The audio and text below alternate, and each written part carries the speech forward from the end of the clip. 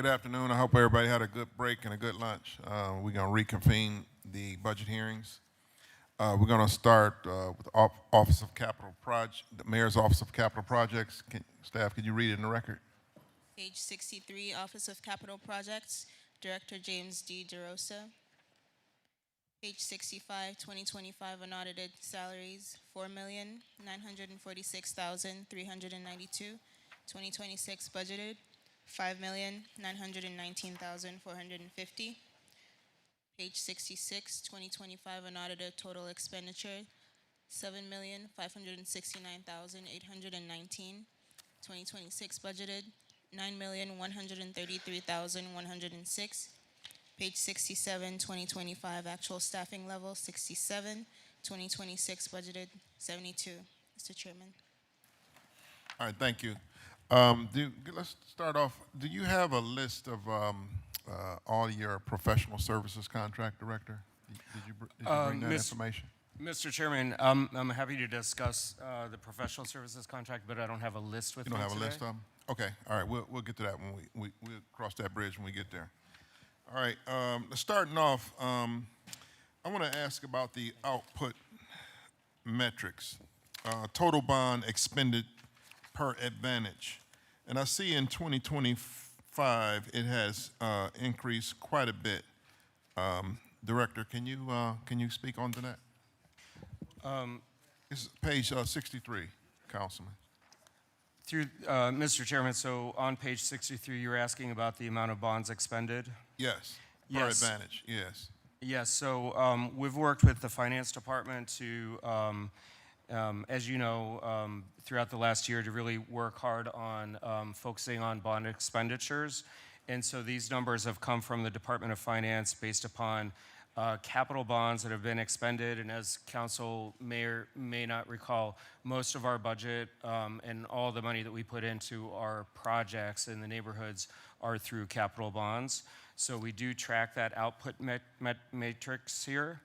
So in 2023, we had almost 73 million of bond spending, and again, that's general fund capital bonds through MOCAP projects. In 2024, it's at 92.473 million.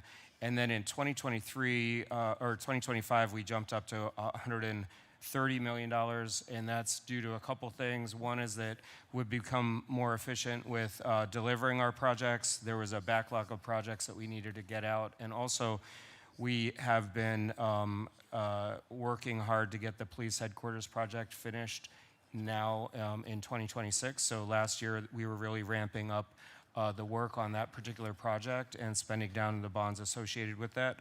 So we went from 72.8 million in 23 to 92.4 million in 24 to 130.1 million in 2025. Okay, all right, let me pause there. I'm sorry that, did you guys want to do the presentation? I see it's up on the screen. Did you want to do the presentation? Yes, sir. Thank you very much. Okay. And thank you for having me here today. I did want to thank my fiscal staff and also my admin staff who really helped me prepare for today. And to introduce a few folks that I have with me at the far left, next to Councilman Jones is Assistant Director Keisha Chambers. And then we didn't, as a mayor's office, we're all combined into one department. We don't have separate division budgets.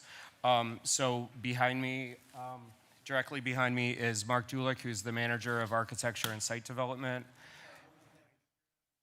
Mr. Mark Dulick. He's behind you, Councilman. I'm just writing the name down. D-U-L-U-K. Thank you. And then next to him is Commissioner Suzanne DeGennaro. She's the Commissioner of the Division of Real Estate. And then next to her is Richard Sotowski. Rick is our Manager of Engineering and Construction. So with that, what we have here is the agenda for today. I don't have too many slides, but we'll go through an overview of what our department does. Next, we'll go through a SWOT analysis, some of our goals and current initiatives.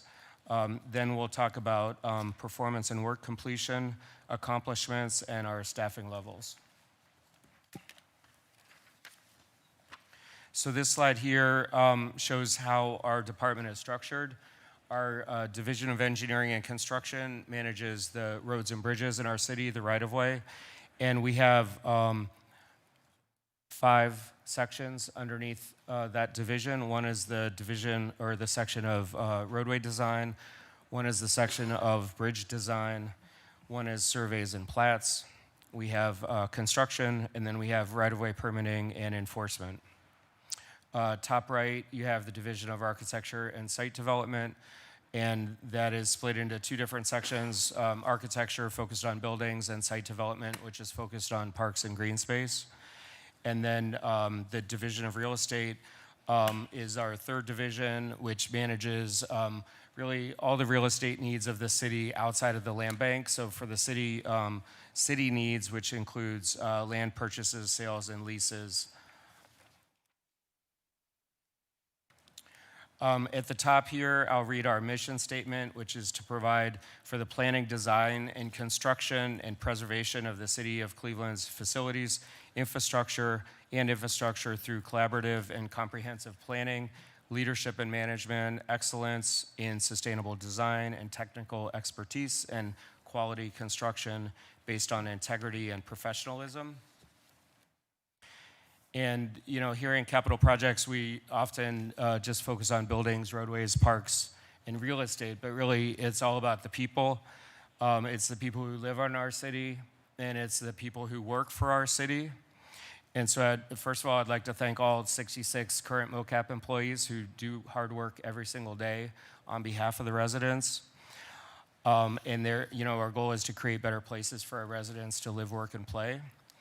We in MOCAP are of service, and we are doers to ensure the success of all neighborhood projects. We seek to understand the context of people, place, and programming, and to deliver quality projects. And to help accommodate a high-quality work environment for city workers, we collaborate with both City Council and all the city departments in our city government to understand their space needs and to bring design excellence and expertise to their work areas. Roadways, public facilities, parks, and public spaces all benefit from our design, construction, and management expertise. We demonstrate compassion and integrity through action. We're not perfect by any means, but I truly hope that our work is making a difference here at City Hall and throughout our city. This next slide talks about our SWOT analysis. SWOT stands for strengths, weaknesses, opportunities, and threats. It's something that we look at each year, and we shift the priorities of our department each year depending upon what the SWOT analysis determines. For the strengths, it includes organizational structure and skilled staff. Efficiency metrics, which includes KPIs and tracking. Ongoing assessments and master plans to guide what work we do. And internal responsiveness, which includes both City Council and other city departments. The weaknesses that we've identified include contractor accountability, competitiveness and advancement opportunities within our department. Communications, we need to do a better job of celebrating our wins. And succession planning is also a weakness. Going into our opportunities, the opportunities where we see immediate room for advancement would be internal collaborations and level of service improvements.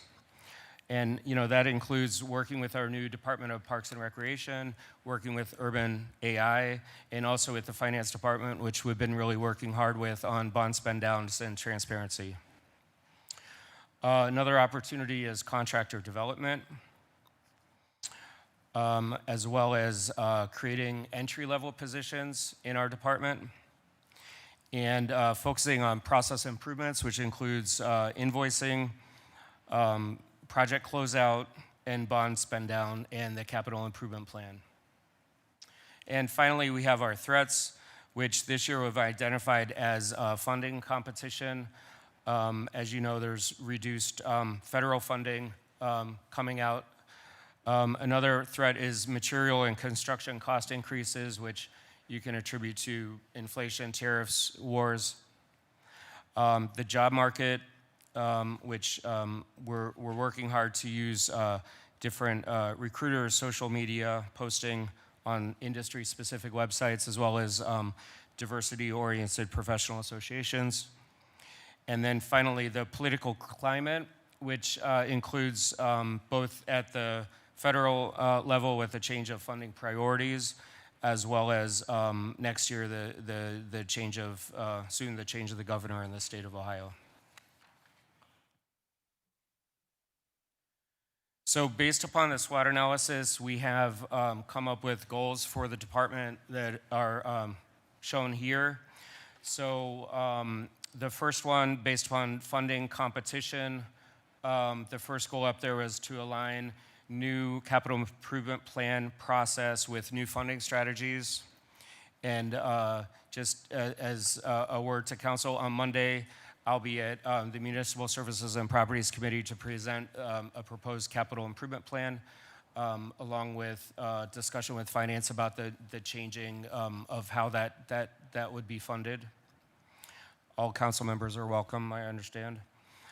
The second one here, based upon job market and succession planning, our goal is to hire and retain the talent to execute capital projects, and I already mentioned some of the techniques we're using for that. Based upon ongoing assessment and master plans, we're working to implement Vision Zero, which is to reduce crashes and eliminate crashes in our roadways through better design. The Complete and Green Streets initiative, which is to enhance the green elements and bike and ped elements of roadway projects, as well as the Park and Rec Master Plan. Next, based upon level of service and process improvements, we're working to transform our public engagement process in MOCAP.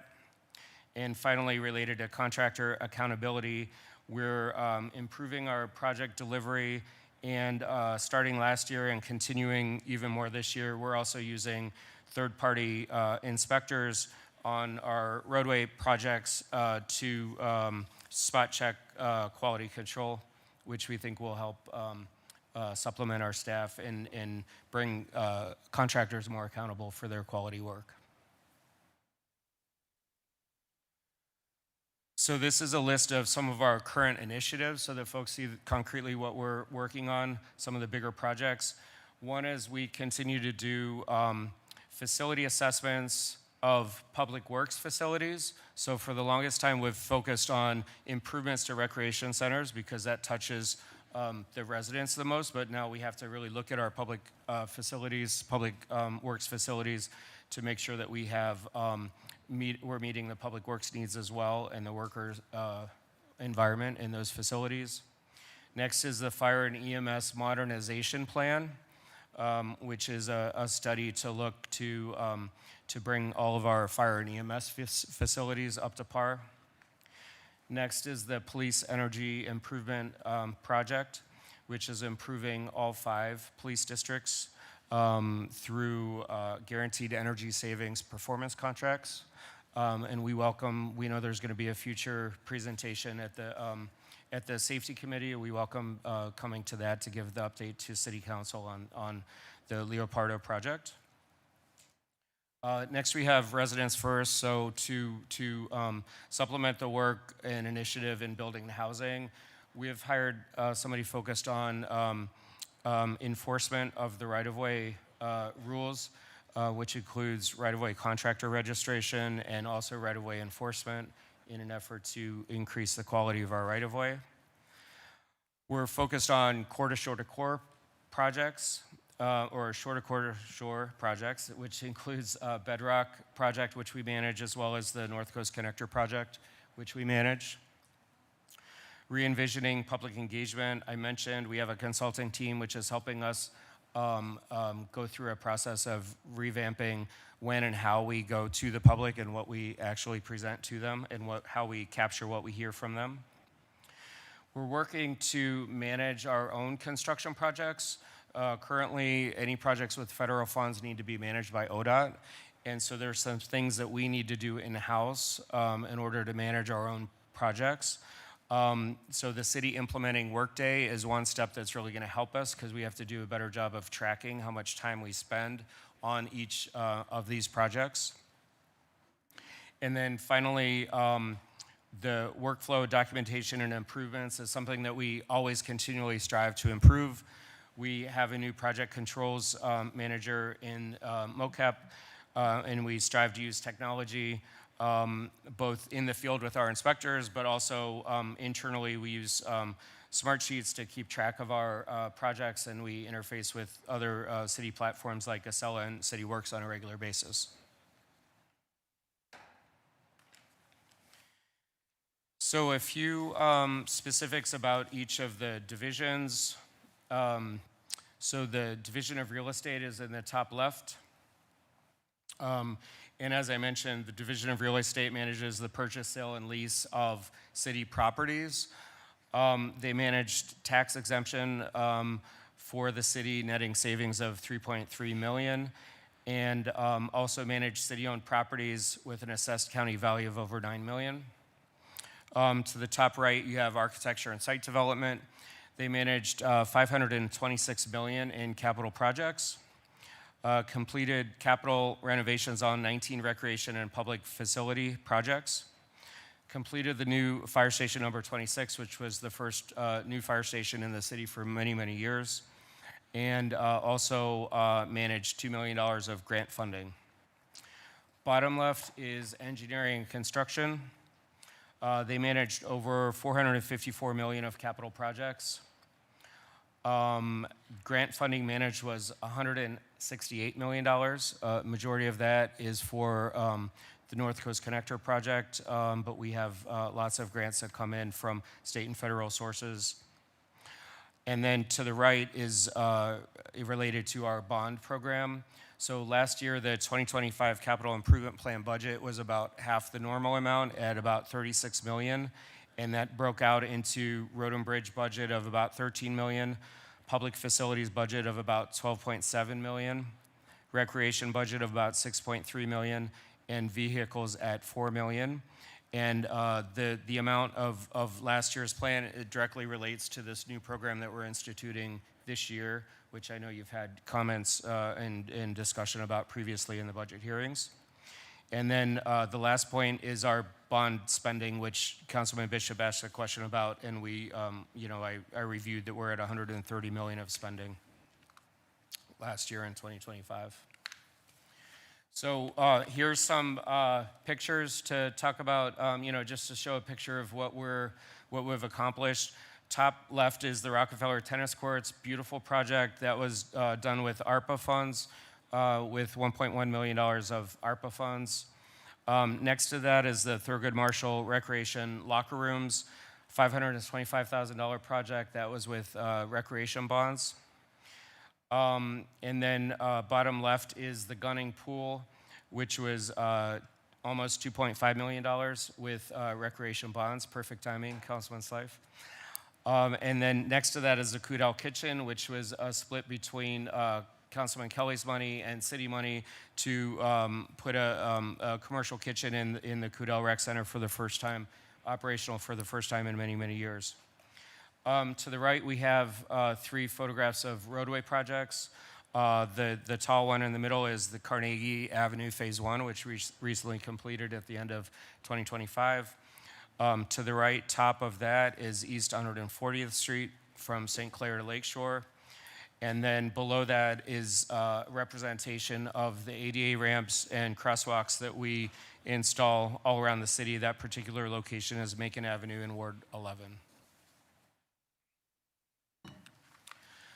So I wanted to give you a little bit of statistical data for the amount of work that we complete in relation to the things that we do.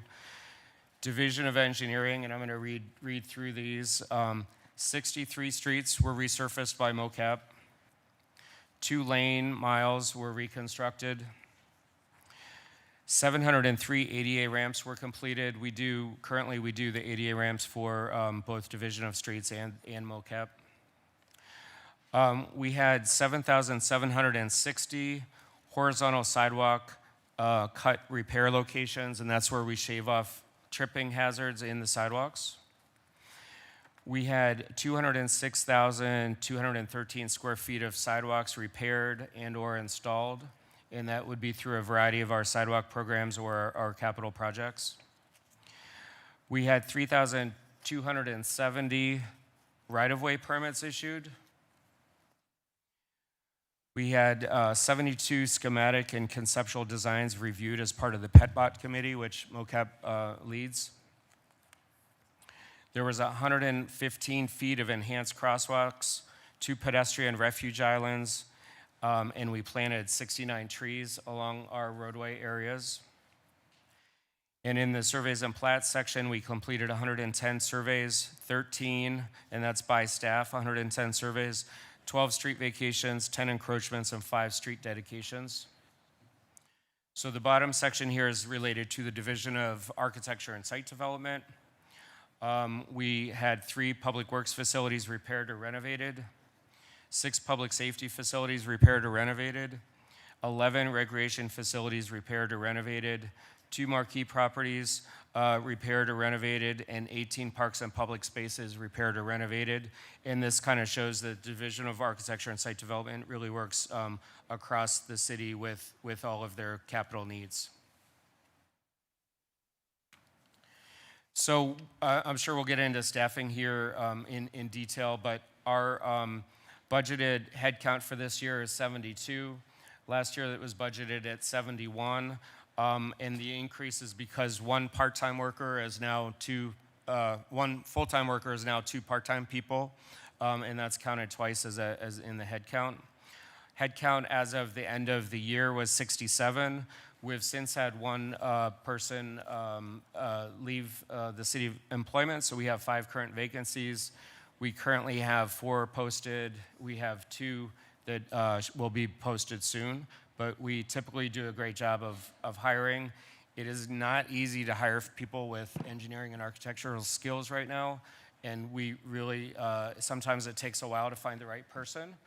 I will say that it is tremendous to look back to know that we hired 15 people in MOCAP last year.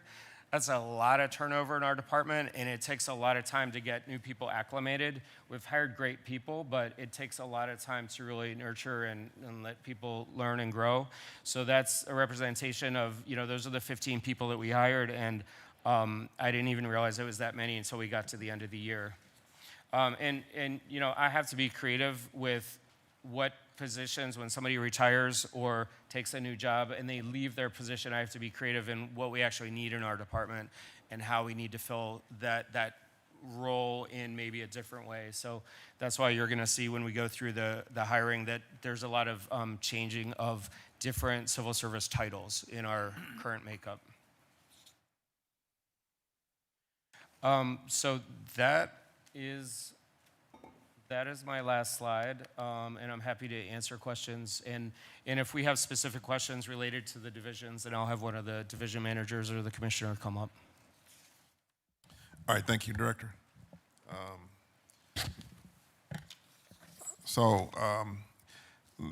First, let me. I want to ask a question about the presentation. You said contractor accountability. And you're doing third-party inspections, Director. Has this always been the method that you did inspections, or is this something new? So, Mr. Chairman, we have a great inspection team. We have inspectors in-house that both work on the capital project, the major roadway projects, and we also have inspectors that work on right-of-way permits to ensure that contractors are doing proper restoration, they have proper permits. So, but we have a small number of inspectors compared to the amount of work that's happening. So in 2023, we added money into the capital improvement plan budget for a consulting team that has, a consulting firm that has inspection services among other services that they provide. So one thing we're doing last year for the first time is we would have third-party inspectors either supplement our staff for capital projects. So in Councilman Jones's ward, when we did Johnston Parkway, we had third-party inspectors on that. It was a need that was for, an entire season, so we put somebody from a third party on it. But then we also started doing spot checking of work that our capital and projects consultants did with this third-party inspecting team. So they'll do core samples, they'll do different types of inspections to make sure that the work is done properly. This year, we plan to roll that out to both Division of Streets and MOCAP projects so that we have some consistency among all of the work that's being done in the right-of-way. And like I referenced earlier, we're not perfect in the work that we do, but one of the ways that we can get closer to that is to know when work isn't done properly, more proximate to when the work was done so that it can be completed or redone by the contractor without the need for, say, a lawsuit or mediation or something like that years down the road. Okay. All right, thank you for that. I know it was important to Councilman Jones about the inspections of especially our roadway projects, because we got a lot of different contractors and we want to hold them to a higher the standards that we expect for our projects to last a long time.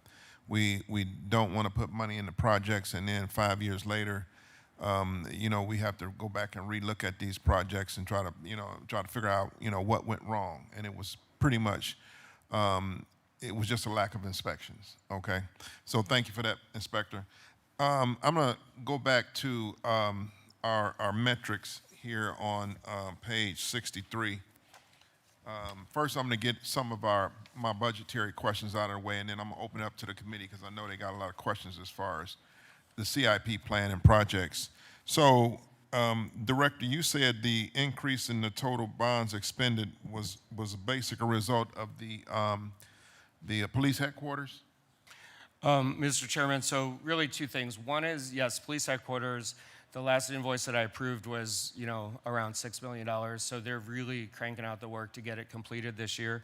But also, we've really spent a lot of time, both with you and your staff and with the Department of Finance, to really focus on what work is funded that needs to be done and how can we get that work in progress.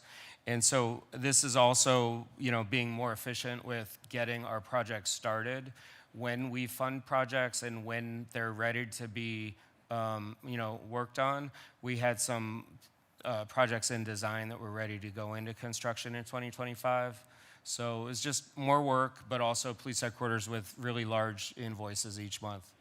Okay, so I want to try to understand this $130,000 for 2025. Is this the money that has already been spent, or is this the money that remains to be spent?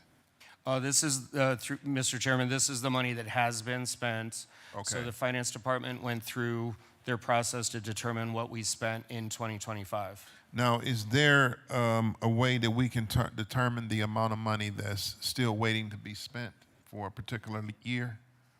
Mr. Chairman, the councilman, yes. So we Finance has a project subfund set up for each capital project. And so we can calculate how much is remaining in each of those projects and determine how much is yet to be spent. Okay, also, can we determine say like the bonds that we sold just like 10 years ago? Can we have a breakdown, some kind of breakdown of saying this is our oldest bonds that's still outstanding, that we still have to pay down? Can we have a metric like that? Mr. Chairman, we can. Finance can run that report. And I'd also like to say that starting with the end of this first quarter, which would be next month, MOCAP is also going to be putting together a snapshot, right, in an effort of better transparency with City Council and with the public, a snapshot of kind of which projects were approved and which ones are underway or which ones are in design, and a snapshot of the spending. Now, it's not a real-time spend, down tracker like I'd like to have at some point, but at least on a quarterly basis, we'll have a report that we could share with you, but also share with the public. Okay, all right. Director, you want to make a comment? Yeah, just To the chair, I just wanted to be clear that when we do send over, bond amortization tables and show you how old our debt is, the oldest debt, keep in mind that we do refundings from time to time. So if we have outstanding bonds and we see that the market's right and we can save a few $1,000,000 over time, we'll actually come to council with our bond legislation and we'll go out and we'll refund those bonds and get that savings. So I don't want you to look at each individual bond and say, okay, these were issued in 2013. Those may have refunded partially, bonds that were even older. So I just want to be clear about that before we send the data over. Okay, so it's a real complicated kind of, basically it's complicated. To the chair, that's correct, but we're happy to explain. Okay, all right.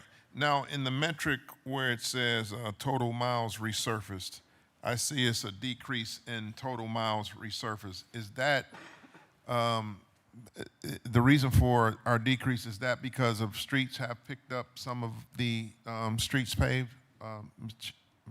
Director? Mr. Chairman, so that's part of it, but also, maybe more importantly is that we had the Back to Basics program, which put a lot of ARPA funding into the streets in 23 and 24. And the roadway work was completed prior to 2025. So that was an infusion of cash, if you will, into the roadways, which was all under MOCAP. So while it is true that in 2025, streets did more streets, there was also no ARPA dollars being put into streets. Okay, all right. And the total ADA ramps installed and the total sidewalks installed or repaired, what's the reason for these metrics is decreasing? So the total number of sidewalks installed and repaired, a reminder to council that we've stumbled with our sidewalk program a few years back, and I know all council members are gonna remember when there was tree damage sidewalk programs that weren't executed, that were streets that had kind of fallen behind. So we retooled our sidewalk program in capital projects. We hired a new project manager for that program. We moved the program under construction, which made sense to us, and we also moved John Petcack, which I think most of you know, into that construction section to assist with the sidewalk program. We also captured all of those outstanding tree damage sidewalks and put it into a bid that we put out on the street, which we called Tree Damage Sidewalk Recovery Program. And so that started at the end of last year, and it'll continue all of this year. But all of those were sort of a gap in performance, if you will, while we retooled the program. So I think that you're gonna see, this will be the first full year that we have that new staff in place. We still have many changes to the program that we need to make and focus on, but so far we've been focused on making the system we have currently work, and then we'll be focused on revamping the program overall. Okay, all right, thank you for that, Director. And in number 7, under output metrics, number of facilities constructed or rehabbed. Do those buildings include the Leopardo projects on the police station buildings? And then also, what other buildings are in this metrics? Can you kind of give us a brief overview of that? Yes, sir. So, so for the facilities, it is, so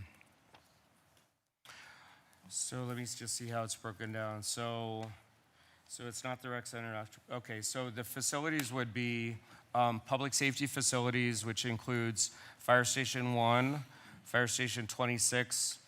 So in Fire Station 1, we put in fire alarms. Fire Station 26 is a new fire station. Fire Station 17 was a roof replacement. Fire Station 30 was a roof replacement.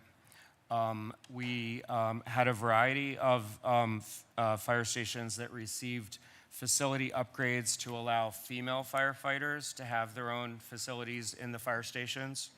That was the phase 2 of that project. We had the East 65th Street station, which is a public works facility with a phase 1A of a roof replacement you'll see that the more funding for that would be in this year's capital improvement plan as proposed.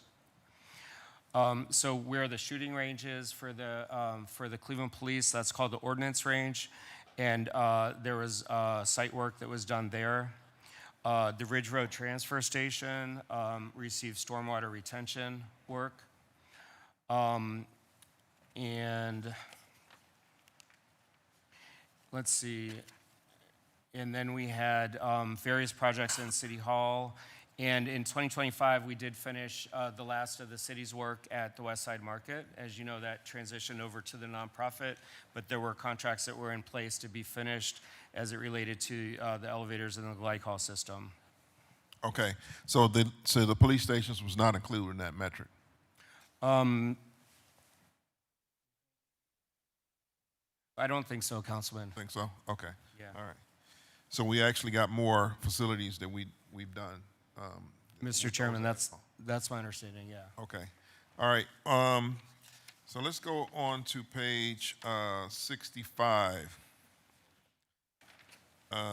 Total salaries. You got an increase in total salaries. Is that because you've hired more folks? Director? So to the chair, this is actually a decrease in the budgeted amount, but it's a little bit more. They have been carrying vacancies. The assumption is they'll fill those vacancies. And then also, as the director mentioned in his presentation, they added 2 part-time positions and took away 1 full-time position.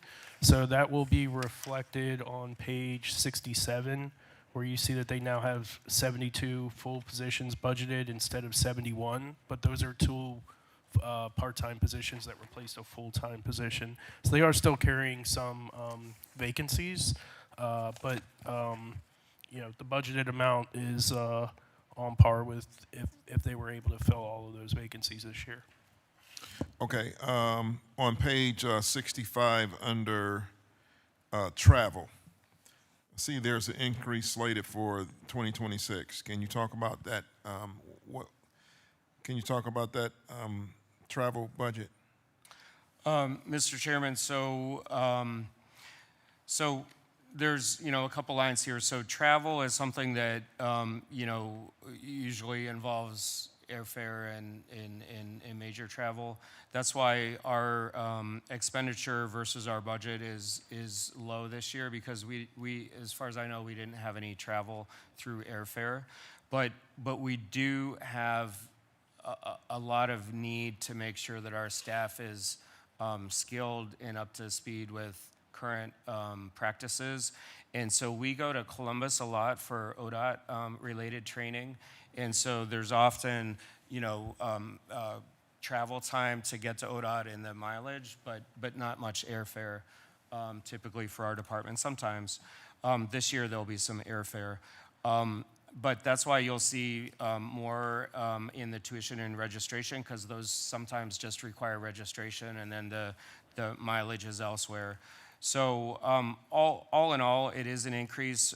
We do think that it's extremely important to enhance the educational level of our employees.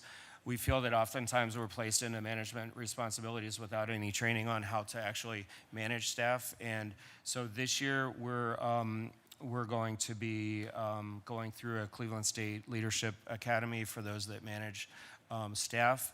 And that's our first step, to address one of our SWOT weaknesses or opportunities for helping to increase the ability of management staff. And then on a regular basis, all of our technical staff need to have, whether it's OSHA training or whether it's safety training or whether it's something related to roadway construction, we're often doing trainings, or in the architectural side, they'll do a lot of lunch and learns, and in site development, they'll go to conferences or lunch and learns as well. Okay. Also on the same page down at professional services, you have an increase for professional services. Can you talk about what those professional services are for? Yeah, to the chair, I could explain the increase is for Excella services, which is for permitting, the system used for permitting. So that's going up by 11,000.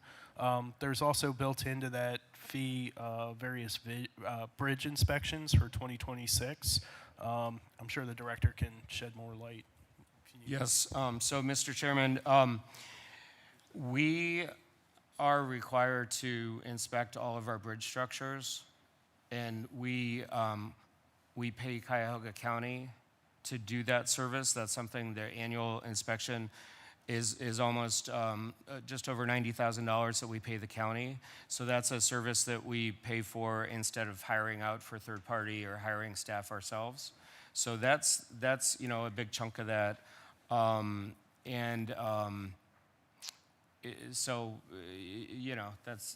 just something that we have to do, and that's where we budget for it in professional services.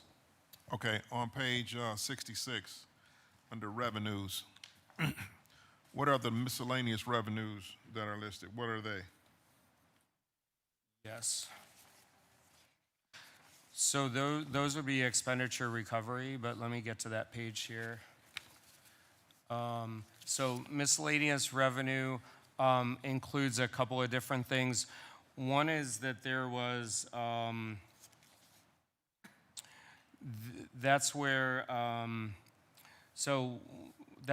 we have a contract with a third party that Enbridge pays for, which, used to be East Ohio Gas. And they pay for this contract in order to expedite their permits and take the burden off of us to review permits and process them. So in this miscellaneous revenue is also about $230,000, which hit our account, but really is just a pass-through. But at the end of the year, we had about $230,000 related to that Enbridge reimbursement for Hill International, which is the consulting firm that sits in MoCap that processes Enbridge contracts. And the rest is revenue recovery primarily. Okay. All right, I'm going to open up to the committee for questionings. Councilman Jones, are you ready? Yes, thank you, Mr. Chairman. I appreciate it. I am ready. Let me start my time. Thank you, Mr. Chairman. First, let me just say this. Starting out, since I've been sitting at this table during the entire hearings this year, one of the things I must say, I am impressed with the SWOTs and analysis. I haven't seen that anywhere else. And I think that's important for a number of reasons, which is very obvious, is to understand the strengths and weaknesses of a department and then begin the proposition of how you turn those weaknesses into strengths and how you turn those threats around. I will say that since I have been sitting here at this table for a number of years, Director, you and your staff have done a great job. So I just want to take that opportunity to thank you for your leadership in this office and the work that you do for us. I know that you're not perfect. I know we've been back and forth on a number of projects that are happening in my neighborhood. I still got some concerns. And so I'm going to cut straight on in here on those concerns. If we are going to be a city that lets contracts out to contractors, we need to hold them accountable. We already have our specifications and our scope of services for the jobs and our requirements for these contractors to do the work. They get the money for doing the work. They bid these processes out. And I'm thankful and appreciative that you have improved and went out to a third party to sub out, being able to have inspectors to inspect the work.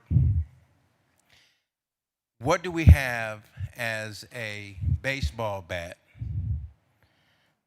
approach to those contractors who continue to get the work but not deliver what we have in terms of our scope of services? So I'm going to ask Rick to come up to the table, but I'm going to have the expert come up. Because this is important because It is. we have too many issues right now. And I'll tell you, Mr. Chairman, here's the problem I got. We'll send a contractor out, they'll go do this work. This is not the first time, it's not the second time, it's not the third time that this has happened. It's like it's an ongoing issue in the city of Cleveland when they'll come out here and do this work and then they don't meet our requirements, but we have no accountability systems in place. Where are we at with that? So let me tell you about the nuclear option, and then we'll have Rick talk about other options. East 131st Street, which many of you have complained about for years, we're in a lawsuit with the contractor over the work that was done on that project. So lawsuits take a long time and a lot of money, and it's really not the preferred way to go. But as an example, East 131st is currently in a lawsuit with the city. And can I make a suggestion?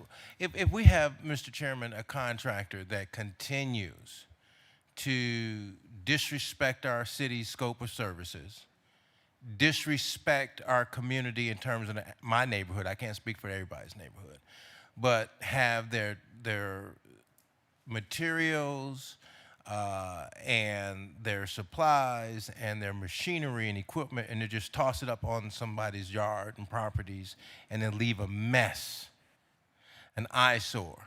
In fact, so bad to such degree in the past with this particular contract, not only on one project, but seems like he's a sloppy contractor. And so sloppy as much as I've even witnessed him pouring concrete down our sewer systems. So I just want to know, why are we continuing to reward someone who continues to disrespect, the dignity of our people and our community, and then don't even hire African Americans to be working on the job in the first place? And I'm not going to say their name. I would like to, but I'm not. Mr. Chairman, let's have Rick talk about some of the ways that we can keep our contractors on point with the quality of construction that we deserve. Thank you. Through the chair to the council member, I think Director referred to the fact that we're now bringing in a third-party inspection to help make sure that we're getting everything right the first time. Could make double checks on our people, that we're not overlooking anything. That's a big step forward in doing this. We've held payments. We hold retainage at times. You said you withheld what? Payments. Okay. So if we're not getting the work we're supposed to get, we withhold the payment, and we have withheld retainage at times too. So those are other ones. Other things that we've now gotten desire to do is that at the end of a project, we rate the contractor. So if we have bad performances, we can use that at a subsequent time to maybe not award a contract. So we're starting to put those in effect when we do have problems, and we have to make sure that we're documenting that problem as we go along, so it's not just something at the end that the contractor said, I never knew about it and wants to refute it, whereas if we do during the contract, we have the ability to document that, so if we have problems, we can go away from that contractor. So those are some of the things that we're doing, increased training for our staff, trying to get additional inspectors on board, so we understand that getting inspection done is a very, very important thing. And those people, ladies and gentlemen, are actually our first line of communication with the folks in the field, the residents. So we want to make sure they're not only good inspectors in the construction of our projects, but good liaisons for the city of Cleveland and talking to the people, listening to their complaints and reacting. I got you, Mr. Chairman, if I could reclaim my time. What I would like to know, what is our policy of not rewarding these people? And that if it's something that you can do now, but that is definitely a weakness, and we have to be able to have something that holds these people accountable. You can't keep giving them contract after award after award, because you're not serious. When you cut off the money, then they'll get their act right. But you won't cut the money off, you're still giving it to them. Now, the problem is, in terms of adding to a weakness, is that this is something we talked about, and it's not just something that is unique to your department, but it's a number of departments. We're dealing with community development the same way. You have to be able to diversify the contractors that do the work here in the city of Cleveland. And when you begin to get more subcontractors engaged, then you break up these monopolies. And so then it leads me to the next question, Mr. Chairman. You have a committee here. I think it was a part of the presentation. I underlined it, and I want to run through this. I may have to come back on some of this, Mr. Chairman, on the back end. I do want to know who sits on this special committee. If on one of the slides doesn't have pages, but it talks about the accomplishments. Part of the PET-BOT-T committee. What is that? Mr. Chairman, so the PETBOC committee stands for, tell me, Rick. It's an acronym that's hard to remember. To the chair, to the council member, it started off with 3 folks putting this together to review plans. It's planning, engineering, and traffic engineering, and Bureau of Traffic. So it was 4 different departments And that they got together. approved, Mr. Chairman, to Mr. Swistowski, do they approve all of the projects that you let out that do this work? No, through the chairman of the council. And so what this is for developers that are doing work that impacts the right-of-way. This is an internal review body that provides feedback to the developer while they're planning the project instead of after we receive a permit. And then they find out that the sidewalk needs to be wider or thicker, or that I the see. curb So cut's in the wrong then, spot. reclaiming the time, Mr. Chairman, I want to get to the committee that makes the decisions on the contractors. Who are those? What's the name of that committee? Through the chairman and the councilman, so we have an internal review body that reviews all the bids, and the bids also go to OEO to review for OEO compliance. And these are a number of departments, Mr. Chairman, to the director? Just Mayor's Office of Capital Projects reviews the bids for the price and the scope, and OEO reviews for OEO goals, and then based upon the price and the OEO goals, then the contracts, whether it's for construction, would go to Board of Control. For design, it would have to go through the CRC. So you don't have a committee that makes the determining factor of who gets the contracts and why? Mr. Chairman, Through the chairman of the councilman, if the question is there a committee that ultimately approves a contract, it would be the Board of Control. Okay, But and if who you're- sets up, who's a part of that? Each department of the city is part Thank of the you, Board of Mr. Control. Chairman. I'd like to know when those meetings are so I can come in and kind of get a flavor of what it feels like to be at those meetings and what you talk about. Mr. Chairman, the councilman, they're every Wednesday at 3:00. Oh, great. And they're broadcast to the public as well. Yes. Great. I'd love to do that. I have a limited amount of time. I know I won't be able to get through all of these, but I'm going to try my best for, Mr. Chairman, a request for information.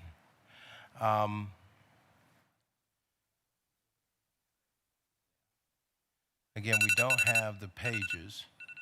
Mr. Chairman, the 130,000 in terms of bonds, would like to request a breakdown of that. Wanna I wrap like- it up, Councilman? Pardon? That was your time. You want to wrap it up? Can you bring me back on And the we'll back put end? you back on. Thank you, Mr. Chairman. Okay? Thank All you, right. Mr. Chairman. And again, thank you, Mr. DeRosa.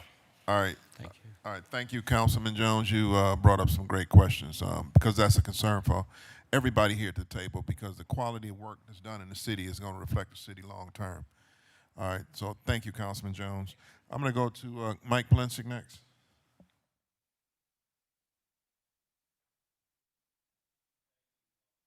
Thank you, Mr. Chairman, my honorable colleagues, and to Director DeRosa and his team, and the Finance Director and his team. I, too, want to take the opportunity, first of all, to thank Director DeRosa for what I believe to be a job well done, and listening to members of council and some of our concerns, in some cases maybe a lot of concerns.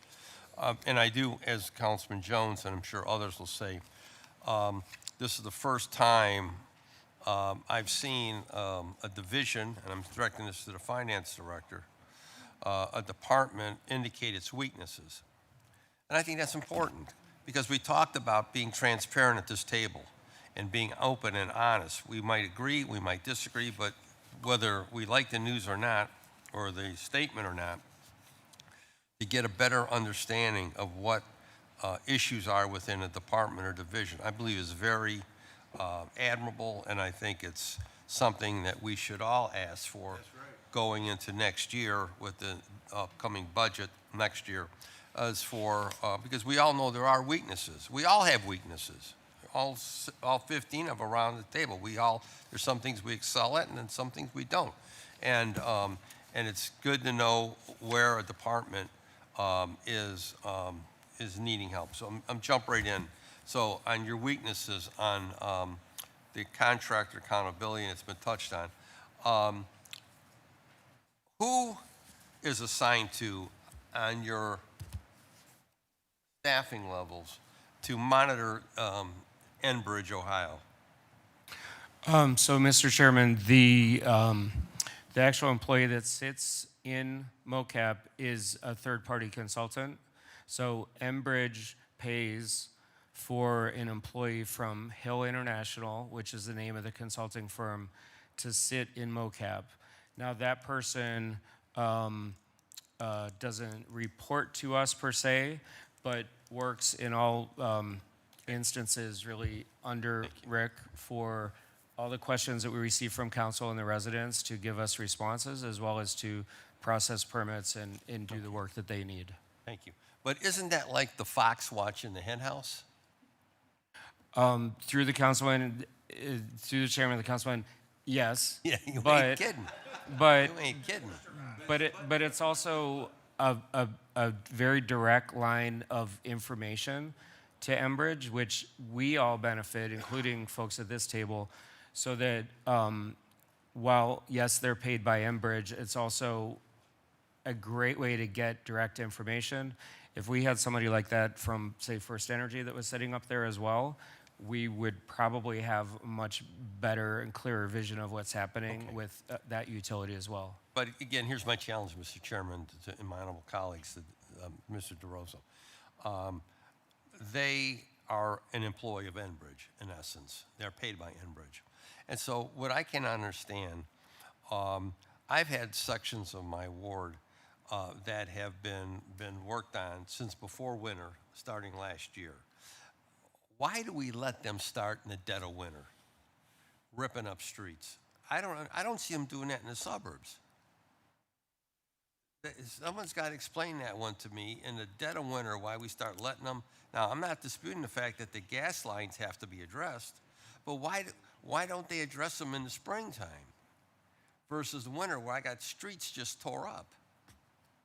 To the chair, to the council, and as with most utilities that are underground, work proceeds year-round. They will continue. The gas lines are typically under the sidewalks. They may have to go in the street once in a while to get a connection, but they're typically under the sidewalks. So they will continue their work. They have a 20-year program that they're down to the last 5 years. So they've been trying to move this forward so they get that all these lines replaced in a timely manner. So they do work in the winter. They then do temporary restoration till the spring and then come back and do permanent restoration. Okay. But again, I want to say this. I don't see them ripping up the suburbs in the wintertime. And I have to tell anyone around this table the kind of winter we had. So again, I would hope that we get a better understanding as to when they should start and when they should stop. And when they stop, if they stop for winter, what they leave in place until they resume. All I'm saying is that, I mean, it's been a mess. I've had sections of my ward that are a mess because of Enbridge. And again, when I travel around, I don't see them doing this stuff in the suburbs in the dead of winter. I just want To the chair, to the council member, I've seen them in North Royalton where I live over the last couple months working, so it is in the suburbs too. Okay. Okay, but I want to make sure you're aware of it because I'm not going to leave that. State capital projects. The state is in the process right now of putting together a list of state capital projects. How do we, with what we want to do in the city, how do we integrate with what the state capital around the funds? So, Mr. Chairman, that process is something that capital projects is involved in. It's managed by the mayor's office, but there's a group of departments that give advice for what we think are projects that the state would recognize as a good project, Right. that fits within their sweet spot of funding, and also something that we actually need. And over the last couple years, we have been, we've presented a shorter list to the state so that they were clear on what we wanted to have funded. Yes. And while we will also provide letters of support to third parties in our area that are seeking state funding, we make it clear to the state that our priority is X, Y, or Z. We're also working, whenever the federal earmarks come to us, we also work with that same group, whether it's a safety-related earmark that public safety weighs in, or if it's a road or a civic nature that we weigh in on. So who in the mayor's office is working on that list? So Mike Culp is the lead, and so he's the one that's both working on letters of support for third parties as well as what the mayor's request would be. Okay, but Mr. Chairman, to the director, how would he know what our projects are in our neighborhoods? Oh, Mr. Chairman, so that's how there's, so we met with him a month or so ago, and that included folks from city planning, from capital projects, from Parks and Rec, and folks Okay. discussed, it's usually funding for a project that has been identified that has either a funding gap or just doesn't have available funding. So how would we know what you're recommending, that what the mayor's office is recommending for capital projects? I don't know that side of the project process, but I can discuss that with Mike, and I'm sure that we'd be happy to sit down with council. I'd like to know how that magical mystery list is put together, okay? So, and that's CULP? Yes, sir. Okay. Yes, sir. What is his title over there? So I believe he's yes, he's a special assistant of the mayor, I believe, but he's the government affairs person in the mayor's office that took over for Ryan Puente. Okay, so he's one of those 36, okay. Yeah, he sits Okay. next to me at city council on Monday nights, so that'll give you an idea of where Okay. he is. All right, we need to get to know him, my colleagues, so we find out how the list is put together. The 50/50 sidewalk program, Mr. Chairman, to the director, you indicated there were some challenges with that. I don't have to tell you what those are. So what's your game plan this year to try to get that program straight? So currently we have bids out for new contracts for the 50/50 program. And so they're going to be able to start work earlier this year. We already have the staff in place, whereas last year we had just hired somebody in January and John moved over later in the year. I will say that, just to remind folks that we pivoted from large contractors for that project to small contracts. And we worked through OEO to identify small contractors in the neighborhoods that could do contracts up to 50,000. There were some challenges, You ain't kidding? and some of the folks were not as skilled as what we thought they were, and sometimes it was our fault for not putting good enough specs together for what they needed to know how to do and how many crews that they had. But this year, we're going to allow contracts up to 250, but also have some that are at the small end, because the goal is to grow you from, say, a $50,000 contract into a bigger contract. Maybe then you can hire some equipment and some staff and kind of grow your business, as Okay. opposed to keeping everybody at 50. So I will say it is very challenging for us. We think it's the right thing to do, but it's very challenging for us. Okay. It takes a lot of staff time to manage the small contractors, but generally speaking, residents have been accommodating, but everyone being is polite, frustrated yeah. when a sidewalk goes in and then it has to get taken out and put Well, back Mr. in. Chairman, to the director, Stevie Wonder could have done a better job on some of them sidewalks that I've seen, okay? So, and then my time is up, but I would hope that you would just comment on the Red Brick Street program, because I see it in the capital list. And I see some streets, some words say have red brick streets assigned, and then other words don't. So through the chair, if you could yes. educate us. Yes, so Mr. Chairman, to the councilman, we've heard many times from you in particular about how we need to bring back a Red Brick Street program. You'll recall that last year we solicited council members for streets in their ward that they might consider funding out of their discretionary funds that were red brick streets. So that could be resetting the bricks, it could be taking out, concrete utility cuts, whatever's needed on the streets, and we asked council to identify which streets were important to them. In addition to that, the city had 2 streets that were funded through the Back to Basics ARPA program that were brick streets. We intended to pay for a few other streets that were high profile, like Murray Hill in Little Italy. But the rest of the streets that the council members identified, they're listed in the ordinance that was passed last year. They were put in the bid documents. bids came in much lower than if we had used our requirements contract. So Rick is working on, and now we have new wards. So Rick is working on, we've translated all the old wards into the new wards, and we're going to give the current members a list of streets that are in their ward that were in the ordinance with the cost of those streets. And then we will, you know, if you have discretionary funds, you can put towards it. I would say that if you have a choice between choosing the Brick Street now under this contract versus thinking you'll do it in the future, these are really good prices. So if you have money available, you should put it towards the Brick Streets now, because we were surprised that these came in at such good prices. There is $1 million in the proposed capital improvement plan for Brick Streets. The streets that are in there, in addition to the two that are ARPA funded and Murray Hill, one relates to an improvement project that's at Warsaw Park. So it ties in with another project that we have. And then we have 3 that have had very a lot of resident engagement to bring those kind of to the top of the heap. And then if we have additional funds, we'll spend all $1 million in Brick Streets, but those are the ones we would have identified currently, and those are the ones listed in the CIP that you received. Thank you, Mr. Chairman. All right, thank you, Councilman Palincic. I'm going to go to Councilwoman Nikki Hudson. Thank you, Mr. Chair. Through the chair to the director, I believe I have the support of my colleagues in expressing my dismay that Phil Kidd left the city early this year.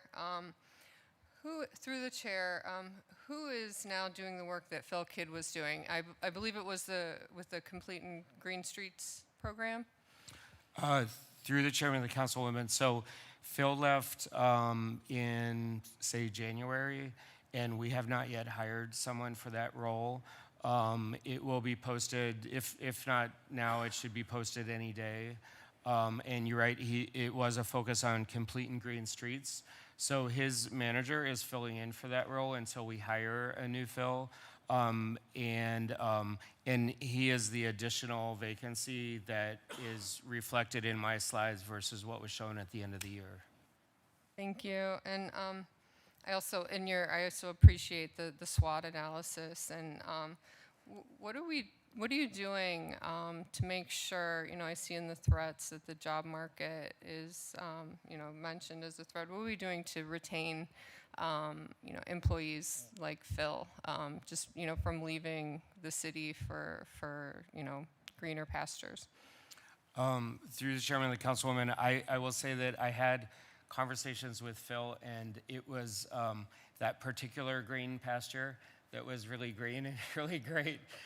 So it wasn't the typical situation of a disgruntled employee or somebody that didn't think they were being respected or paid enough. So, but I will say that we, one thing that's happened since I've been on board is that there's been several promotions within the department, which we think is really important to give people a pathway for advancement. And it's not always possible, but when there's a good fit, we're very open to creating a hole somewhere else to allow somebody to advance. And so we've done that many times. And then also just training and also receiving feedback from employees. And we're, I think that everyone sees MoCap as a good place to work, I hope. And we try to be good stewards of good employees here at City Hall. Thank you. Okay, so I have to follow up on the discussion about the 50/50 sidewalk program. Does that include curb replacement? What was the question? I'm sorry. Through the chairman of the councilman, yes. So it could be the sidewalks, it could be the curbs, it could be drive aprons. Curbs are a little tricky because we have to work with the urban forestry team to make sure that new curbs won't, impact the root system. But yes, they could include curbs. Okay, thank you. And then two more questions. One, on the budget, you have taxes listed as a line item under contractual services. Is that property taxes? And so I would assume that, city properties are tax exempt. So what's the explanation for taxes? Through the chairman and the councilman, yes, we do pay taxes, not on all properties. We are an exempt entity, but there are special assessments that fall under there. And there are, we're now paying for the downtown SID and any of the SIDs that are set up around the city, so Gordon Square. And so we also own properties outside of the city of Cleveland, and that's where most of our assessments come in. So it could be a park or it could be, a water facility outside of the city.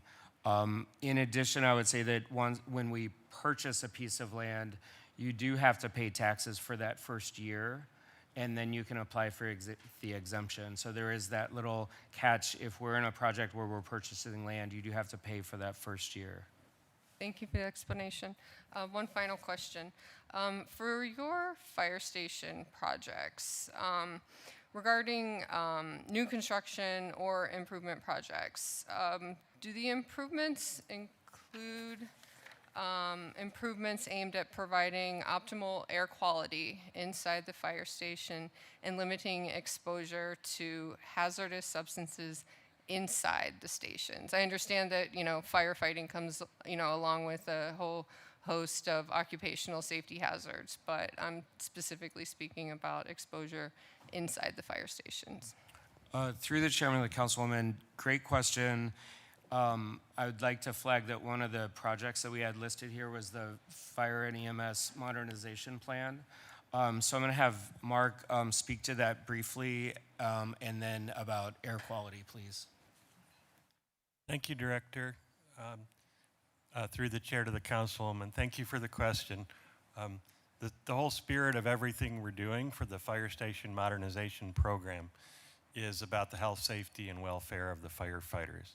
So because it will also be energy performance savings based, just like we're doing for the police districts, the air quality through completely replaced mechanical systems, including proper fresh air requirements per code as well as per energy code, is the primary focus of that program. Awesome. Thank you. I yield. All right, thank you, Council Lady. I'm gonna go to Kevin Conwell. You rolling out, Councilman?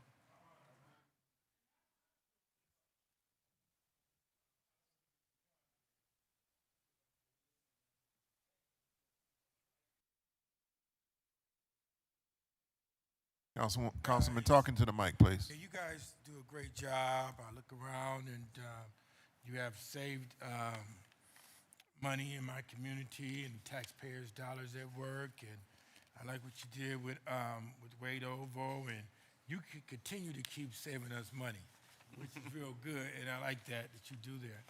With your SWOT analysis up here, I want to give you some advice too on the SWOT analysis.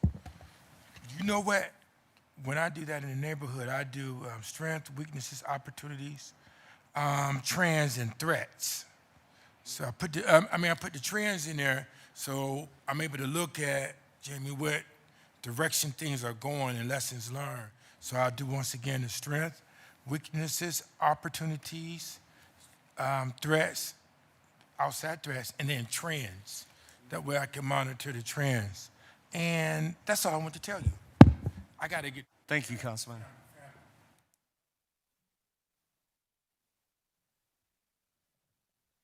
Done, Council? Okay. Okay, all right. I'm gonna go to Councilman Brian Casey.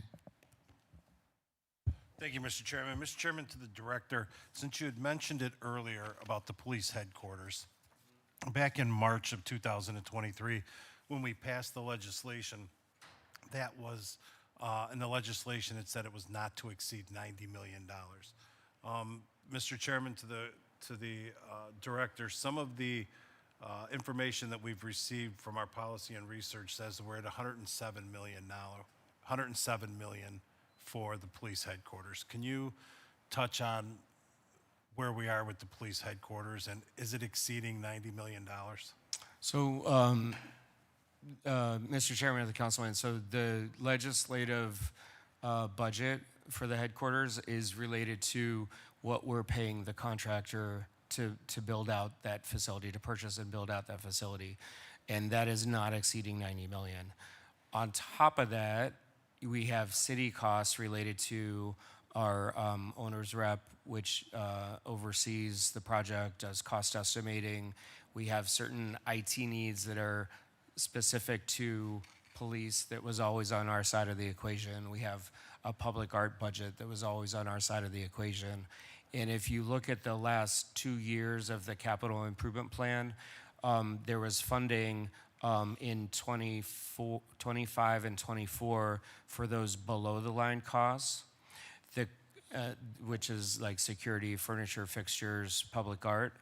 The consulting fees, those were put into place many years ago, the contracts under the previous administration. And even though the locations changed, those contracts are still in place and they still manage the current police headquarters project. So yes, the overall budget is over 90, but the amount that is going to the developer is not exceeding 90 and will not exceed 90.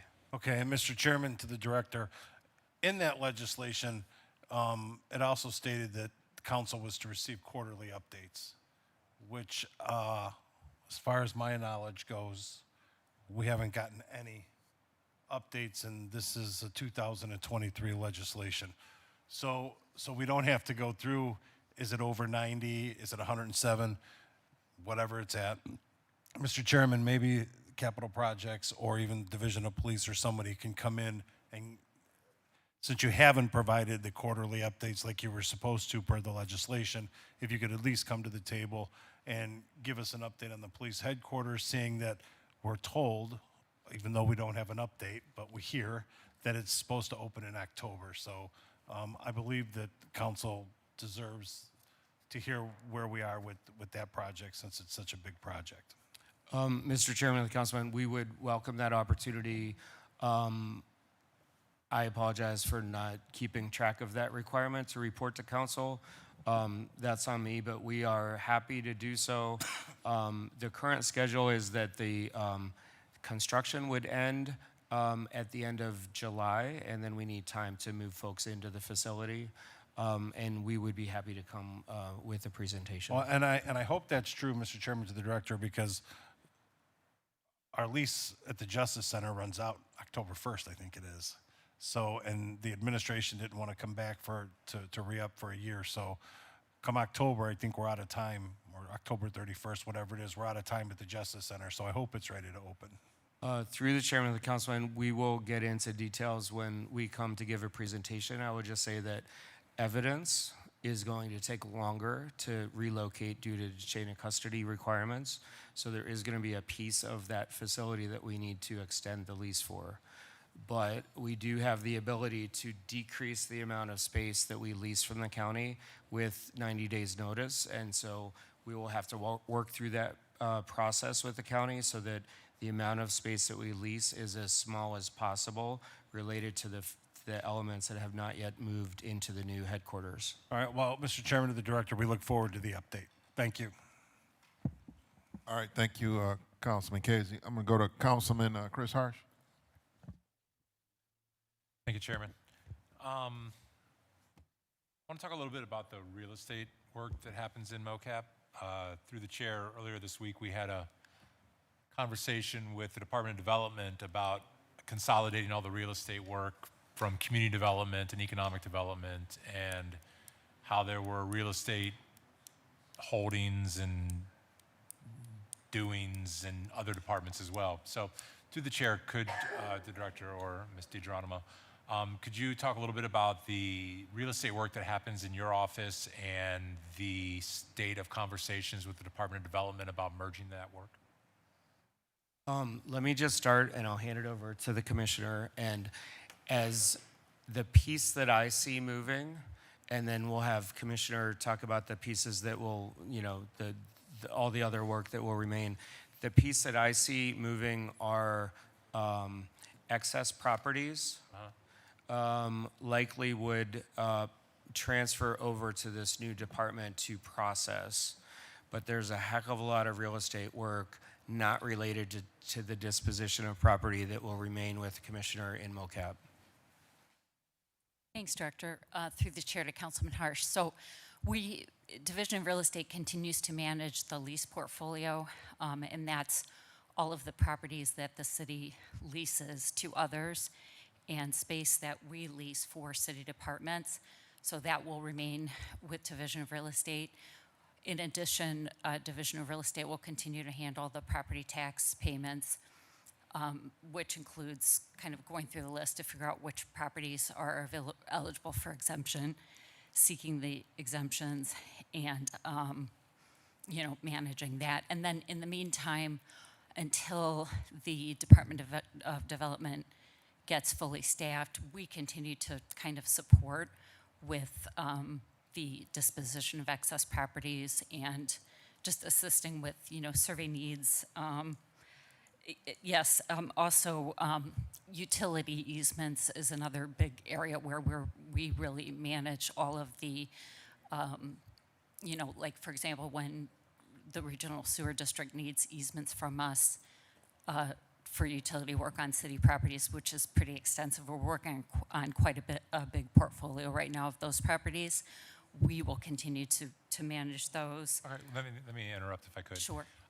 Through the chair, the discussion of excess properties, I would imagine that these are properties that we don't really have a use for. They just sort of languishing. Somebody's got to own them. We own them. So they just kind of hang out in the excess properties category. Would that be right? So through the chair, the idea is to send all the excess properties over to the Department of Development, let them manage them if they're just floating around, basically. Mr. Chairman, the councilman, yes. So Okay. the idea is that So our hang on, department. I'm sorry. Okay, so that's Yeah.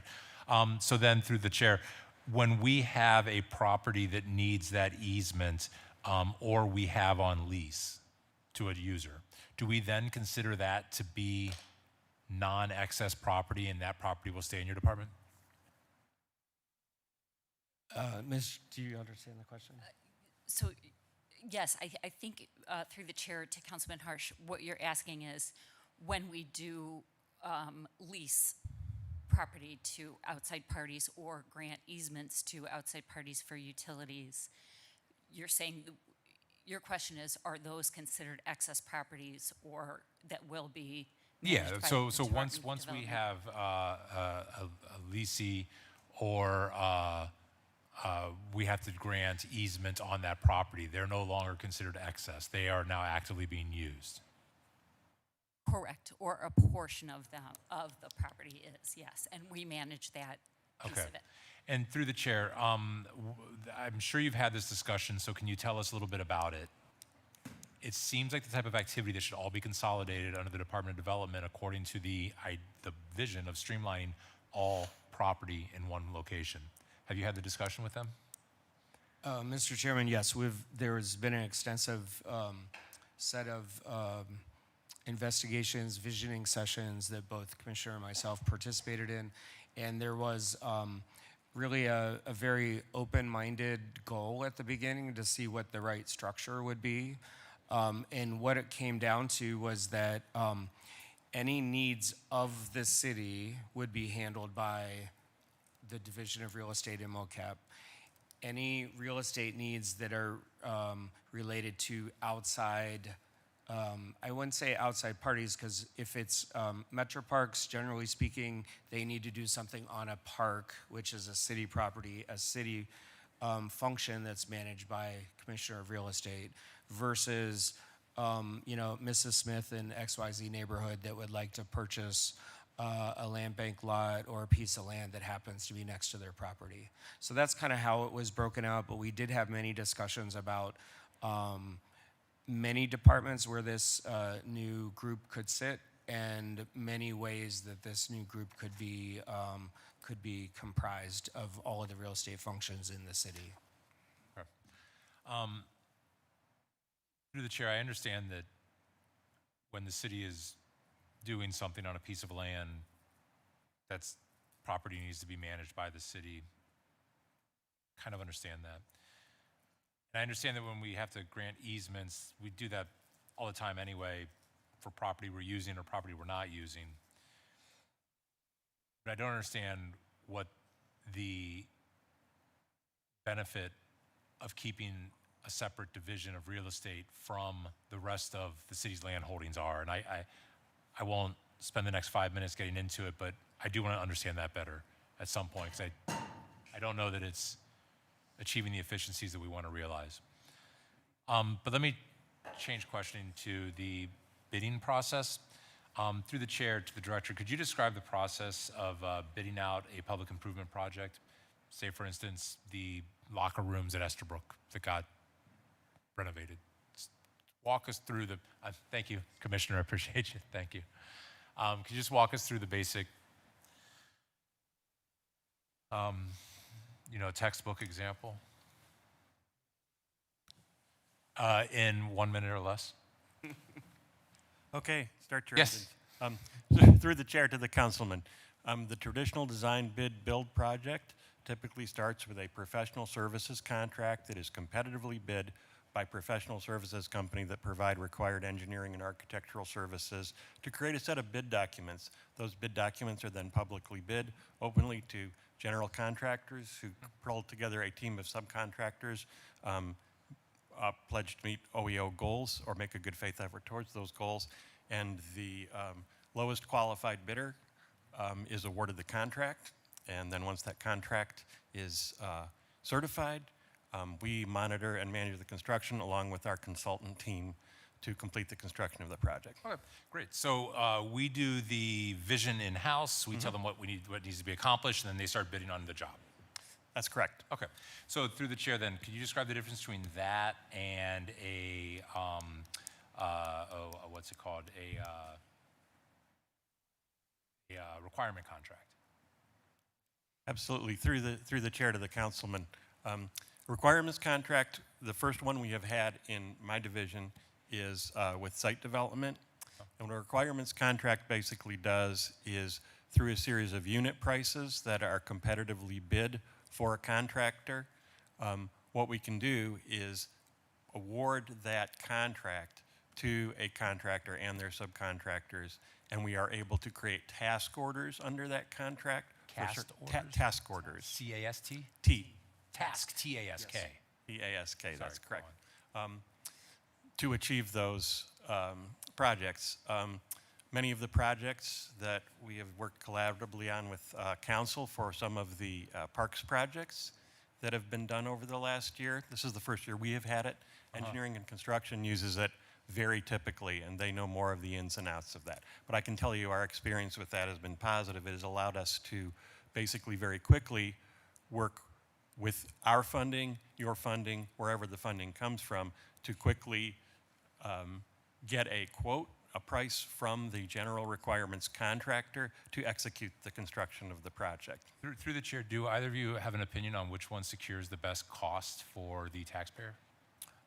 Through the chairman of the councilman, it is typically a better cost if you bid out a very specific scope of work. And what that does, however, is it extends the process through which it takes to hire somebody to do the work. So if, for instance, you're just fixing a section of fencing, which might be too small of a project, which we know, Councilman Starr, we have that issue with trying to get a fence contractor to bid on the fencing at Dwayne Browder Field. We had to bid it out multiple times to get somebody to respond. Versus if you have that fencing in a requirements contract, that's just one of many pieces of work that the contractor is eligible to work on. I was 48 seconds late. Did anybody ask about the miscellaneous revenue? Did I miss that? You did? Okay, I'll look at the tape later. Thank you.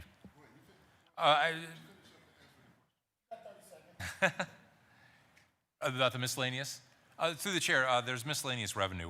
How does the department make money? Or make revenue, I'm sorry, I don't want to. Yeah, so through the chairman of the councilman, we, first of all, none of the revenue comes to our department. It goes to the general fund. Right. But there are right-of-way permit fees that are included in here. Recently, last year, you'll recall that we passed an ordinance to increase those right-of-way permit fees. And the idea is to limit the amount of time that people in the right-of-way with, say, construction work. But that is most of the fees that come in are either outdoor restaurant permits, temporary sidewalk permits, right-of-way construction permits. Okay, understood. Thank you, Chairman. All right, thank you, Councilman Harsh. I'm gonna go to Councilman Davis. Great. Thank you, through the chair, to the director and team. I'll be very brief. It's just two quick things. One, Vision Zero is located within MoCap these days. Is that right? Through the chairman, yes, that is correct. Okay. And building on Councilwoman Hudson's point, the more we can invest in these kinds of essential traffic calming measures and other efforts to bring down our traffic fatalities and crashes to zero, the better. So I'll bring up how big is the Vision Zero team right now, and how can we augment it? Through the chairman of the councilman, great question. So the Vision Zero employee is one, but the Vision Zero team is many. So I would say that as with most things that relate to mobility, it's a combination of folks that are in MoCap, city planning, and public works in the traffic engineering division. And so there are people in all three of those groups that we call the mobility team that although they don't work for the same director or sit in the same location, those are the folks that are really part of what I would call the Vision Zero team, although there is only one person that is technically every day focused on Vision Zero goals. Through the chair, that's Cameron, right? Yes, Yeah. Cameron Roberts, that sits in MoCap, yes. That's great work. That's very helpful. You know, is it worth exploring finding ways to create better connective tissue among this team? I know it must be tough having different directors and different bosses. You tell me, is this something where we could augment more with a new division bureau department or other forms of connective tissue? Through the chairman of the councilman, so the mobility team meets all the time, I would say, many times over lunch meetings with no lunch. So if you would like to join at some point. But I would say that, you know, the change in staffing in traffic engineering has really solidified some of the doers, if you will, under Commissioner Mavic. And then, of course, we have the planners and city planning, and then capital projects as sort of a cross between planners and you know, doers. So I think it works well. There's always room for improvement, but I think currently it works well. And of course, the expertise and critical eye that Director Mersman has from her previous role is really kind of a value add in addition to what Rick and myself and Commissioner Mavic bring to the table. Through the chair, that definitely comports my experience that the planning team, the traffic engineering team, your team are all very much aligned with these are essential goals that we as a city share. Very glad to hear that. If we need to talk about more folks waking up every day thinking about Vision Zero and nothing but Vision Zero, I mean, this is a big priority for my residents in my ward. You know this, I've brought this up. So it would be definitely something I'd love to find ways to support. But I'll leave it there because there is so much good work being done already. Just if Cameron needs help, Cameron, if you're listening, let me know. Go ahead, Director. Through the chairman of the councilman, thank you. And that is part of the training that we all do is related. There's a lot of the roadway training relates to transportation, planning, mobility, Vision Zero, because there's a lot of ways that if we really focus on it, we can make those small changes to the plans early on that makes a big difference for the residents. Through the chair, that makes a lot of sense. The other thing I was just going to ask is, and this may be something I need to talk about more offline, but I have 3 fire stations in my ward, 28, 21, and 4. I believe 28 is seeing some investments coming in the next couple of years. There's been a lot of concern around the new developments, Scranton Peninsula, those like great new apartments that are down there, and the impact, well, where the public safety infrastructure will come from. 21 seems to be the natural fit, but 21, geographically, but 21 may not be the natural fit in terms of what it can provide. So, I mean, any thoughts on this subject? How can we support our public safety infrastructure?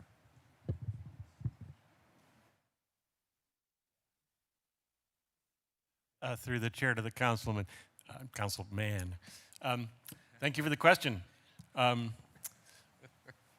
soul of the fire station modernization plan is to make sure that we not only enhance our facilities, but at very least maintain our levels of service.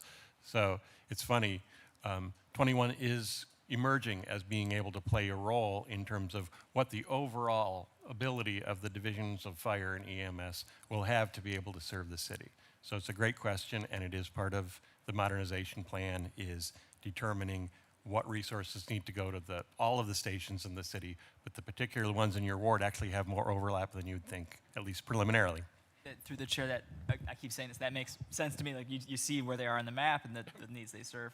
And again, like this is my ignorance. I'm still catching up on all the many facets of the city and the ward. But can you say just a little bit more about how 21's offerings are expanding? Through the chair to the councilman, that is part of what the last phase of the modernization plan is going to study, is exactly what may or may not, or actually will, in the end, make sense in 21 in relation to all of the other stations. Understood. And through the chair, then I'll just leave you with like making sure that these stations are serving the residents well, and also our brave men and women in uniform well. It's a very big priority for me. I love what I've heard from the police station modernization efforts, and just to bring that energy. I know it's been discussed multiple times throughout this week, but bringing that energy to our fire stations seems like a great next step. So thank you. I yield. All right, thank you, Councilman Davis. I got a couple of questions I want to wrap up here. This is about the new CIP, new debt plan that we have that we're implementing. So, what happens if the projects that are contracted, the bond funds are issued, but the project is not ready to expend the funds? What happens in that case, Director?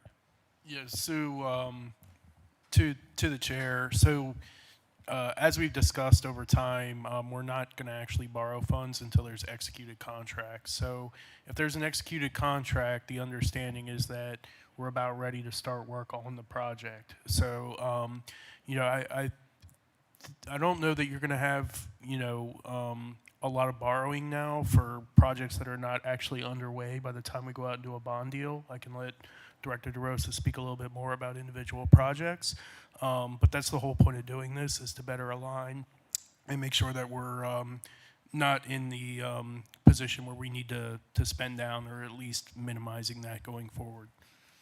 And Mr. Chairman, I would say that, keep in mind that what we're going to council for first is a project list.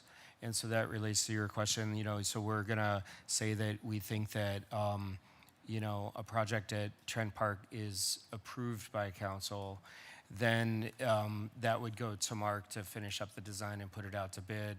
But let's just say that we get to the end of 2026 and Trent Park hasn't moved forward. In all likelihood, it's going to be ready to go very early in 2027, and therefore that's still an approved project. We would still move forward with it. It's just it would likely be on the next year's bonding cycle. But the approval of the list, and our goal is to do this earlier. Even next year, my work would be done earlier the previous year, present it to you in the fall, not this year, and then go to council beginning of each year. And that sort of lines up with a nice cycle of when construction typically needs to happen outside. So that's our goal. Yeah, and to the chair, the only thing I would add is it gives us more flexibility too. Obviously, we'll be looking at how we do our contracting as well, and I've had those discussions with Director DeRosa. Like, for instance, if you have a project that requires several contracts, for instance, then we just execute the contracts that we know we're going to start on, and then just borrow for those, as opposed to just going out and borrowing for everything up front.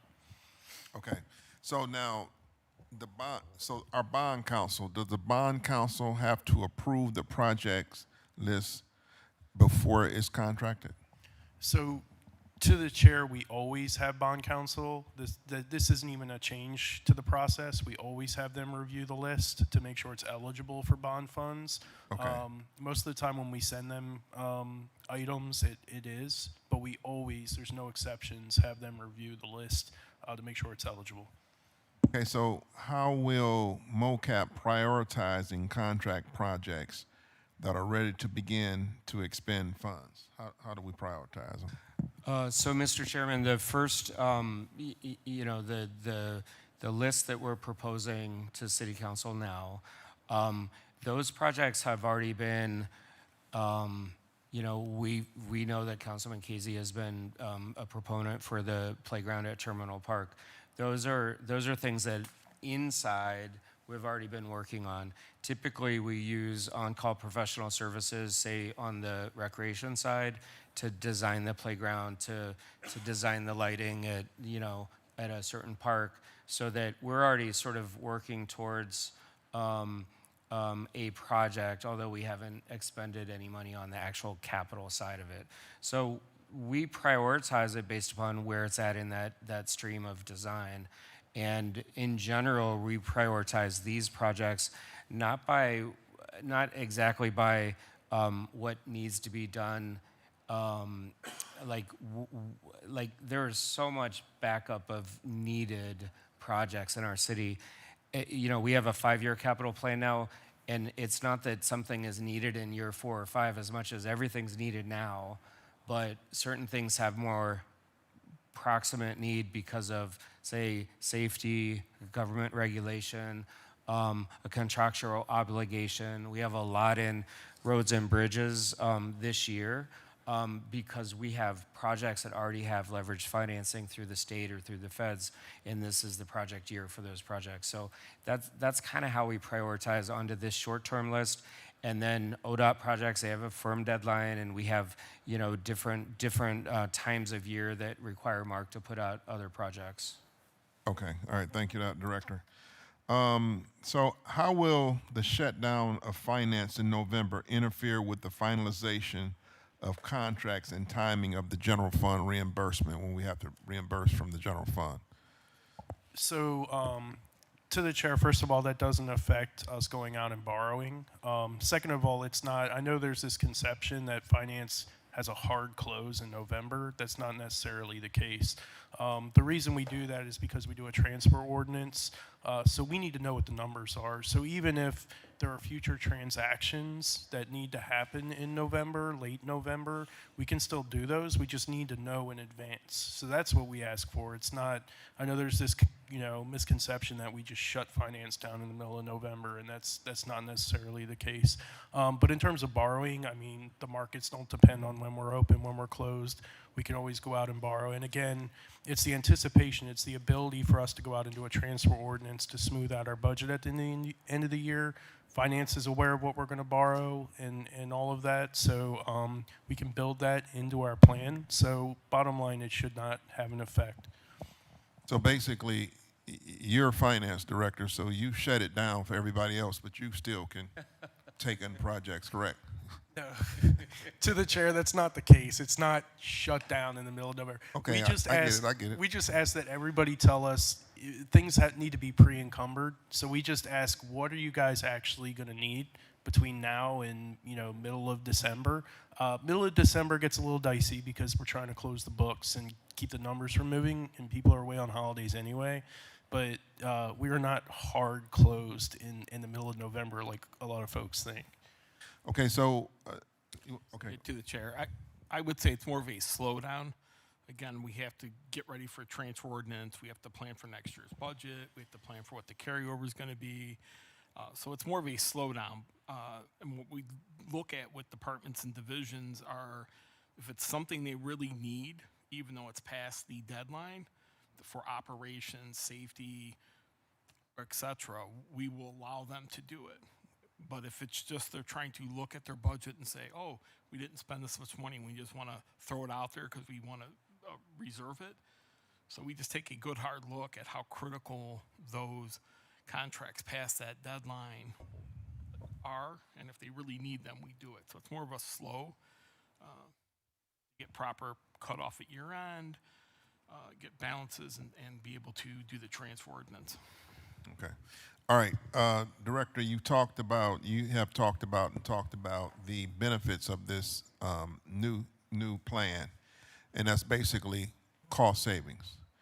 So can you tell us some of the risks that you are you're just concerned about? Are you concerned about any risk to this plan?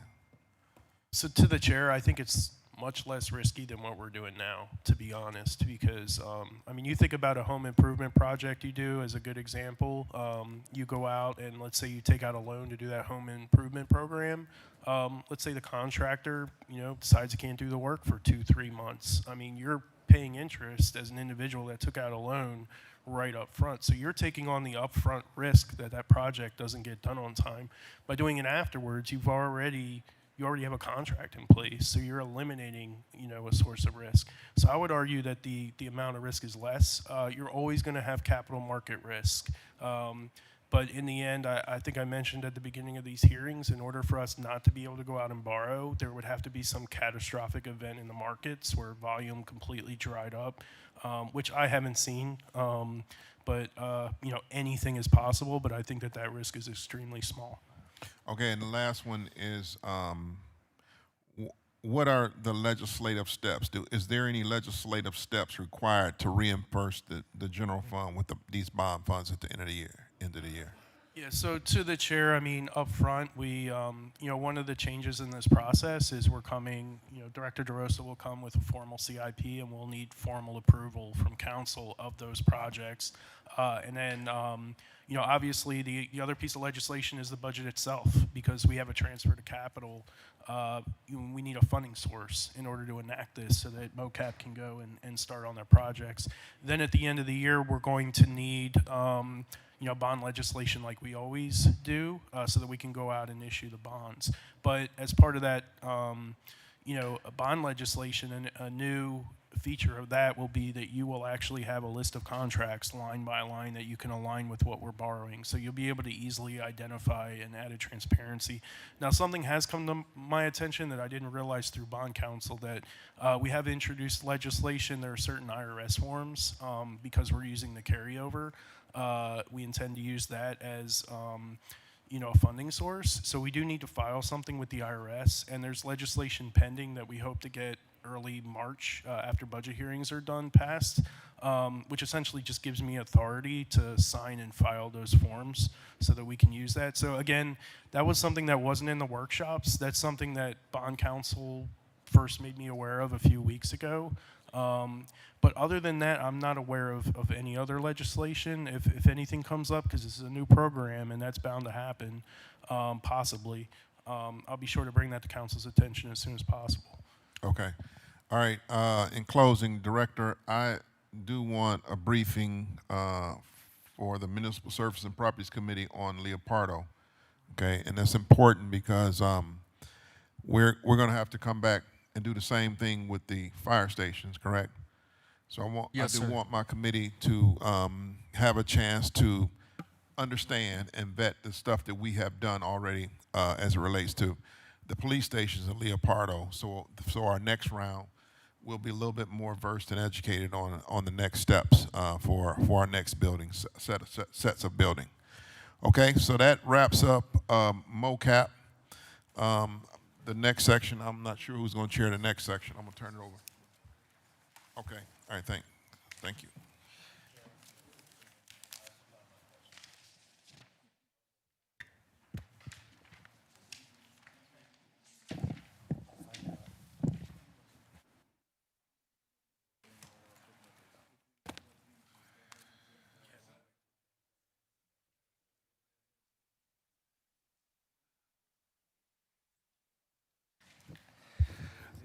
All right, we're moving into the Office of Sustainability and Climate Justice. Staff, if you could please read into the record. Page 91, Office of Sustainability and Climate Justice, Director Sarah O'Keefe. Page 93, total salaries, expenditures 2025 unaudited, $857,764. 2026 budget, $1,050,897. Page 94, total expenditures, 2025 unaudited, $1,420,577. 2026 budget, $1,753,061. Staffing levels, 2025 actual 12, 2026 budget 14. Mr. Chair. All right, thank you. Director, welcome. Do you have a presentation or anything for us? Yes, through the chair, thank you. I do have a couple of slides to share to start off. Go ahead. Thank you. So we're going to talk a little bit about the departmental overview, core initiatives in 2025 progress, and staffing levels. And I think this is on your tablets as well. So the Mayor's Office of Sustainability the mission is to improve the economic, environmental, and social well-being of citizens, visitors, and employees in the context of our rapidly changing natural resources and climate. I just want sharing some examples up here of projects and programs that our department leads, supports, and does in outreach. For example, the residential composting program, that's a $340,000 grant that reached 250 SNAP-eligible households and helped to decrease waste. I actually have an updated number to this. It's 32,000 pounds, and our grant specifically contributed to 6,000 pounds. So that's 3 tons of avoided food waste going into bins and going into landfills. Electricity Community Choice Aggregation Program. Over the last 3 years, this program has, in collaboration with council, has saved residents and small businesses $20.8 million. And there's an RFP open right now for that program. The low to moderate income home solar project in the past couple of years, this is a proven model that has saved 60% in energy costs for residents, and we're using that to look and have conversations with philanthropy to extend that program. Unfortunately, there have been some federal grants that were eliminated, including $9 million in the Solar for All residential program, but we are still looking at that model to advance it using other funding. And then some projects where sustainability is supporting. You've already heard from other directors in these budget hearings about these. In urban forestry, there's a $3.4 million grant from the U.S. Forest Service that is on tree maintenance, planning, and planting that was supported by our team in sustainability. The energy performance contracting that you just heard about on the 5 police districts. These are energy efficiency upgrades that's being supported by our energy program manager in our office. Solar and landfills grant, this is the finalization. This will be coming to council later this year for about roughly $15 million subaward to the city on reducing climate pollution. And then in outreach specifically, we reach directly out to residents and groups. We have a community toolkit for a climate action plan, or community climate action plan. It's called the Cleveland Climate Action Plan, and it talks about what I can do as a resident, but also how you can involve yourself, your small business, your organization. We have engaged over 1,000 Clevelanders in the creation of that plan and continue to engage throughout 2025 and 2026. And then finally, cross-departmental, through our municipal action plan, we've been building abilities and expertise in the city, not just in our group, but also with other departments. We partner with many different departments, including MOCAP, Public Works, CPP, on various projects. A little bit more specifically, just on the organization of our office and how we organize our work, we have 5 core focus areas here. They are across the top, they're in these buckets. Climate change action is one of them. Energy use and renewable energy is the second. Another is buildings, park, and transportation. We call it built environment. Natural systems, trees, and stormwater is our fourth. We call it nature-based solutions. And then finally, we have circular economy. This is really avoiding waste, reusing things, composting and recycling fall into this bucket, for example. I'm just going to go through a couple of different projects here. Starting on the left, climate change action. We did complete the municipal climate action plan. That's for our city operations. The Cleveland Climate Action Plan, this is the community-based plan. They were completed and launched in 2025. A lot of planning and input happened in 2024, and then a lot more engagement in 2025. Also in 2025, we worked with NOACA. This is one of the grants that you've heard about before. This is a $600,000 grant. Through the EPA, we delivered, in collaboration with NOACA, a regional climate action plan, and these all layer on top of each other. So we have our city plan, like what we have control over, we have a community plan, and then we have a regional plan. And finally, in this area of work, we also work on public comments to the US EPA on rollbacks, for example, and on energy price rate hikes for the PUCO. So this is kind of our policy area. On energy and renewables, you've already talked about the energy efficiency in city buildings for the police districts. So I have a couple notes in here. We support that, and then the on-site solar at 5 of those facilities, that's listed in this bucket. I've already talked about our energy aggregation for small businesses and residents, and that savings on electricity, and then the solar on landfills grant. In buildings, parks, and transportation, we did just complete an employee commuter survey, and some, I think, council members actually were invited to take part in that. If you're not, we can share that. We also have a transfer over to transferred employee of a resilience specialist is now in our office. And then we have building performance standard. This is working with building owners to reduce their costs on electricity, water. We work very closely with the 2830 district on this, and 3 other cities in Ohio are working on building performance standards. And then finally in this area, we have EV charging station deployment on public-facing charging stations, especially, and then some fleet. And then the Built Environment Collaborative, this is with Greater Cleveland Works in particular. We help support their work with some landscape analysis around climate jobs. And then in nature-based solutions in 2025, we worked to support the Urban Forestry Commission.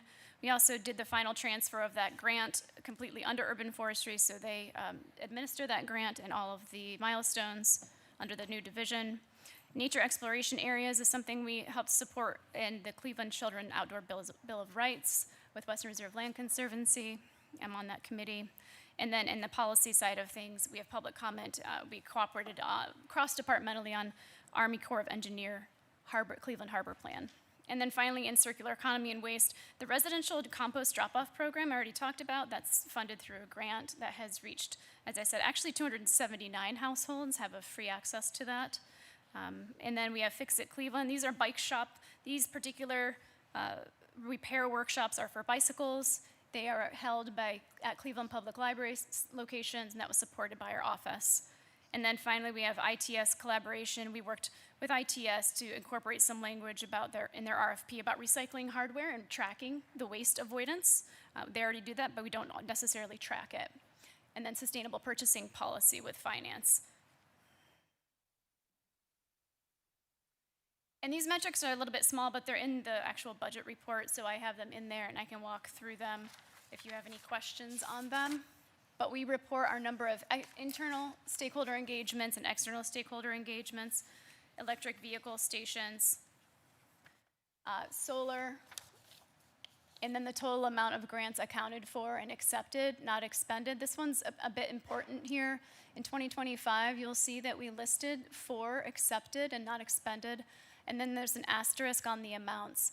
There were a number of grants, 3 in particular, that were on hold or terminated by the federal government. This is part of the Inflation Reduction Act funding that, if you recall as a council, we were asked, the Mayor's Office of Sustainability in particular, to try and get that Inflation Reduction Act money. We worked with a lot of different partners to do that.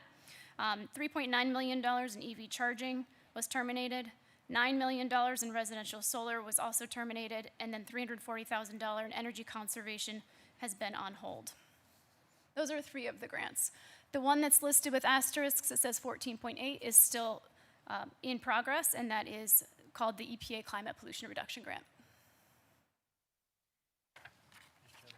And then on staffing, this is my final slide. So for our staffing, at the end of December in 2025, we had 12 full-time employees budgeted and 2 part-time. This is for 2026. We actually had 11 full-time equivalent, that's 11.5, so that's 12 people, that's 11 full-time employees and 1 part-time. And then our vacancies were 1 full-time and 1 part-time. Our vacancies, they're listed there. Actually, the last week of December, we did have an additional vacancy show up in our nature-based solutions manager. We had hired and filled that position. Unfortunately, that fit did not work out, and that person resigned just after a couple of days. So that's our staffing level. It hasn't changed significantly. And then finally, on transparency and reporting, oh, it looks like. Nice transparency. Sometimes it just takes a second. Or maybe hit it one more time. You can see it blip up there for a second. Okay, I will send that to you. Apparently the image is too large, but it is a climate dashboard. I'll just leave it up in case it actually does come up. It looks like this, and I'll send it to you. I've shared it with you before in the Utilities Committee.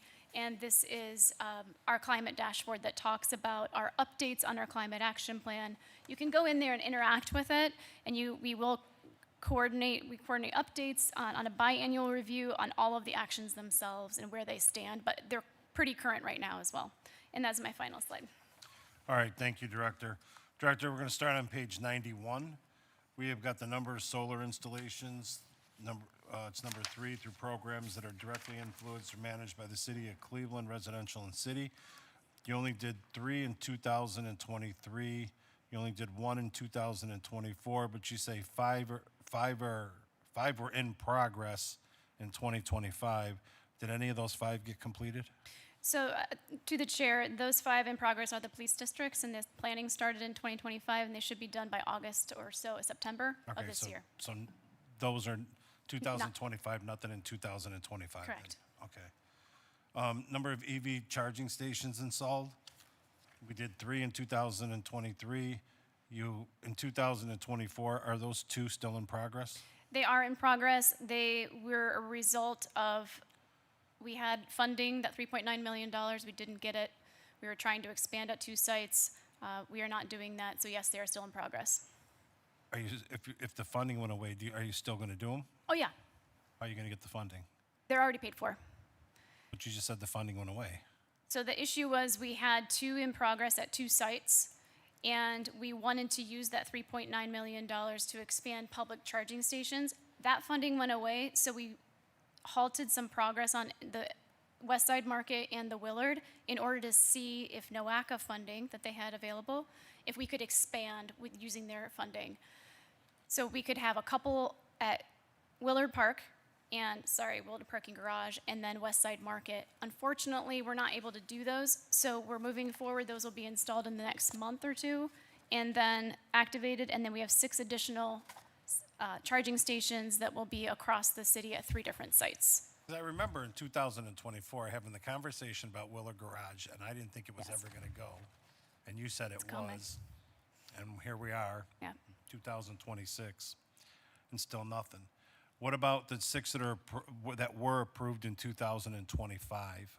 So those are approved through towards the end of the year through NOACA's second round of it's called CFI funding, and they're at 2 recreation centers, and then Cam's Corner is called Albert's parking lot. And so we talked to Parks and Rec and Councilman Slife about those projects, and When do you expect those to be installed?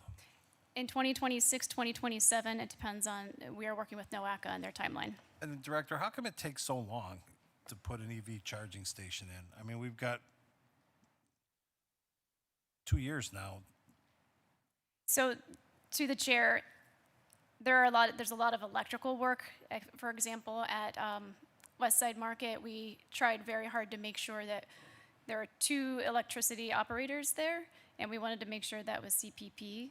We also, in coordinating with West Side Market in particular, that has planning, we have the best intentions and plans, and then we found that ADA accommodation had to be negotiated with our lease terms with West Side Market. So those are kinds of things that delay installations.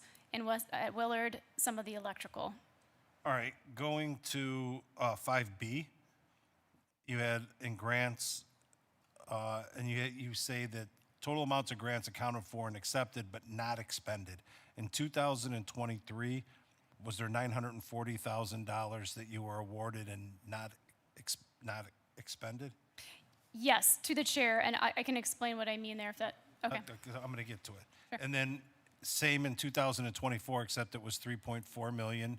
You got the grants, but we couldn't expend them, correct? We spent them later. Okay. I'm just recording them once on the accepting of the grants. Okay, and then in 2025, then you got $14.8 million in grants, correct? But you haven't expended them. No, we need authority from council to expend those. So we haven't sought authority for the 14.8. Do you mind if I walk through each one? No, hang on. You got money awarded to you in 2025. Council gave you the authority to at least receive the awards, correct? In Or 2020, to apply for. in 2025, for $3.4 million, that's U.S. Forest Service grant. I'm only recording them once as accepted. and Parks and Recs is spending it. So, Mr. Chairman, to the director, and this is maybe not to you, but maybe to you, right? Earlier, we found out that we lost $3 million in grant fund money for lead. Then we found out that we still have $1 million sitting out there that's supposed to hit the street and housing. I heard last night we have $8 million in grants that haven't been awarded for street projects through other organizations. If you could get this council the amount of grant money that the city has that they have not expended, this is to me, this is a red flag, right? Because if in 2025 we were awarded $14 million in grant money, and the administration hasn't even come to us to expend it, this is where we get into the situation where we end up losing. I'm not saying we're going to lose this money, right? And this is bigger than just your office here, but this is where we get into why aren't we getting money out the door?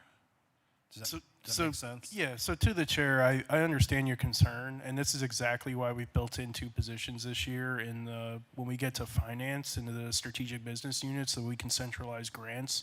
Right now, the individual divisions, like in this instance, sustainability, are going out, applying for, and being responsible for being assertive about finding grants.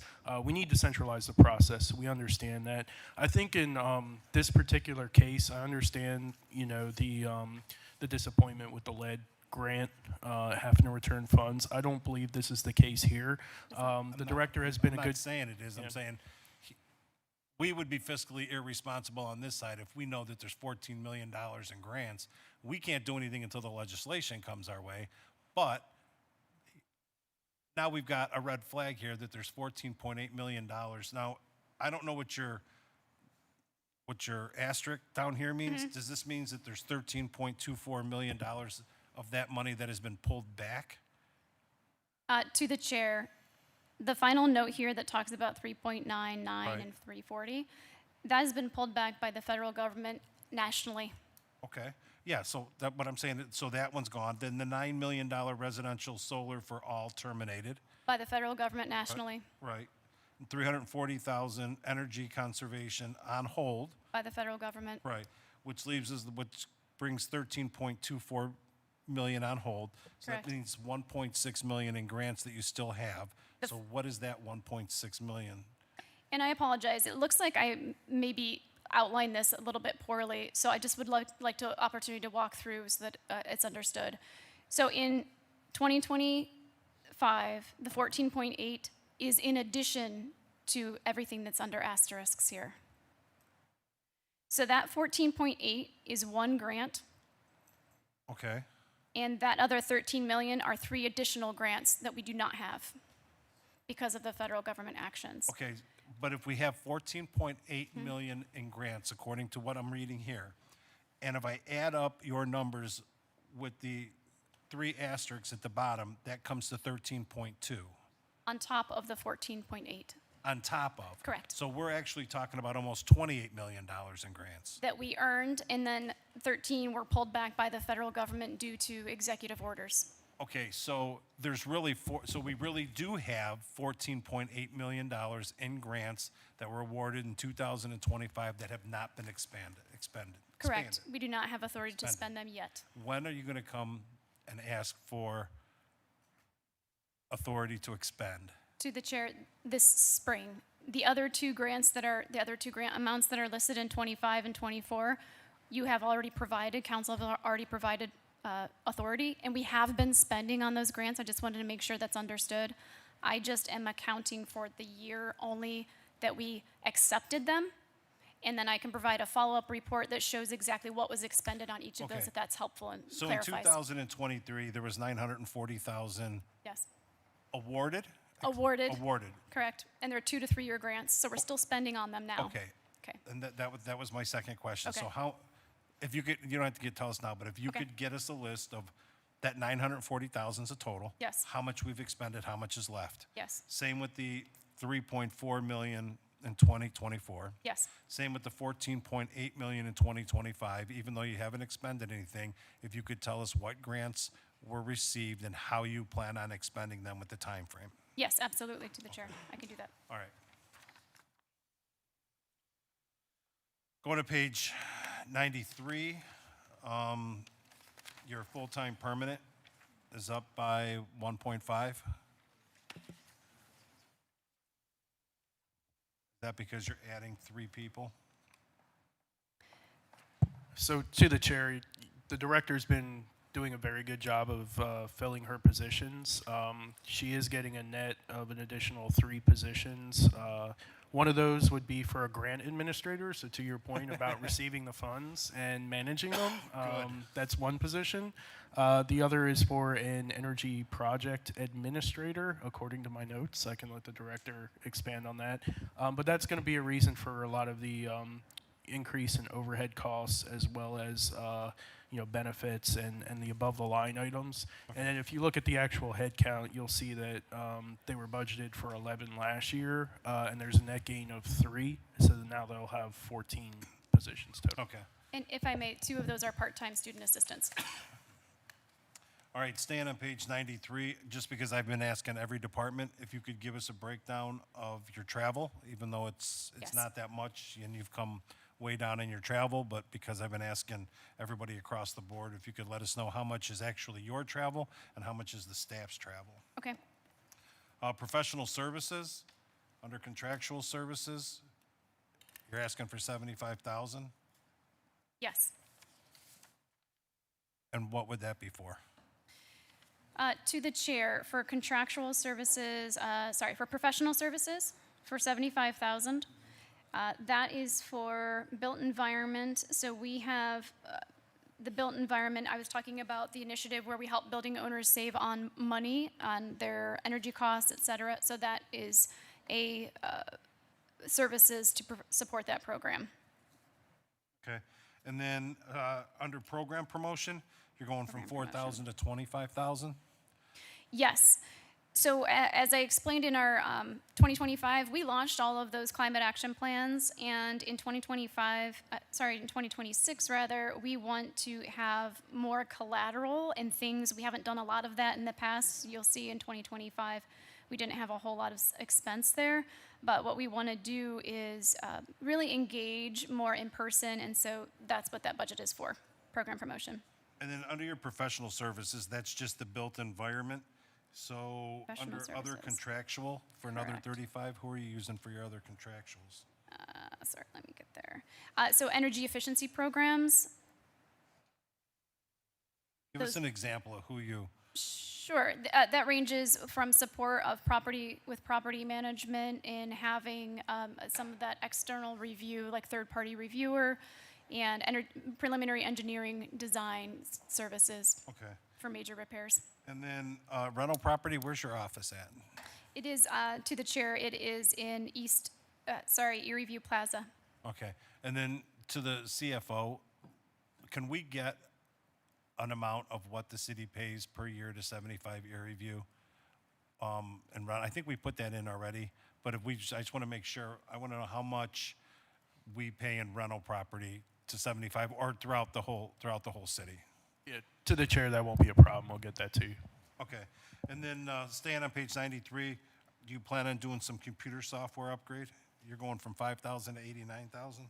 Yes. So one of our programs, one of the things I wanted to note about all of the dollars below the line of salaries, we have kept our budget neutral, 25 to 26. What we do is we have budgeted different programs in different areas. Software is a significant change, as you pointed out, because we'll be working with that building support, built environment support of other building owners, and that requires software application for maybe a 2-year contract with something called Touch. I don't have a vendor yet. Okay. Yeah. Then on page 94, under your expenditure recovery, in 2023, you had 25,000, but you've had nothing since then. So what was that 25,000 in 2023?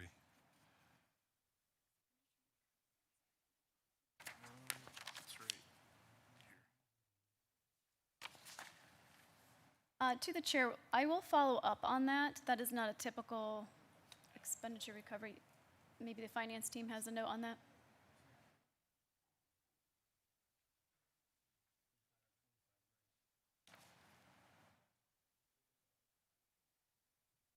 To the chair, yeah, that we'll have to go back and look at our 2023 records and get an answer for you. All right, open up to questions from my colleagues. Councilman Joe Jones. Thank you, Mr. Chairman. First, I just want to start out, and I got to give you kudos because I've been sitting here at this table for a long time and go all the way back to the 1990s. And I remember when this was created. And I just want to start out by saying, in my estimations, you're doing a great job. Thank you. Through the chair. Here's why I say that, is you're asking us here in this budget to approve I believe that is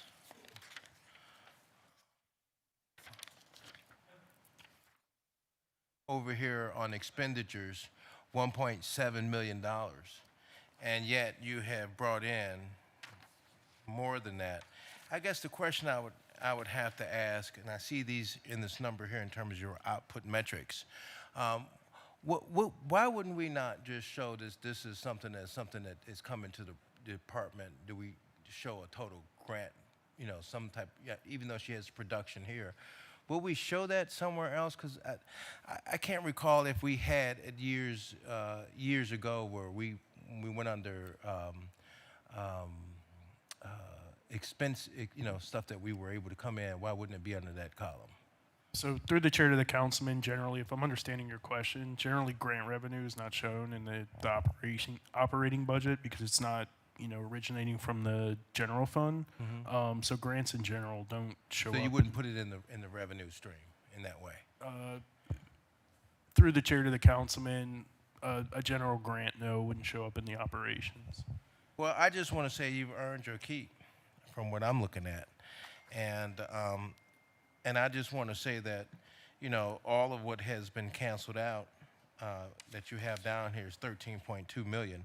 And that's all because of this Republican president, is that correct? This conservative that's in office cut out all those programs to help our city? I don't think we know why. I don't think a political thing knows why the feds canceled it. Well, Mr. Chairman, I'm not asking you.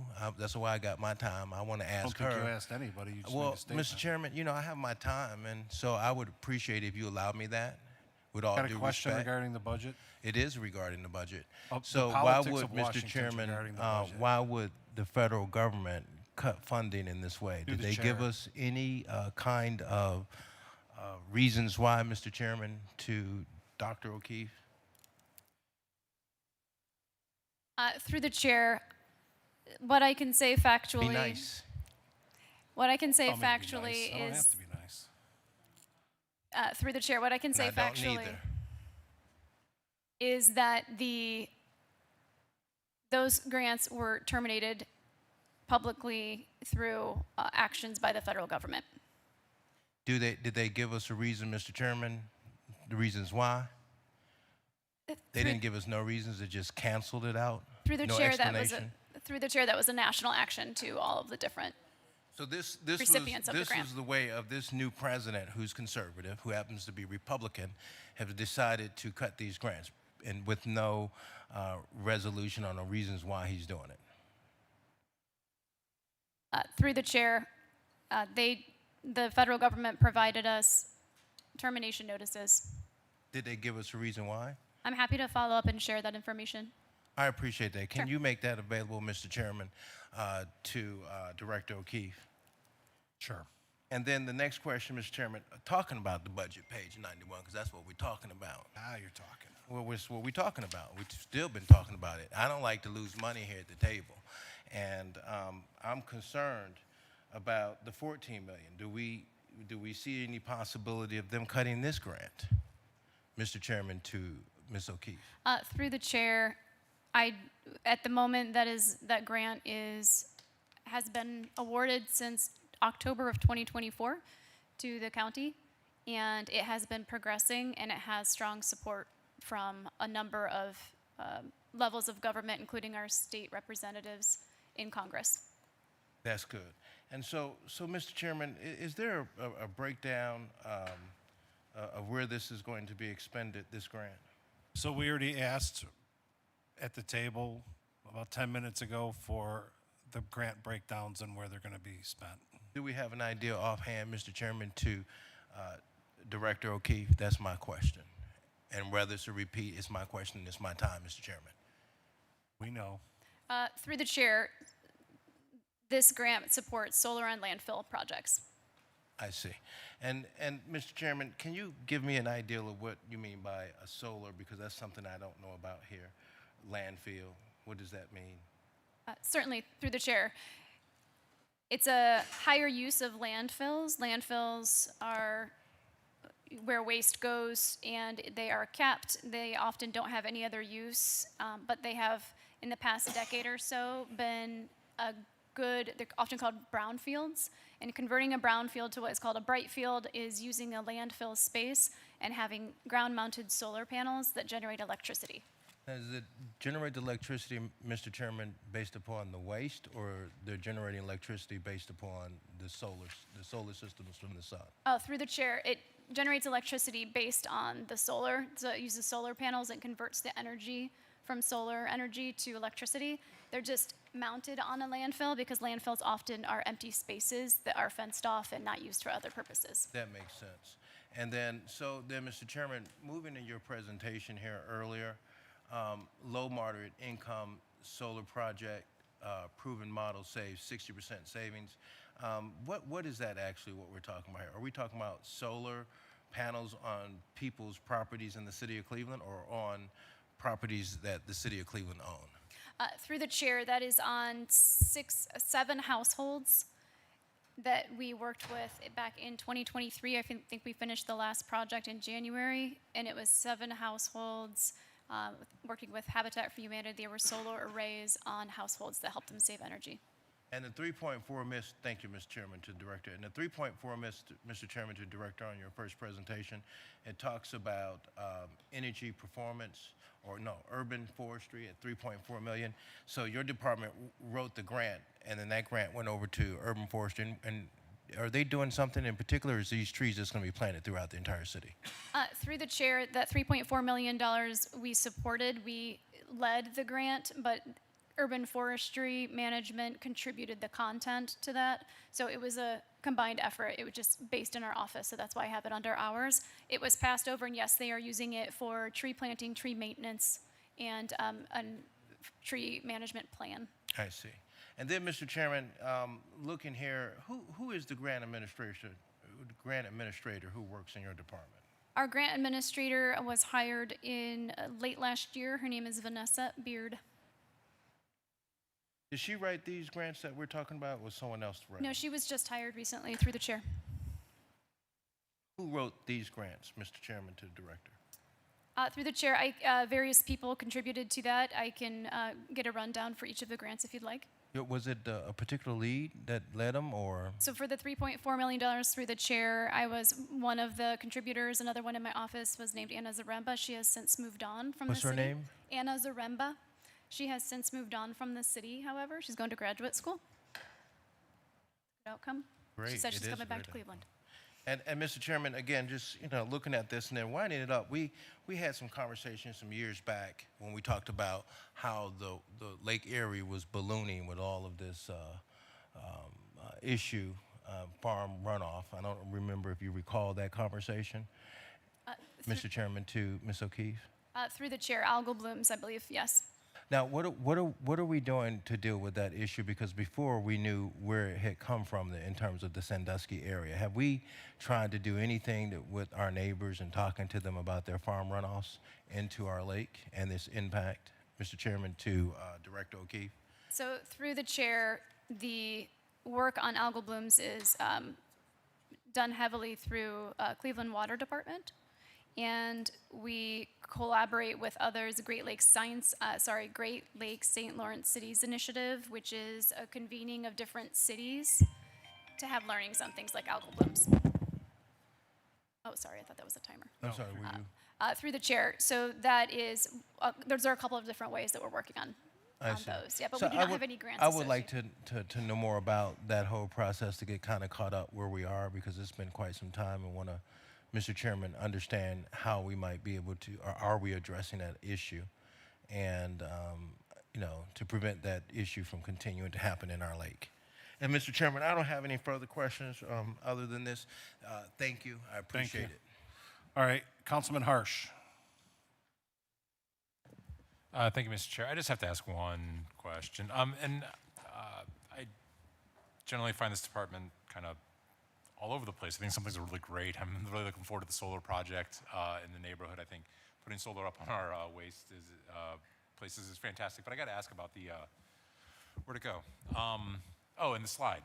The residential compost program, through the chair, could you talk a little bit about that? A $340,000 grant and 250 households. It's $1,360 per household for a compost program, and like I compost for free. So could you explain that program a little bit?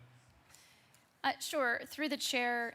So the residential compost program is a drop-off program. It supports,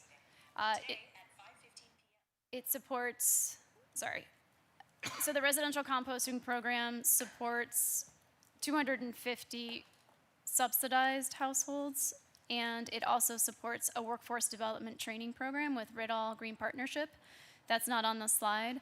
That has about 12 trainees in the past year and 12 additional currently enrolled. Okay, so is most of the revenue, most of the grant money then spent on salaries? Yes, it is on salaries and support and workforce development, and then the compost itself is composted at, or the food waste is composted at Riddle Green Partnership, and then the compost is then, the finished compost is then distributed to community gardens. Okay, and are the people that are working on that program, is their job to try to recruit people into composting or to actually like collect compost from those folks? Through the chair, the 17 ambassadors that I think I have listed somewhere in one of my slides is, so there are 250 households, but 17 ambassadors are to educate on the importance of compost and what it does. Yeah. So for example, when you take food waste and put it in a composting instead of landfill, it avoids methane gas, which is one of the worst gases that there is for climate change. So that's one of the things, and it talks about the savings for residents as well, and avoiding waste in your bin that is food waste. And some people can compost in their backyards, but not everybody has that opportunity to do that. Not everybody has the space, and you can't put meat and bones and things like that in your backyard, but you can in this service. Okay. And last question on that program. Is this the first year for that program, or second or third? How far into it are we, and how far does it go? And are there any particular goals for number of households they're trying to accomplish? Yes, through the chair, the goal was 250 households. We have actually hit 279, been able to reallocate some funding working with the USDA. And we are in year 2. It is a 2-year program, and we are working on the second iteration of the program. Okay, that's all my questions. Thank you, Chair. Thank you, Councilman Shah. All right, thank you, Chair. Good afternoon, Director. Appreciate your time and being with us today.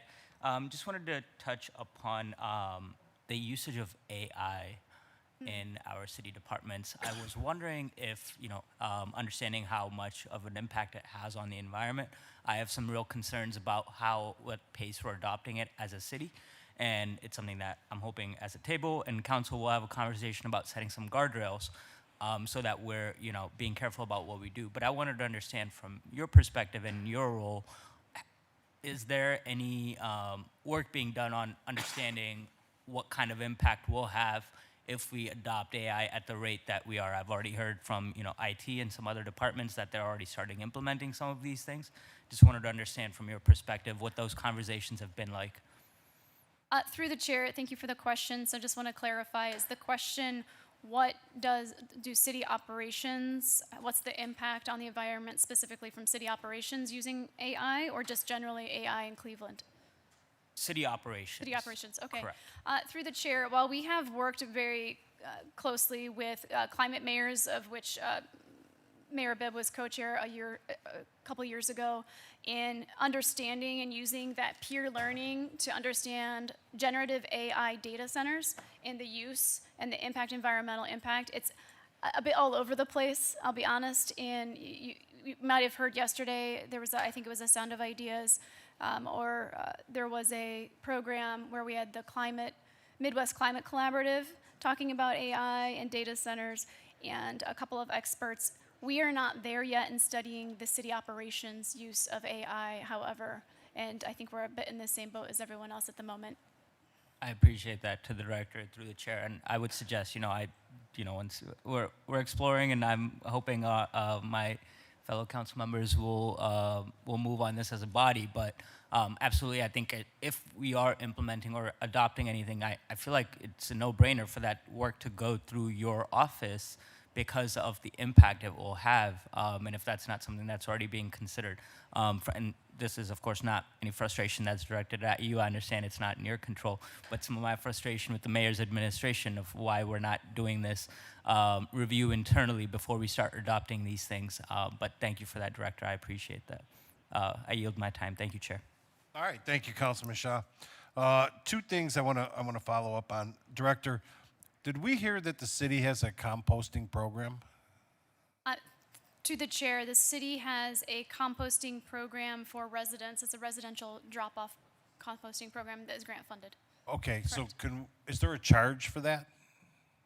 So there is the grant funds 250, up to 250, actually 279 households. There is no charge for it, but so that's what the grant funds, correct. And it also funds the workforce development program that I described.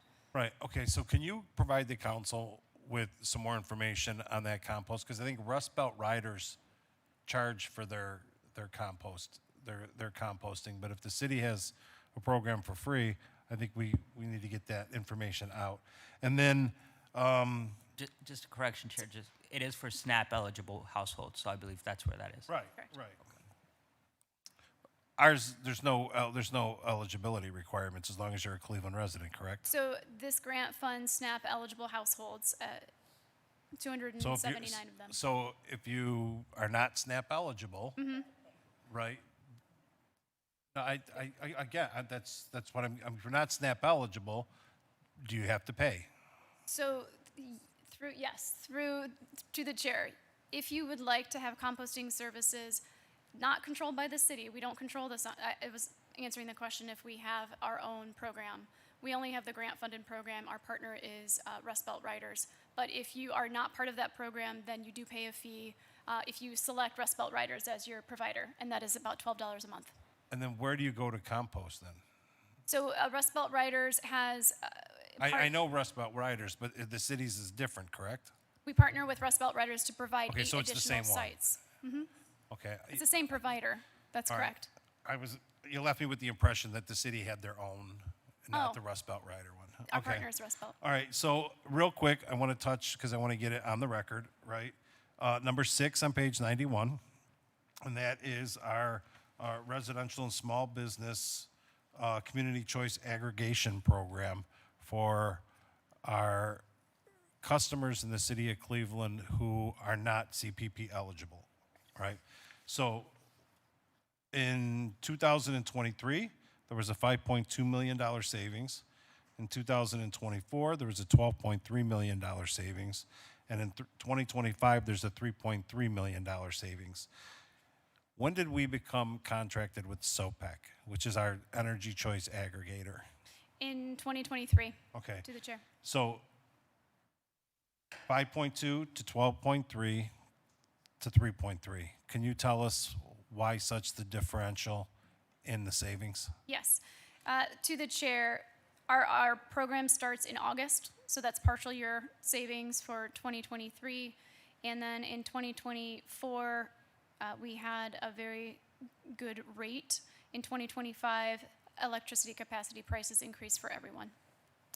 All right, and then 2026 is the year that we are going out for RFP, correct? Correct, it is live. All right, can you walk me through the time frame? Yes. So when is the administration going out for RFP?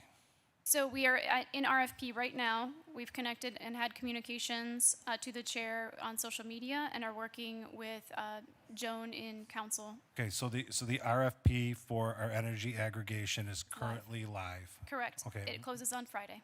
This Friday. Correct. When does our current contract end with SOPEC? With, to the chair, at the end of July, early August, it So goes we'll just say unrebated. August 1st. Yes. Okay. Council is out in summer recess Correct. in June and July. Understood. All right, so when does the administration plan on bringing us a piece of legislation so that we don't have what happened 4 years ago and we run out of time and then our residents end up covering the cost financially? We want to make sure we do everything we can to save our residents money. When will the administration come to us with a piece of legislation, knowing that this contract ends in August and we're out of recess in June and July? We're targeting, to the chair, we're targeting March. Okay, all right. I want to put it on the record because I don't want to go through what we went through 4 years ago with the scramble and everything. Any other questions from my colleagues? Seeing none, thank you very much for the Office of Sustainability and Climate Justice. At this time, I think we're moving into Human Resources. Star?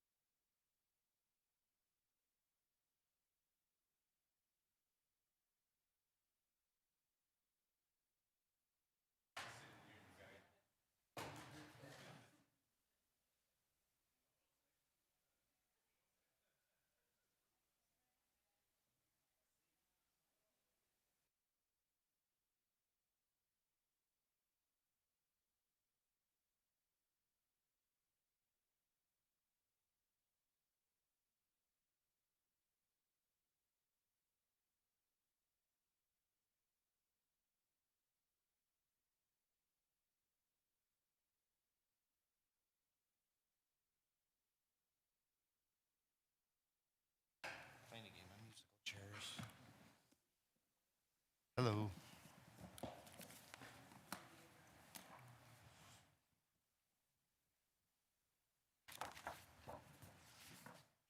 Staff, can you read into the record the number that we're on for Department of Human Resources?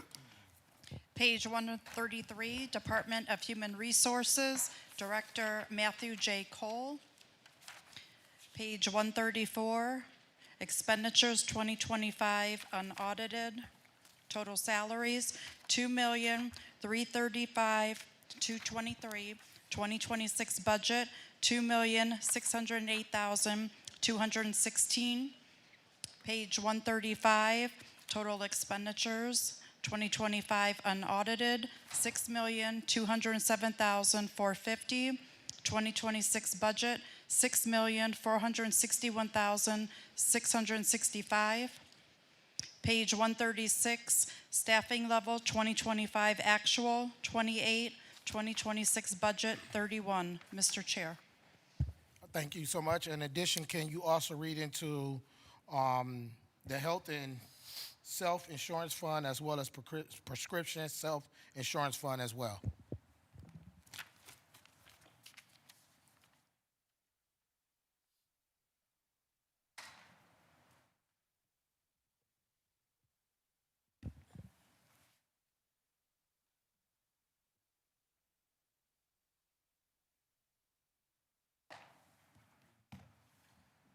Page 387, Health Self-Insurance Fund, 2025 unaudited total expenditures, $101,279,143.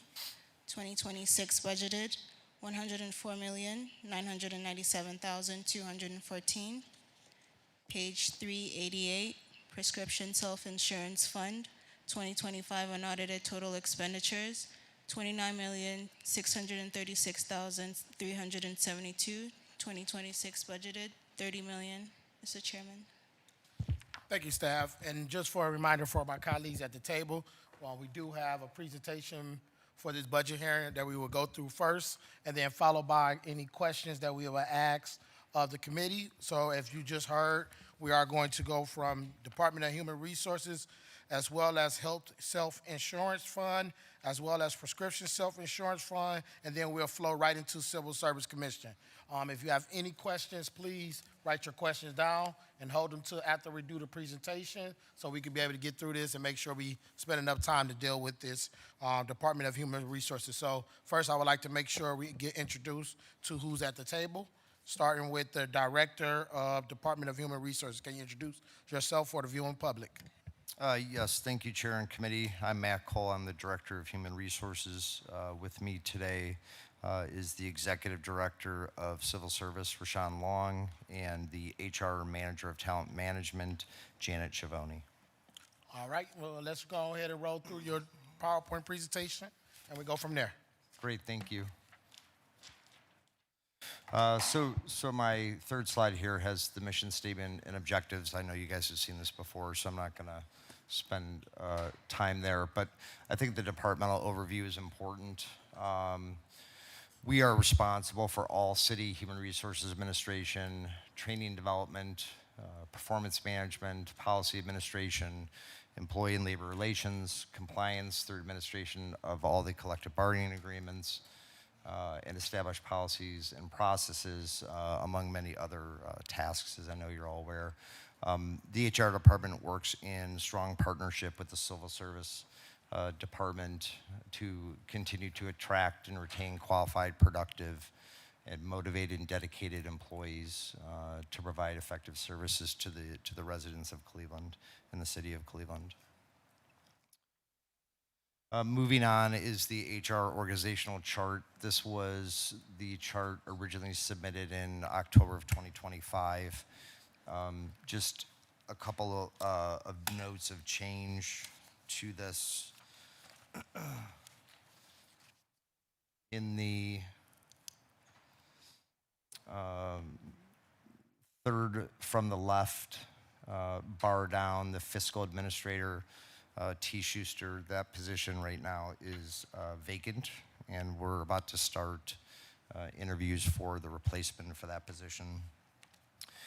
Going up next to me, C. Zerker is gone. She has moved on, but I have recently hired within the last couple of weeks a new assistant, Leslie Estromera. And then finally on the far right, the Senior Policy and Compliance Auditor, D. Roberts, has moved to a different department, and that position is currently posted.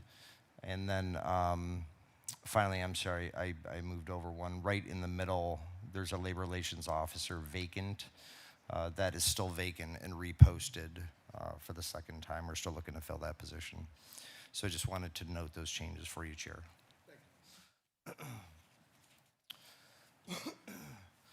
Excuse me. Our 2025 budgeted head count is 32. As of 9/30/2025, we were at 30. And our current vacancies were 2 updated. Its current vacancies is 3. As I mentioned, the Labor Relations Officer, Fiscal Manager, and Policy Analyst. Those are the 3 vacancies. Our 2025 approved positions were also 32. Just some notes here on our workforce summary, Chair. Up to October of 2025, we had 7,521 active employees, which was an increase of about 10% in 2024, difference of 114 employees. As we all know, the active employee number is fluid almost daily, but it was good to see nice progress there. In the same time period, we had 676 separations, which is a 9% increase, or about 85 employees. Again, that's also a fluid number, just depending on the day. Our eligible to retire has gone up as well. It's at about 9% currently. At 607, which is a difference of 58 Just a quick note, and I know in previous conversations, we are an aging workforce, for one thing, and at the same time, we're working in a tight labor market. So some that are eligible to retire are just retiring and sometimes going on to different positions. But our turnover rate, our overall turnover rate's at 9%, which is still well below industry standard, particularly in the public sector. So that's good. Moving on to some output metrics. We had a substantial increase in applicants in 2025 at over 37,000, which is over an 18% increase from 2024. We hired 910 people in 2025, which is also an increase of a little under 5%.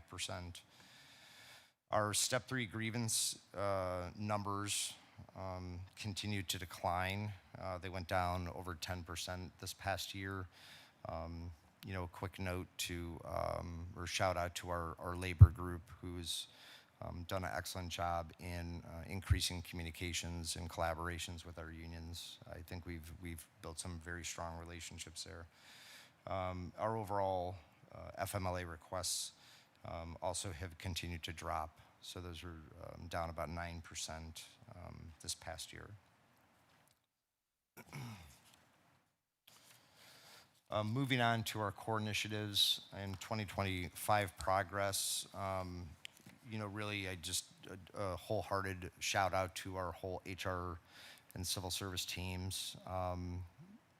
All the clusters and employees in those clusters did a really, really phenomenal job in 2025, juggling a multitude of important projects in each of the areas that affect not only individual departments, but citywide initiatives, which I think are really important.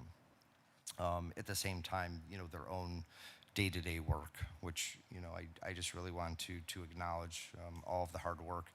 To hit some of the highlights here, the HCM, the Human Capital Management System Workday, I know there's been a lot of discussion with different departments about this. This project is by far our largest and most comprehensive in terms of time and effort that's put towards by our staff as well as civil services staff.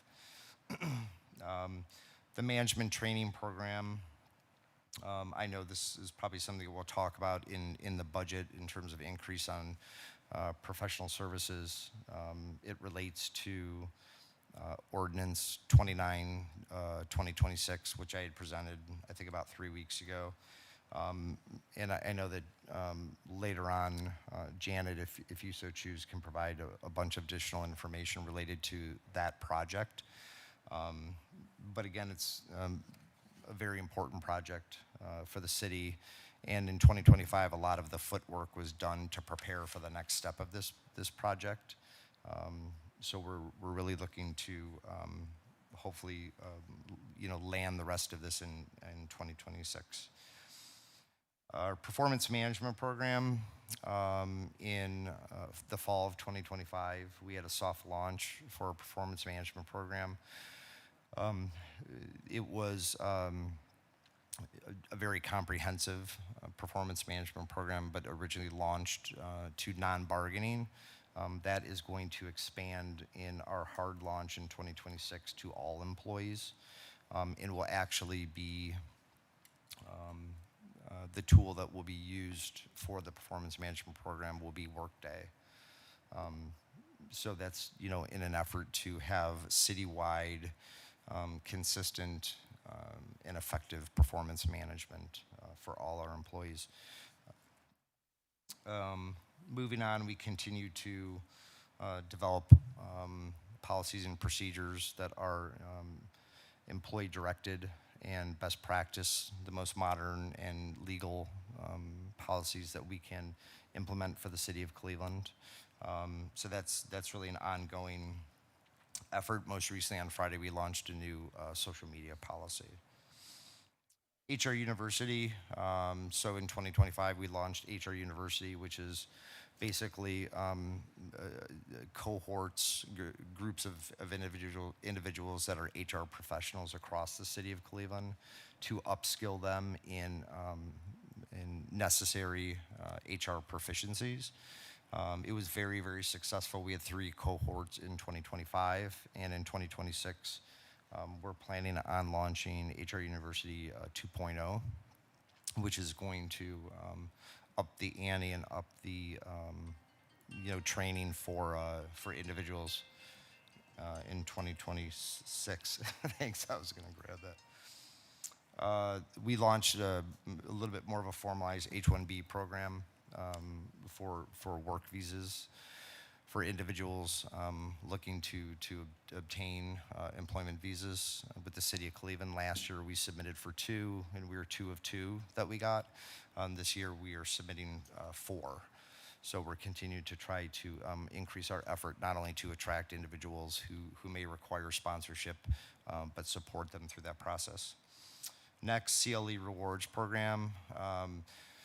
Our team worked diligently with other departments to launch CLE Rewards, which basically is a comprehensive outline and associated materials for both individuals we are looking to attract to the city of Cleveland, right through recruitment efforts, and also current employees to really spell out exactly what all the great things that the city of Cleveland offers them to come and work for the city and then stay with the city so we can retain them.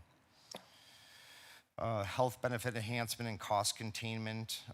This is definitely an ongoing thing that we are attempting to do at the same time that we're looking to enhance benefits for employees. We are also looking simultaneously to contain costs for health care as they continue to go up exponentially, which is unfortunately the norm. But we've implemented programs to both help employees as well as contain costs. And some of those I know that we'll get into a little bit more detail as we go through the healthcare budget. We implemented for employment relations and labor relations the matrix case management system in 2025. This is the same system that law uses. And for purposes of HR, and I guess I do claim to fame for the city of Cleveland, we're the first HR department to ever use matrix for case management.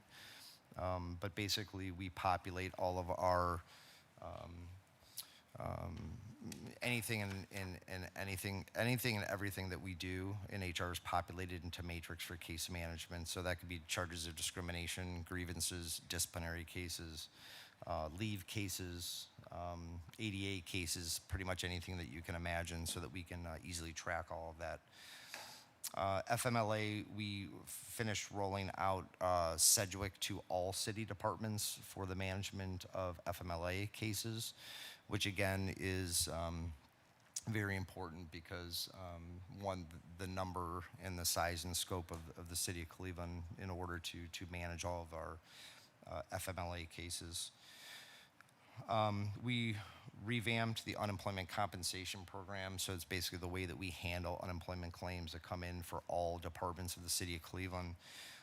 As of October in 2025, we had a disallowed claim amount of $670,000, which is it's a substantial amount of money.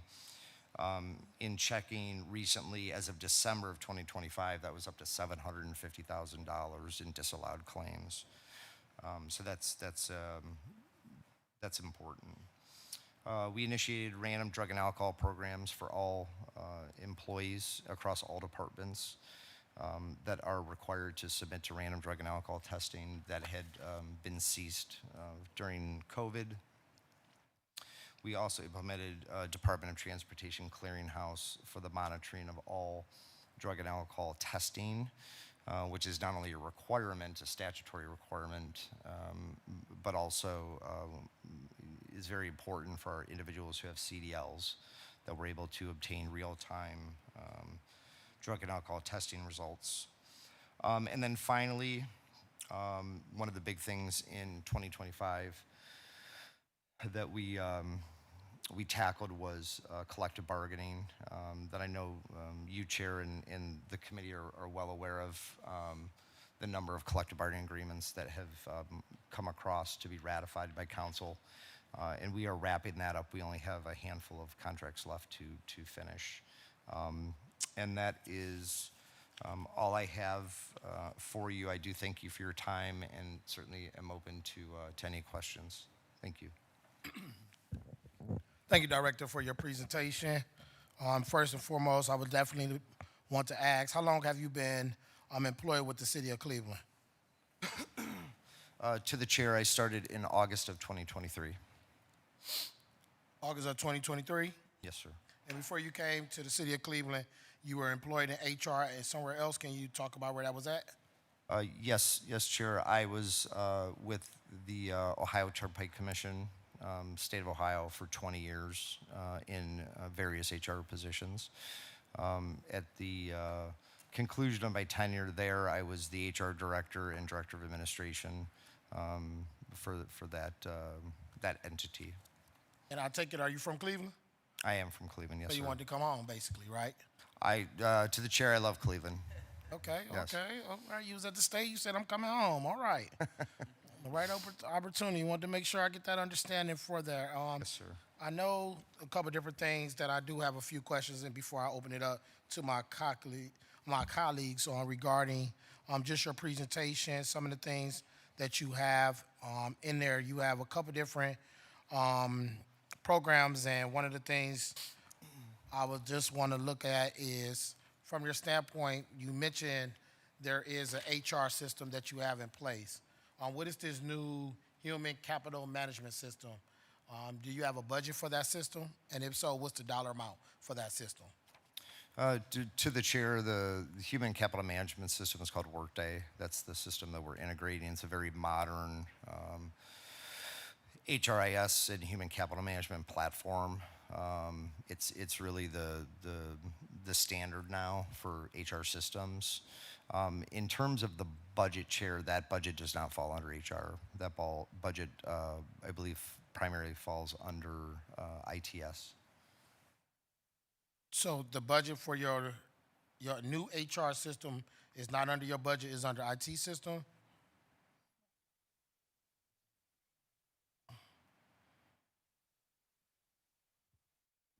To the chair, we're in the process of implementing Workday, like the director said. That's in the capital budget because it's a capital expense because it's a new system. And then the maintenance after the first year will then be in the IT department, because once it's established and up and running, then the annual maintenance will just be paid out of IT going forward. So it will be paid out of IT. So currently, for that program, to the CFO, do we have an actual budget amount of money that we put towards this system? How much was legislated or what was put in the budget to spend on this new system? Trying to get a dollar amount, potentially.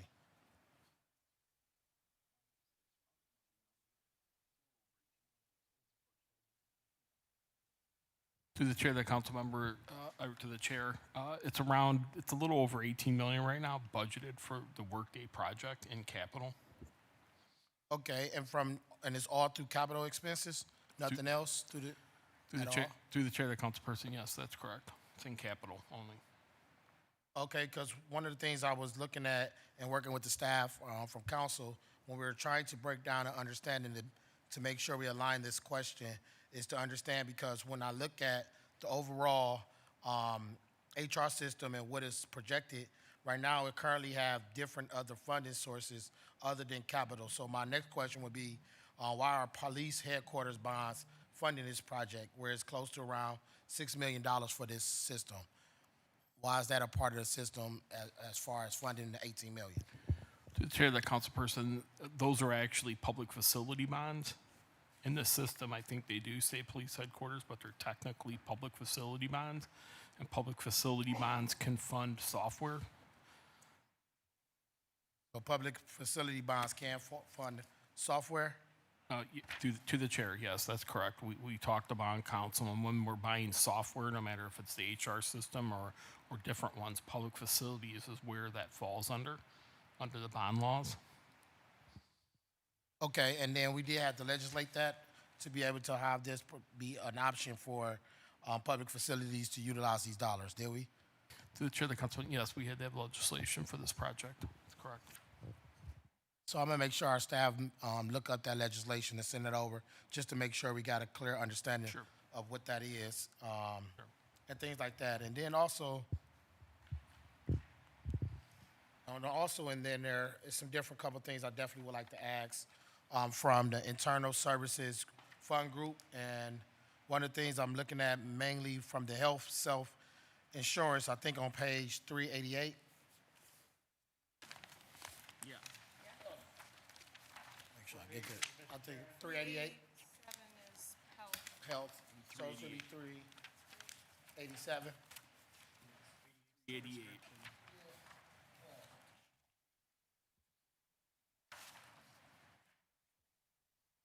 One of those things that we have here under health service insurance fund, what is the actual cash balance for under health self-insurance fund? What is the cash balance currently from the period number one? Do we have any dollar amount for that in here?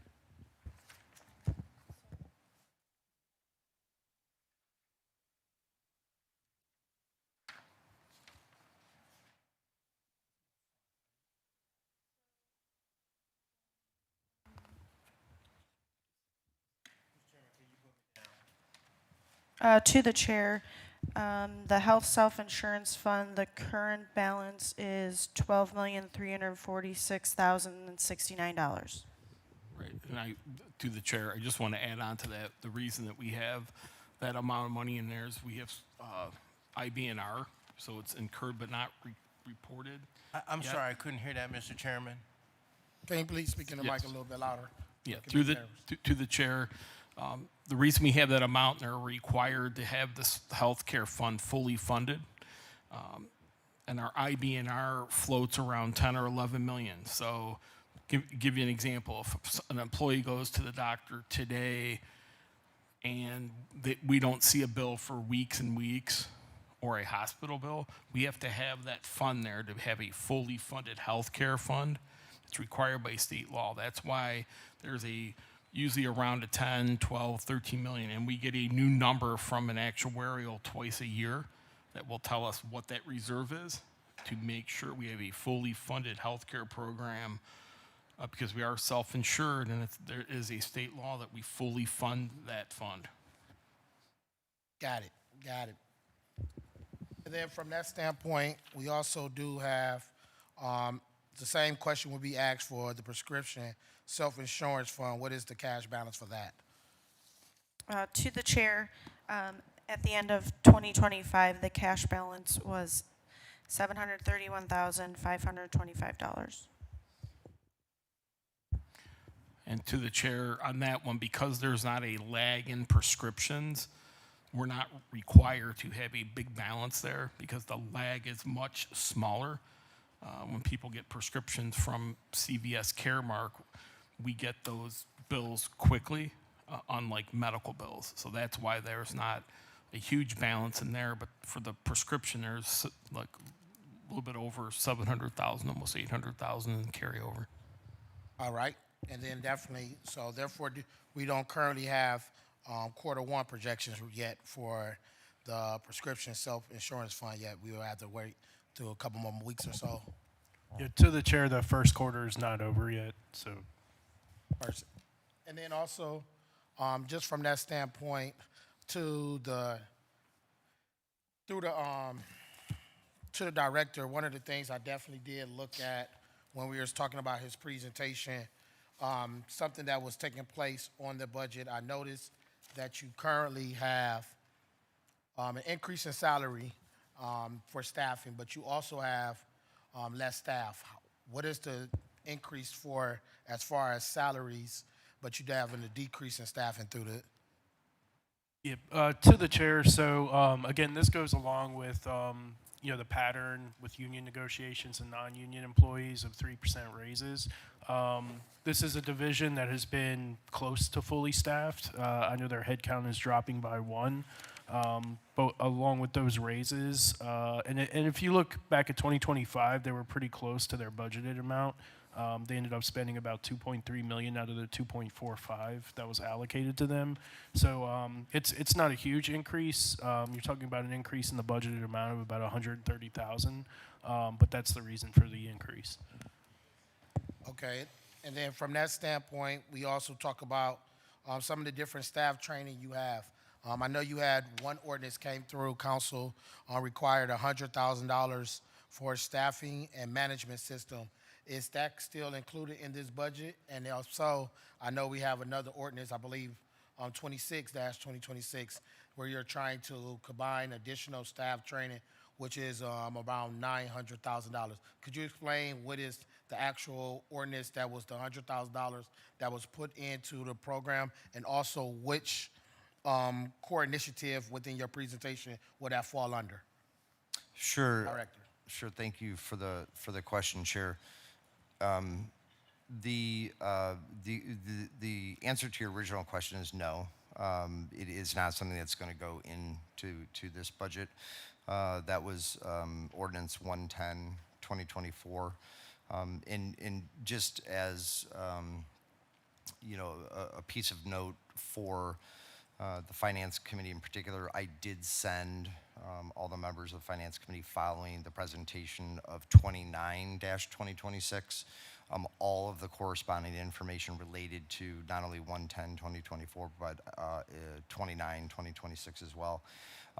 So 110, 2024, which was for the $100,000, was to hire a firm, which we did, to create all the bones, if you will, for both the performance management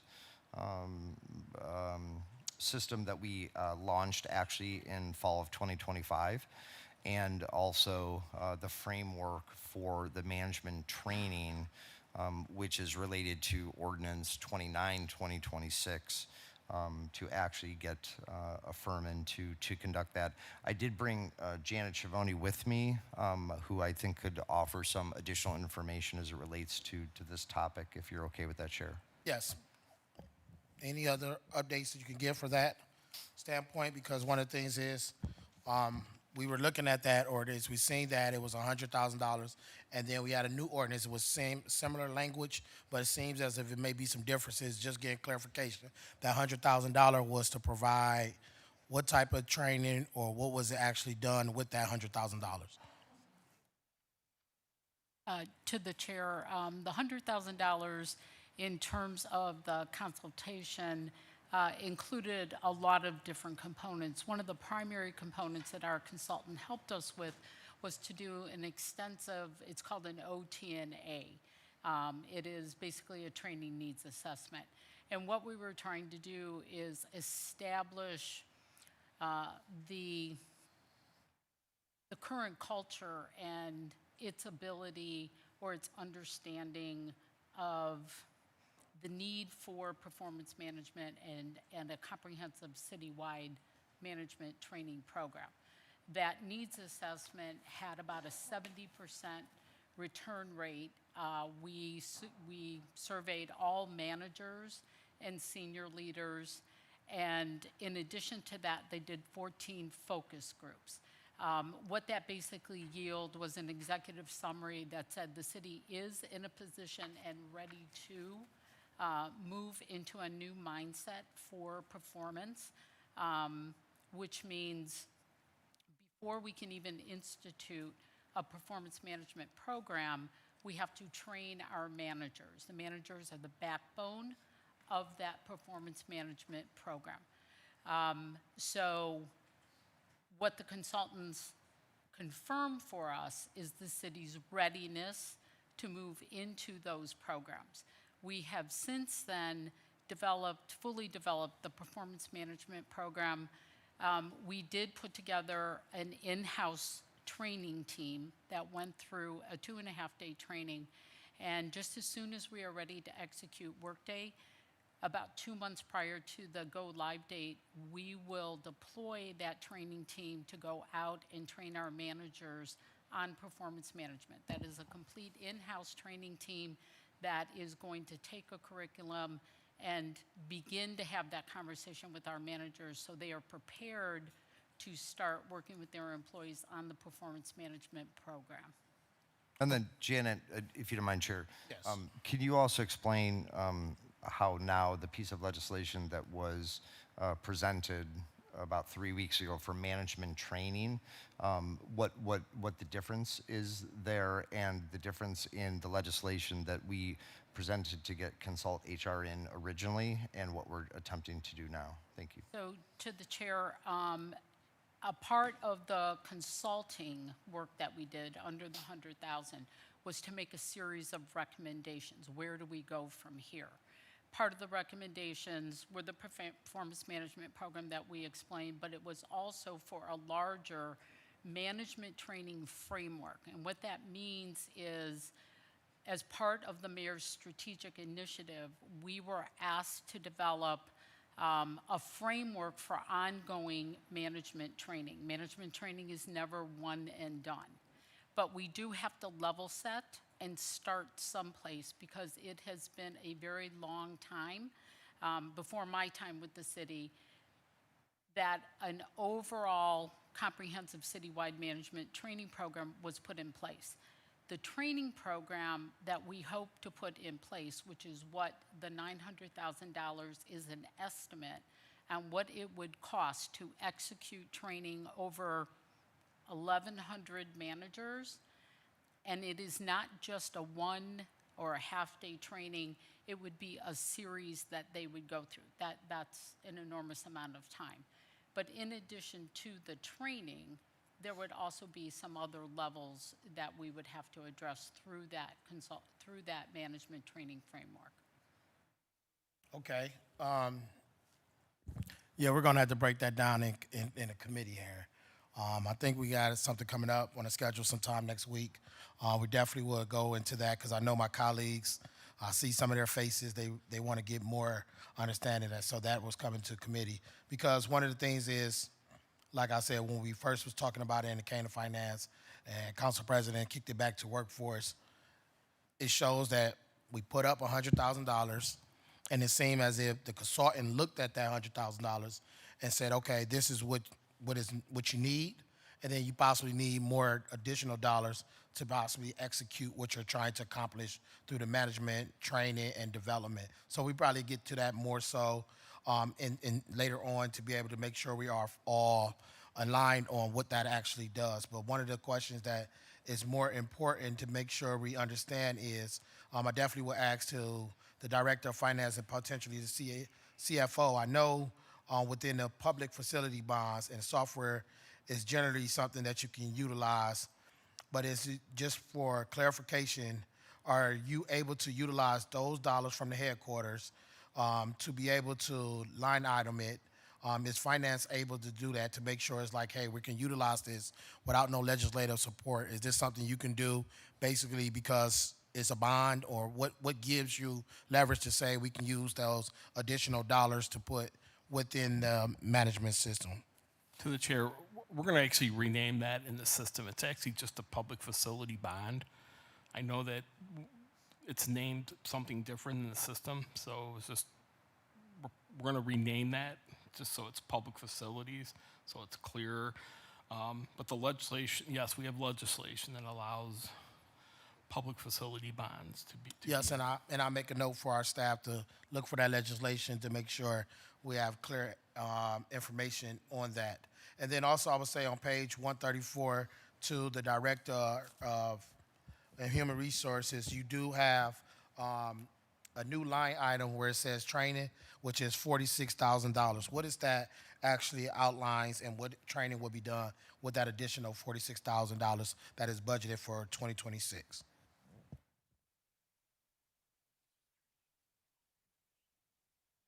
Oh. To the chair, that line item in particular is for ongoing training and certifications for HR staff. So I'm really trying to promote a culture of upskilling and getting additional training so that they can perform their jobs better and more effectively. Recently, as an example, the employment relations staff, all three, went through SHRM certified training for investigations, for instance. Those kind of trainings really add not only to the skill base of those employees, but credibility to what they do. Just really encouraging staff to take advantage of that and continue bettering themselves professionally. Okay, and then also you're speaking of training, something that is very important, obviously, to myself and most of my colleagues as well. One of the things is just career progression. That is something that is big. If you're saying this is what you're trying to see in your department, how do we make sure that is rolled out throughout all departments? You know, you're the director of HR. That is important. And one of the things I would ask is, do we have any type of data that can actually show where is the educational level of employees in the city of Cleveland to determine where they are at? Are some high school diploma employees? Are some just GED? Or is some possibly trying to work towards that? Do we have anything as data that you can send through your department to council just so we can get some type of understanding of who is being hired in different positions in the city of Cleveland? If you can, and someone from your department can get that over to our staff, that will be important. And also, when we talk about a lot of training and development that we're providing within the city, do we have anything to help support employees to ensure that they get their GED? Are we paying for anything like that? Say, for instance, if you look up and you have an employee for the city of Cleveland who's been a seasonal employee every season for 10 years, is there any type of program that we can help assist that employee potentially by getting a GED or possibly paying for the classes or partnering with us, an organization or institution to say, hey, get them enrolled in this program. We may be able to cover the overhead costs. So therefore, now they can be more employable to possibly move into a different position where they could become move from being seasonal to possibly full-time. Is that something your department actually is looking into, Director? Thank you for the question, Chair. So to answer your first request, I don't believe we're actually able to extract data as it relates to all of the educational levels for each of our employees. But I would, I think it's important though to tie back to the previous discussion, whereas one of the main goals through performance management, which has been rolled out, and management training that is coming, as part of that process, is deeply rooted in succession planning. And, our goal is to really continue to expand our interaction with the departments through performance management and associated management training, and then training to their staff in order to really create strong succession planning throughout all the ranks and all the departments. So that's the first part. I don't believe I can get that information, but if I can, I absolutely will. As it relates to your second question, I would love to institute a tuition reimbursement program in the city of Cleveland. Currently, just to understand the way it works, and to your example regarding someone who wants to better themselves, and if we pay for something, the answer to that question is yes, we do, but it's at the department level, and it's pursuant to a department budget. Whereas a department director can pay for an individual's costs as it associates to either it could be gaining education, it could be gaining certification, any of those types of things. However, I guess in future goals, so to speak, I would love to see a citywide tuition reimbursement program at some point. That is a sea change for the city, and it would be costly, but I think it would be worth it. There's comparable public entities that do tuition reimbursement. I'm actually a product of that through Cuyahoga County myself for my master's degree. So, I would love to see something like that come to the city, and that those discussions have already been in the works. Thank you, and I thank you for that, Director, your presentation. And I would definitely say that with the new revamp of Workforce, Education, Training, Youth Development Committee, I believe we're going to be working closely together with our committee to be able to advance things. And before I open up to the committee, I definitely will ask, you serve as the Director of Human Resource, Director Cole, right? Yes, Chair. And then you said you just hire a secretary to the Director of HR. What's the person's name? Her name is Leslie Estramera. And then who is your business and operations manager? To the chair, that's Beverly Johnson. That's a Ward 5 baby right there. That is the chair, yes. All right now. A proud one. Proud one. We went to Yeah. middle school together. We know each other. Okay. All right. Then we have our assistant director of HR. Who is that? Stephanie House Jones. To the chair. To the chair is Egdelio Morales. Ed Morales for short. And then your, what's this, HRIS manager? What's that? To the chair, that's Human Resources and Information Systems Manager. That's Mark Miller. Okay. And one of the things I definitely will say lastly is I think it's important for us to promote within. I spoke about it last night, and I believe that if we want to get the best out of what's going on in our city, we need to have the institutional knowledge. We need to make sure they are being developed, trained, and also open doors for opportunities for them to move up, because it's great to be able to have those individuals who can actually do the work. Sometimes it takes more dollars to bring someone external in order for them to get caught up to speed on certain things that people just have. So, like I said, we will be working close together to figure things out, and I definitely will open it up to our committee, and we do have Dean Mike Polenzek, followed by Councilman Joe Jones, and followed by Councilwoman House Jones. Anybody else? All right, Dean. Thank you, Mr. Chairman, my honorable colleagues, and to the director. This year, how much will we spend, the city of Cleveland spend for health care? To the, or through the chair, excuse me, to Councilman Polenzek, I believe we've budgeted 130 million, correct? 104. Yeah, Oh, through, just for through the chair to the councilman, if you look at page 387, down there at the bottom, total expenditures under the health, Page that number again? 387, the health self-insurance fund. The bottom line, the total claims, is that what I'm looking at? No, the total expenditures all the way down at the bottom for 2026 is about 105 million. Still trying to find it in my book. I put everything in my other handouts I put in my book here. Okay. Okay. That's what I. And that's to the CFO, you said is on page 387 under what? To the chair, yes. If you look at the total expenditures, the blue highlighted line, and you look under the 2026 budget column, that number is almost 105 million. Okay, so what does that encompass?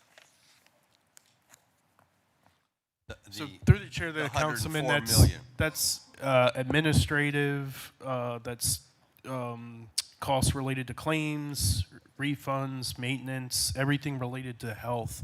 And then the following page, 388, that is the prescription. So the prescription is broken out separately. Total expenditures for that is about 30 million. Okay, so what about dental and eyeglass? What would that fall under?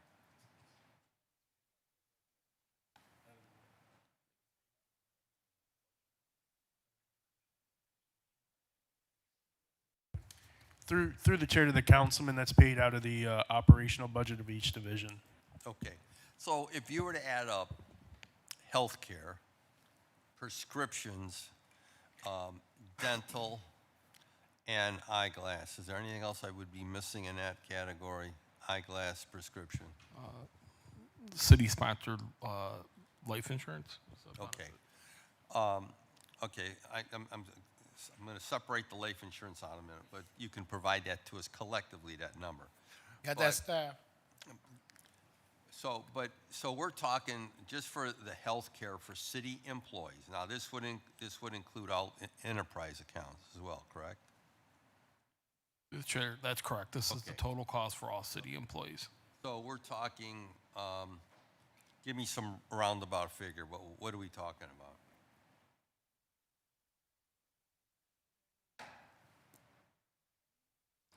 Through the chair to the councilman, I mean, these two alone are 130. The other ones are way less expensive. So Okay. let's estimate another couple million for Okay. the other coverages. So if you can provide us that through the chair, through the staff. And what the question, the reason why I asked this question is because for the viewing public, I've always tried to, when I'm asked questions about the operation of the city's budget at neighborhood meetings and what it takes to operate the city. So before we patch one pothole, before we cut one empty lot, the high grass, before we repair one city building, right off the top of the operation of the city of Cleveland, both general fund and enterprise accounts, we have to identify at least 130 million for healthcare and related services. CFO? Through the chair to the council person, that, yes, that covers health and prescription. Yes. Yes. Okay. So, because I always try to explain to people how city government operates, and because we always get these questions about priorities and concerns, et cetera, et cetera. So, as it pertains to the healthcare, when was the last time we went out for a bid on healthcare? Through the chair in 2025. 2025. And so, and then we awarded that contract to who? Through the chair to the councilman, for major medical health care, it is Aetna and Medical Mutual. And who? Medical Mutual. Okay. So those are the two prime. When will we go out for bid again? Through the chair to the councilman, we would expect to go out 3 years from now. 3 years from now. One of the greatest challenges for us in operation of city government, we have to provide health care for our citizens, for our employees. That's a given.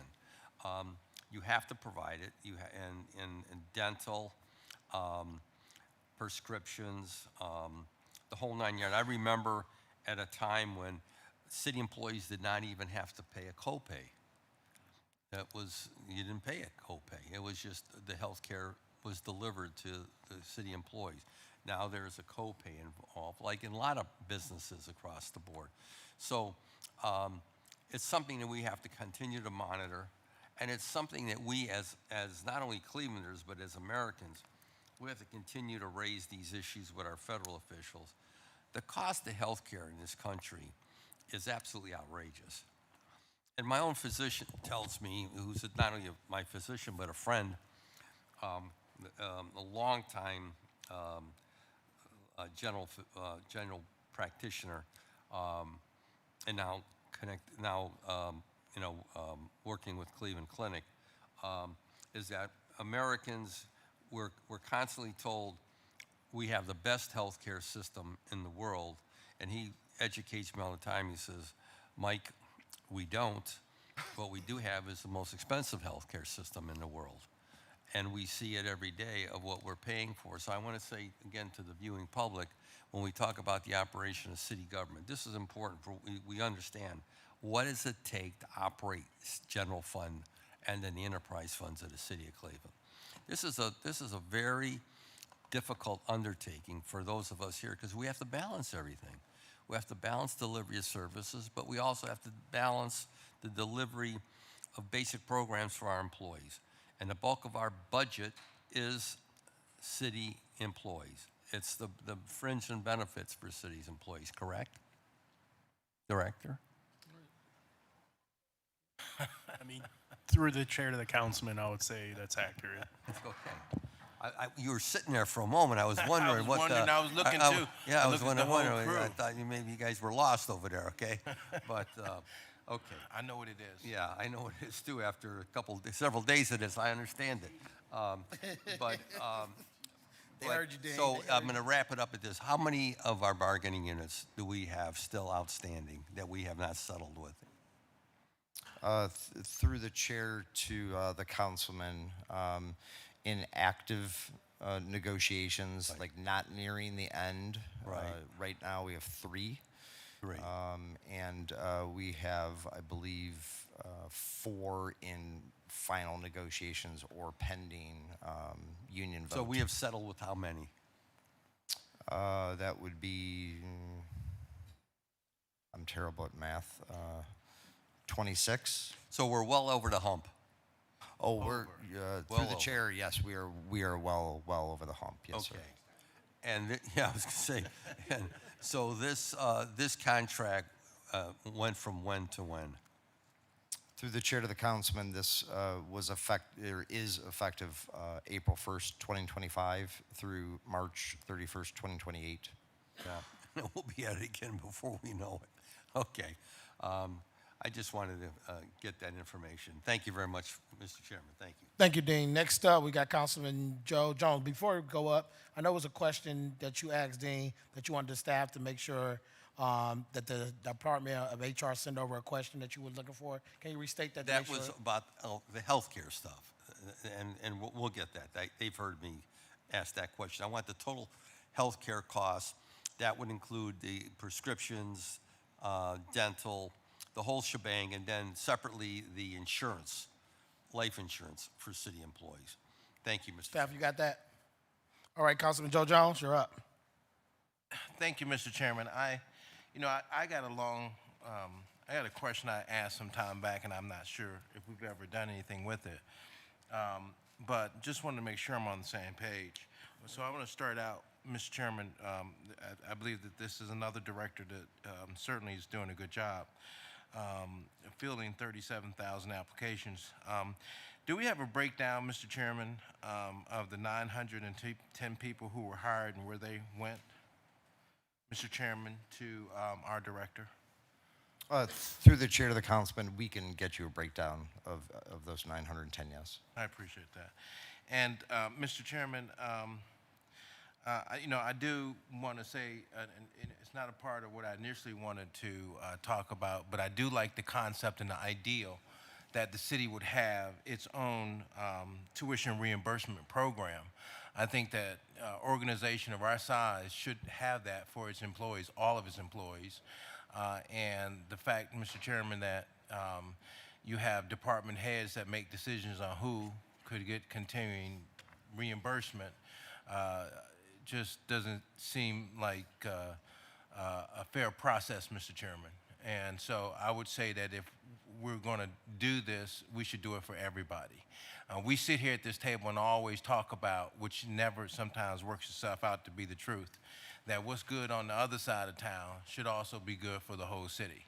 So I would say, Mr. Chairman, that if we could do that for the entire city of Cleveland, that would certainly improve the conditions and the morale of our employees. So I applaud, Mr. Chairman, the Director Cole's concept and ideal about doing that.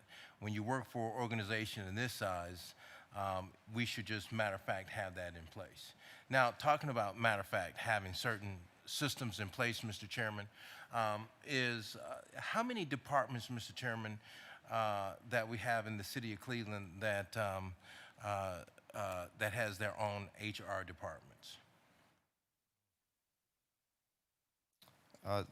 Through the chair to the councilman, so we have approximately 75 leads, HR leads, across the city of Cleveland. Can you explain what that means, Mr. Chairman, to Mr. Cole?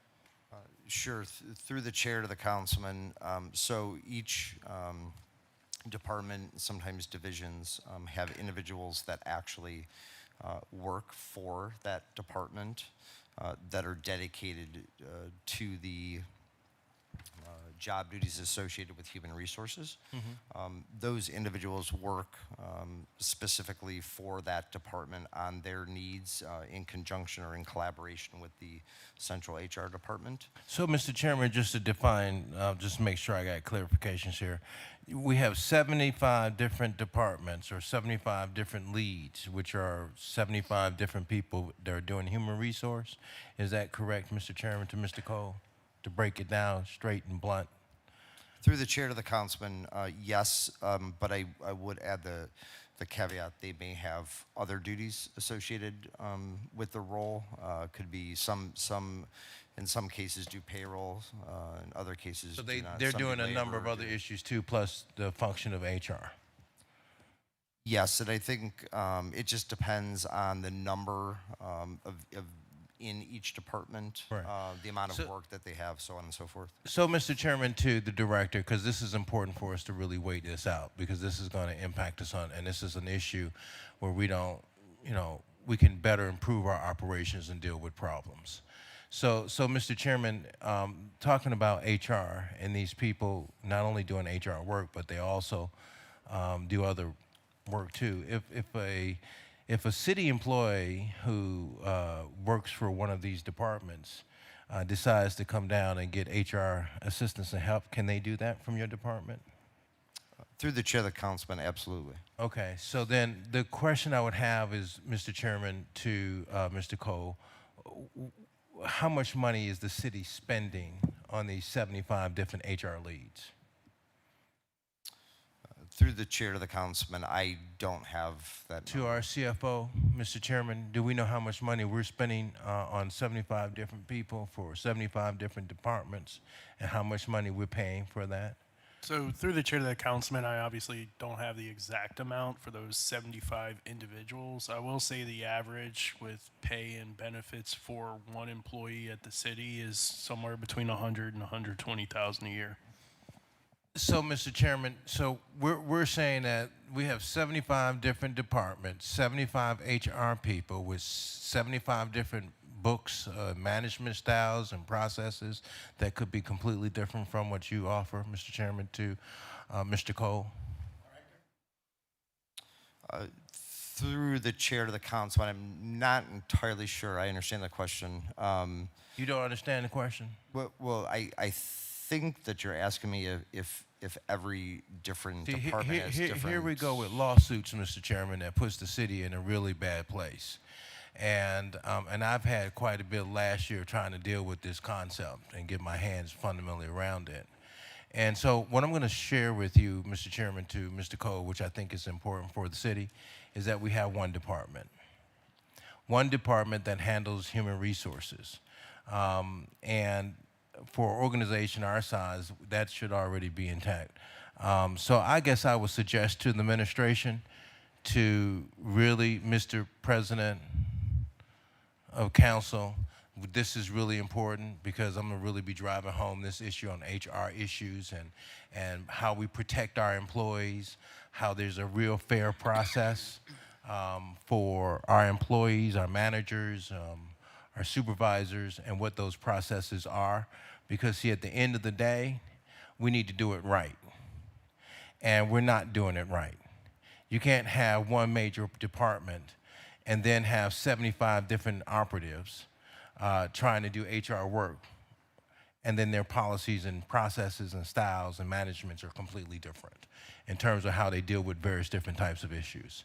So Mr. Chairman, what's your thoughts? Because I brought this issue up before at the table several years ago when I saw all of the various different HR operations from the various different departments. It doesn't make sense.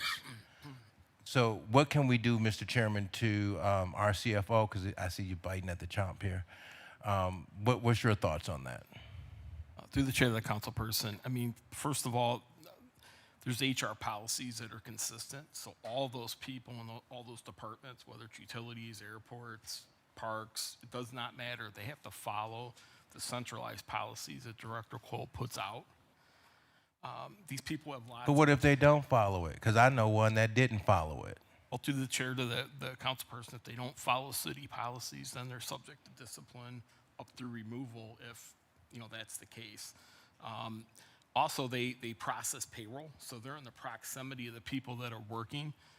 One of their major function is to put the time in, and because they're physically there with the people, so part of the personnel leads is timekeeping, and HR is kind of centralized in this building, so they're not on these sites. So they serve several different roles. I mean, one of them is timekeeping, one of them is educating some of the employees that are there.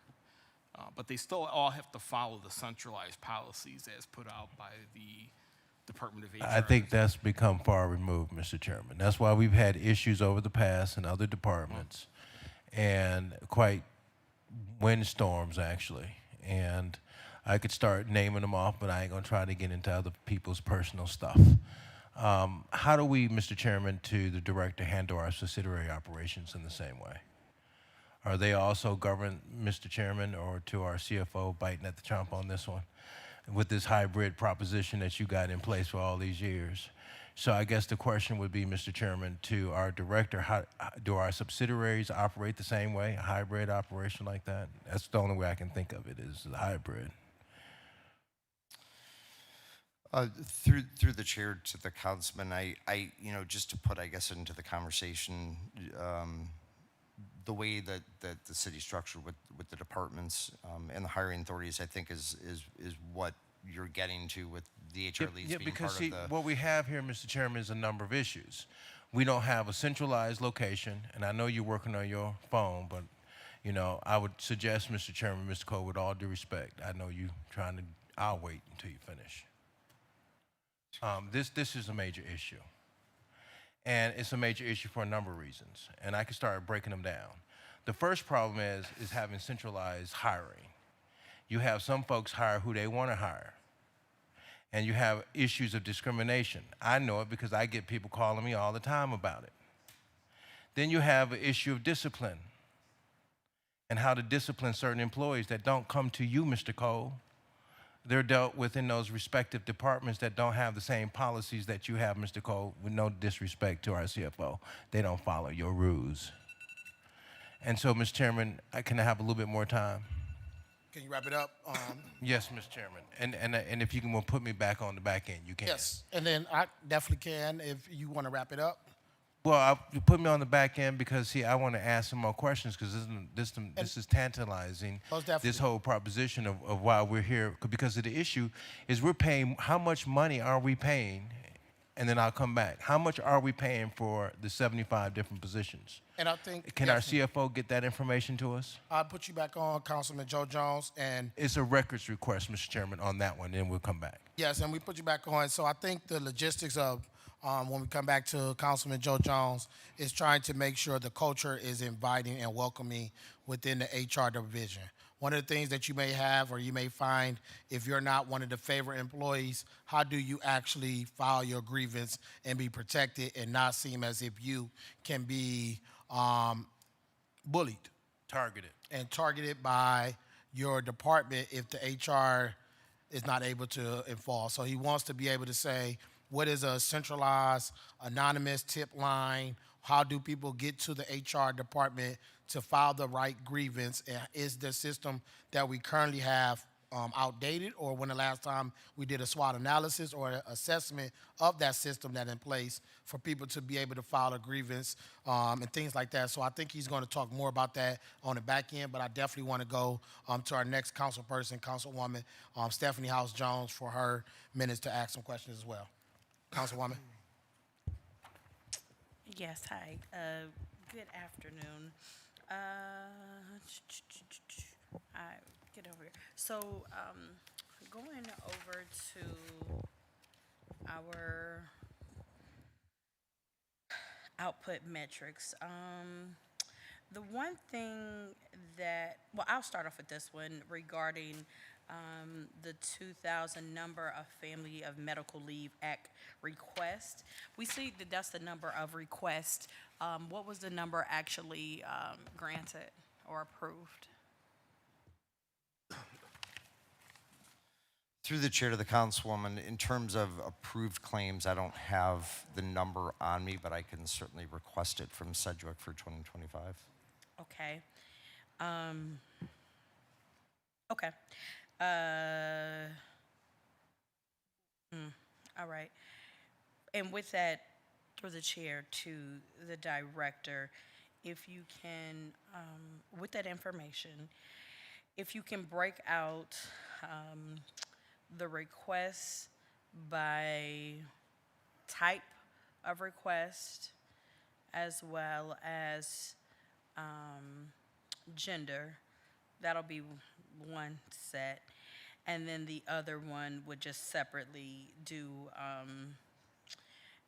FMLA request by department and category. And then can you also separate out those that were in, well, the type would be there, which would notify those who, that were a part of the paid parental leave? That's in this number, correct, or no? Oh, so that's a question through the chair to the director. Is the paid family leave a part of this 2,000 request? Through the chair to the councilwoman, Parental leave. so paid parental leave does run concurrently with FMLA in terms of hours that move through. Just for clarification, when you say type of claim, So the type of claim, meaning if it is for, if it was for self, self, is it for caregiving? Family, If it's caregiving, got for parental leave, the type. got it. Because ours are not the Okay. same, so. Another question that I have is we talk about the number of people hired through the chair to the director.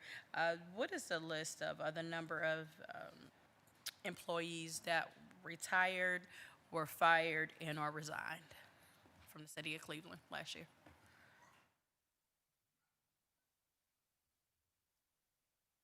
Oh, no, that's on the page, sorry. Through the chair to the councilwoman, so we had 676 employees that separated in 2025. And we don't have those, they were separated. Can we get those disaggregated? Broken down. I could do that for you. And if we can also get it disaggregated by departments, please.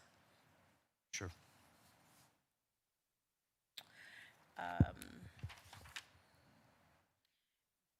So there was a question regarding training. Well, the conversation that my colleague had about, in addition to our HR department, we have individuals in the variety of departments that handle HR functions. And I'm trying to get an idea of what are the standard, general standard expectations, minimum qualifications. Do we have minimum qualifications for individuals who serve in these roles of HR representatives, varied by department? Director? Through the chair to the councilwoman, that is actually something that we are currently analyzing, because historically there is not an HR lead classification, so to speak. So the skill level, education, experience, those types of things vary across the city and by department. So straight answer is that there is not a baseline for the HR lead position. However, as I had talked a little bit about earlier, we are trying to standardize and upskill the individuals who are in those positions currently, and have a bit of a broader long game to standardize. But currently, the HR University I had mentioned earlier is one of the ways that we are trying to get everybody to kind of the same level. Additionally, we train quite a bit in the functions in which they're required to perform, whether that's handling grievances, handling discipline, in other areas that HR is responsible for. But the long game would be to have more standardization across the city. Keep in mind we're as it relates to that position specifically, we're dealing with some historical difficulties in terms of embedded systems. So we recognize what you're bringing up and are taking steps in order to make it more of a standard. Yeah. So through the chair to the director, like this is one of the areas similarly where I just think overall we as an organization must get serious about actually standards. Like if the people who are supposed to be the gatekeepers of human relations may or may not know what they're doing, it can only help or hinder the process when it comes to employment issues here in the city of Cleveland. Which get into my other question would be, when we had this conversation at the beginning last week, as I was talking about performance standards for every single person that works for the city of Cleveland, would be really interested to know what role do the people who, well, let's start off with your department. What role are you all playing in this establishment of the performance measures and indicators that are being developed, that are supposed to be developed this year? Through the chair to the councilwoman, we've actually put a lot of work into this, and I know Janet discussed a little bit as well as I have, but we actually did launch a structured performance management system in October, and that rolled out initially to all non-bargaining individuals. However, moving forward with the hard launch, which is going to be happening simultaneously with the launch of the new human capital management system, will be all employees. So the great thing about that too is it will all be in our system. It's going to be all electronic, and all of the hard work as it relates to the actual structure of performance management, for the most part, has been completed, with some nuances that will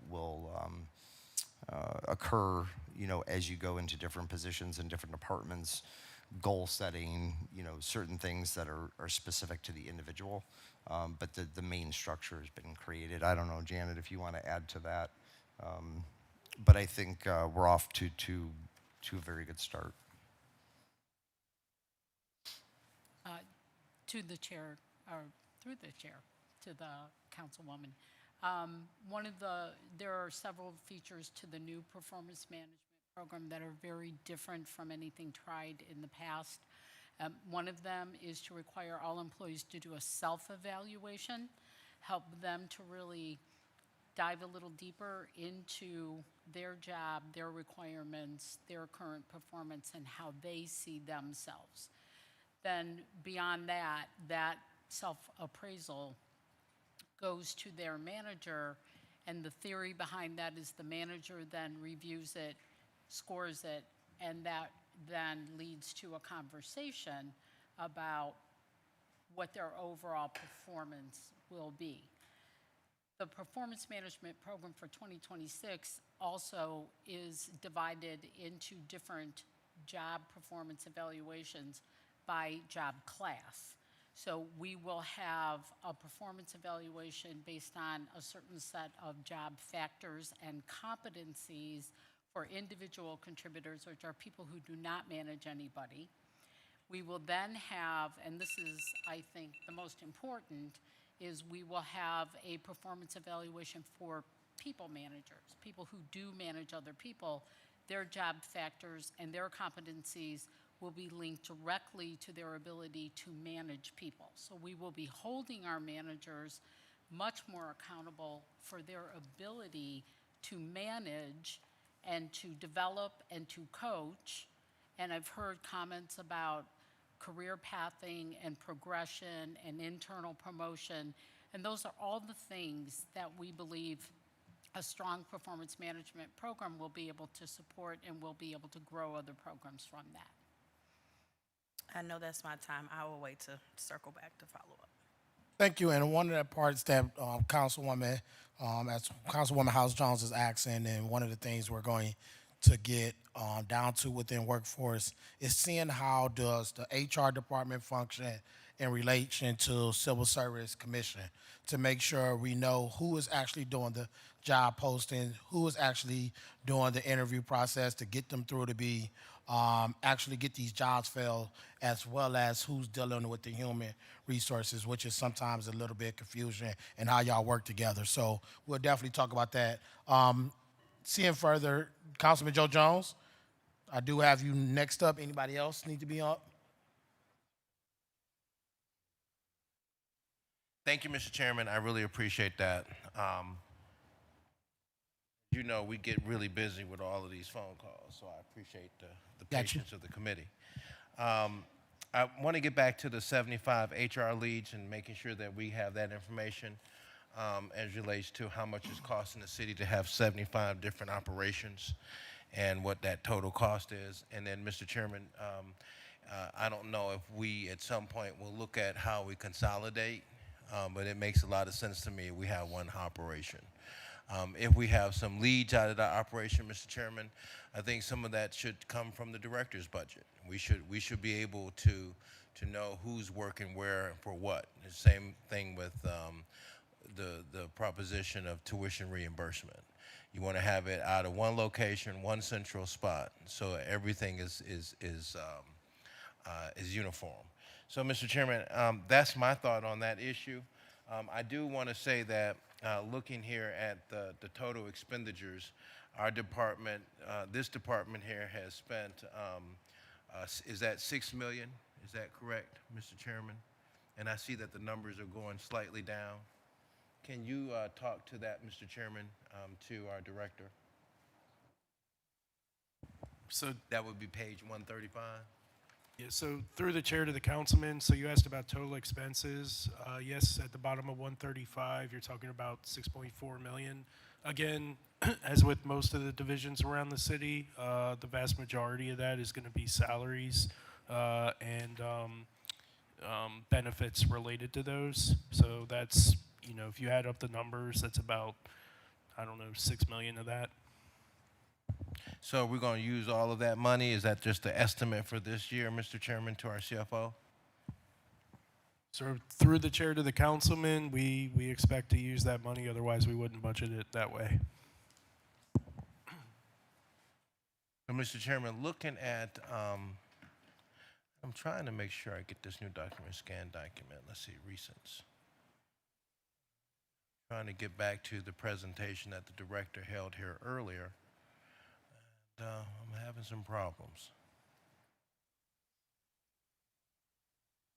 So bear with me.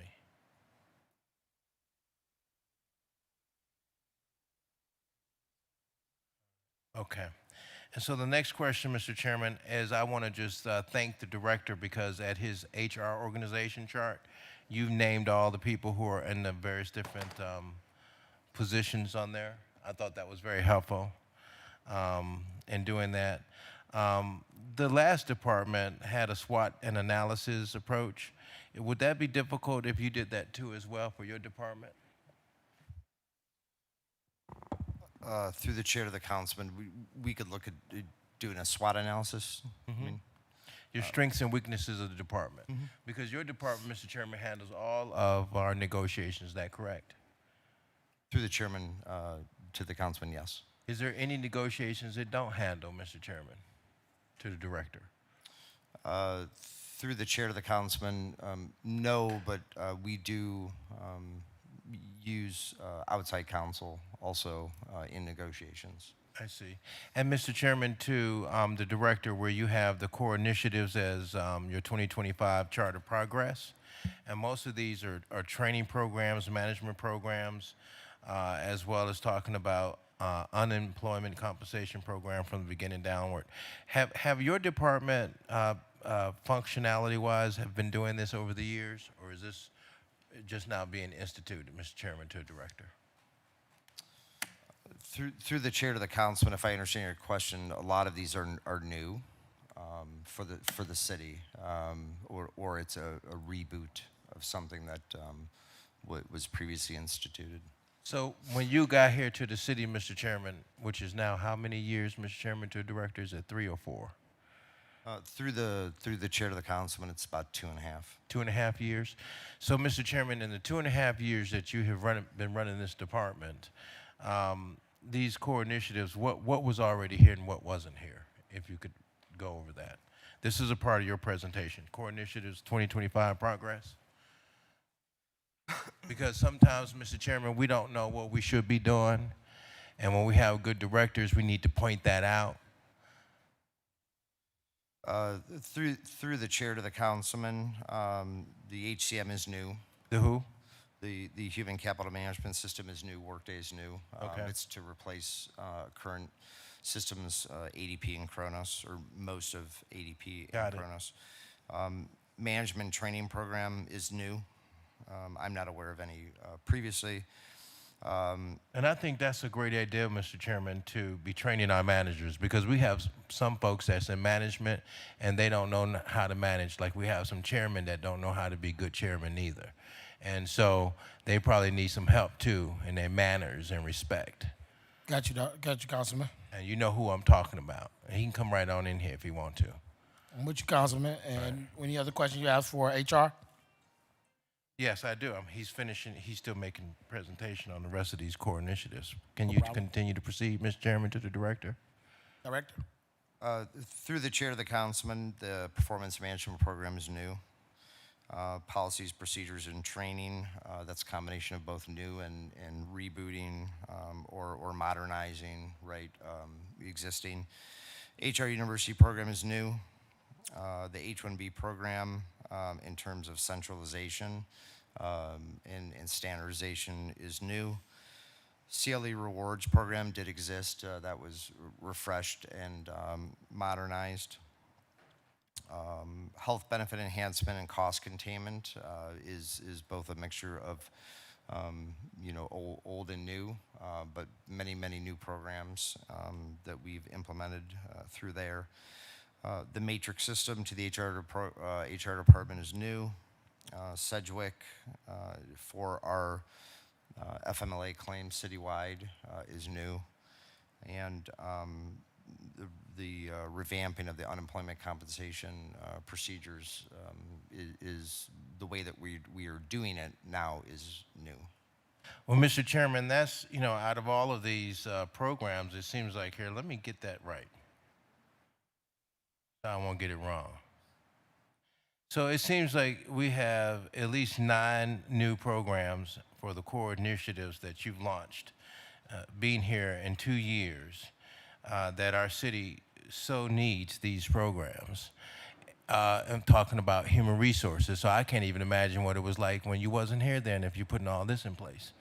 And, Mr. Chairman, that's why it's so important, and I hope my colleagues are listening. Any intelligent, smart organization has regionalization in place in terms of who's doing the work and how the policy is matched all the way across the board.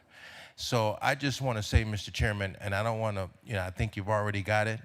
We have 75 different positions. I hope I can get that breakdown. Those positions should be all up under the one organization, and that's the Human Resource Department. And that's being operated out of Director Coe's piece. And Mr. Chairman, again, there's been so many various different issues in so many different departments, and I've had to, as a councilman, deal with off issues when it's supposed to be Mr. Coe's department that's supposed to deal with that. So, when I talk about departments and their functionality, I just want to say, if I had to give an A on all of these new starts, I give Mr. Coe and Human Resources Department an A for doing a fantastic job. So with that being said, Mr. Chairman, I will yield the floor back to you so we won't be spending too much more time on this. And thank you, Mr. Cole, for the work that you do for the city of Cleveland. And I hope that we can start talking about how we look at those 75 pieces and seeing how we can bring all of the city up under some fair process as it should be. Thank you, Mr. Chairman. Thank you, Councilman. And seeing there, Councilwoman House Jones. Yeah, I just had just another question through the chair to the. It's actually, I don't know. This might be a finance, HR, and a tech question. So one of the things in Seattle, I just recently was in Seattle, and one of the things they offer is basically an open data pool where it's called the Seattle pay rate. So everyone who works for the city, you literally by department, name, category, rate, it is publicly available. What would it take for us to get something like that in the city of Cleveland? Director or the CFO, have anyone of y'all studied any other best practices from other cities to get something that is very transparent, a system that people can go online, see what's going on, things like that? Have we, because I know we're talking about all this data analytics that we have going on. Do we have anything or experience or looked at anything like that, like the councilwoman is asking, I believe? So through the chair to the councilwoman, not from a finance point of view, I think this may fall more under like an urban AI, like IT type project. I don't possibly. think it's that hard. It's just we have the information. It's just creating it, whatever. I will send it over, but I just think it's something that we need to do here in the city of Cleveland. Part of the thing is, especially from a pay equity standpoint, I think is one of the ways that you can directly see where there are all things are not equal. And again, there are a lot of conversations that happen here during budget hearings. And then, I know as a council member, I get different calls about what's happening in departments. We really need to get rid of that. The open and transparency goes a long way by just being very public about people's wages and moving from there. And so what would it take? Who do I need to work with on this to get this done this year? So through the chair to the councilwoman, I know that before hearings started, we didn't send you preliminary sent it. payroll. Mm-hmm. So we can run those reports. I think just putting in the request, we'll find a way to run that for you. Through the chair to the director. No, I'm not talking about running a report. I'm literally saying just put it up. It needs to somewhere there where it's an open data part where everyone, because we all are public sector workers, that everyone, like I said, it's called Seattle Page Portal or something like that, where you can just Google it. Because again, I know that I don't even know how often that is a public records request, but that is something that should be open and publicly available. Through the chair, the councilwoman, the state of Ohio does something similar. So we'll talk to IT and urban AI to talk about how to do that. Again, it's all public record. Yeah. So, it could be readily available. I don't think it takes that much. Right. We will engage IT and urban AI, and then we'll get back. We'll get back to you and give you an answer when that could be brought up. Okay. Yeah. And then my final question, through the chair to the director and team. I know there was conversation about coaching. Was it coaching for managers, learning how to manage? What was the conversation regarding coaching in regards to? The consultant had said something. Well, my question is, through the chair to the director and team, how often are we coaching our managers, supervisors, directors on their responsibilities as managers and supervisors? And really setting a tone for culture, right? I am one who has not necessarily been shy about how the culture here, and I would just say in society in general, just needs to be improving. We have been so accustomed to not necessarily a more restorative environment, and I believe it takes a level of coaching to help people to transform environments.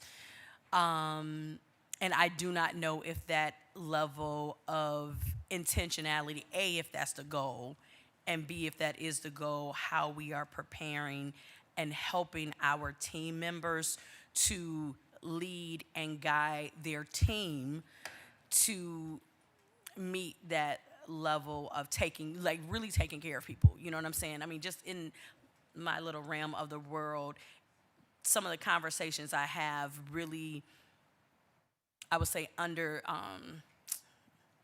tell a story of how people are not being taken care of or don't feel like they're being taken care of as a person. And a lot of times I believe that is facilitated through leaders throughout the city of Cleveland.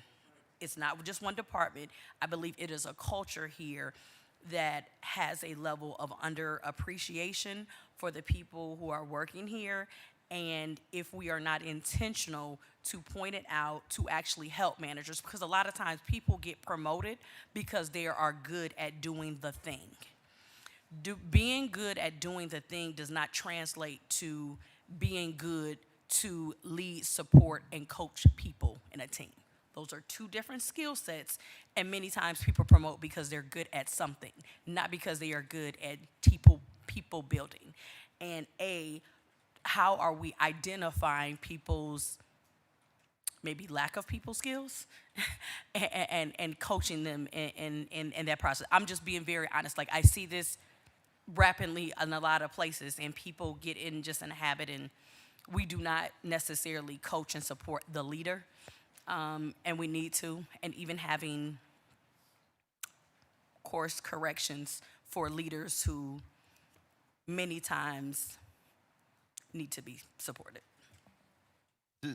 Through the chair to the council, I mean, you're actually hitting right on some really important points of what we're trying to do with both the institution of standardized performance management, but then the management training.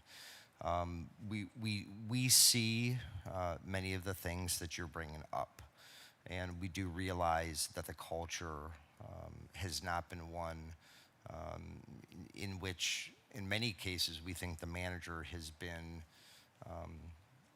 put into a position where they know how to do a lot of the things that create a good culture for the individuals that report to them.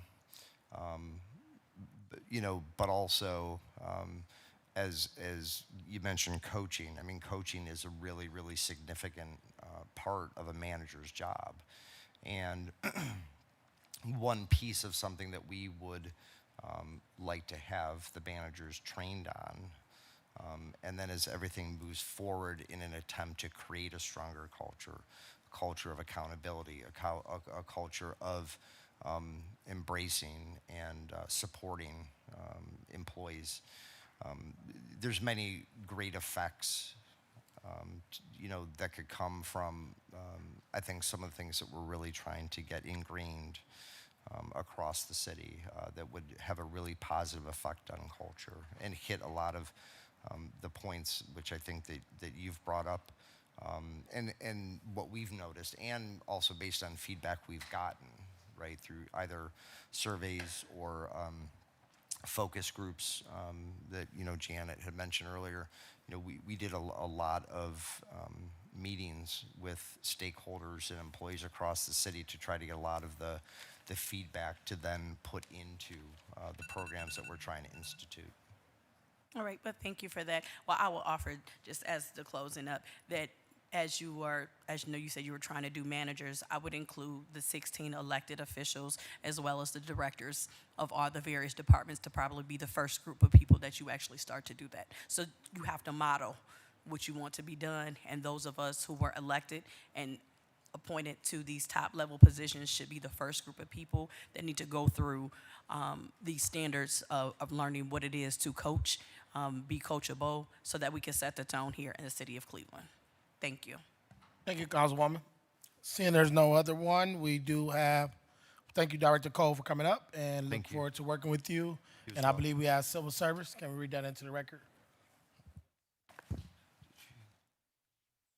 Page 77, Civil Service Commission, Executive Director Rashawn N. Long. Page 78, salary expenditures 2025 unaudited, 1,004,765. 2026 budget, 1,094,851. Page 79. Total expenditures 2025, 2,043,195. 2026 budget, 2,666,476. Staffing level, 2025 actual, 16, 2026 budget, 17. Mr. Chair. All right, we do have our Civil Service Commission up here, and we do have Executive Director Lawn Care. Can you explain or introduce yourself to the committee, as well as how long you've been with the city and how long you've been in your current role? Through the chair to council members, good afternoon. I'm Rashawn Long. I have been with the city of Cleveland for 31 years. I have been in civil service for about 3 years. Prior to that, I was in human resources. The majority of my tenure with the city of Cleveland has been in human resources. I've worked in various departments. Prior to coming to the city of Cleveland, I worked in human resources. So that's my area of expertise. All right, thank you. HR to civil service. Just before you go into your budget, can you explain what is it that the Civil Service Commission actually does? Just for the viewing public to understand the work that your department actually do. The short version is civil service is responsible for ensuring fair and equitable hiring and promotion processes. So, if for layman terms, for those to learn just shorthand, civil service is the ones who actually do the process of job posting, making sure people are actually getting actual interviews to get into departments or to get hired for the city, or is that something that another department does? How does that work? Through the chair, that is correct. That's actually why we sit with HR, because there's so much overlap and confusion. Civil service is actually responsible for hiring. We post through our website. It's actually on civil services website and HR's website. However, civil service is responsible for testing and examination for certain positions. All right, well, I'll let you kick off your presentation, Executive Director. Through the chair to council members, we already went over this slide, so we go to the next one. This is our departmental overview. Job postings for 2025 were 525. Test bulletins were 119. Applications received 46,422. And then under that are our public safety stats for police, 2,379, fire, 1,342, and for EMS, 443 applications. This was reviewed by HR, so we'll go to the next slide. Our core initiatives.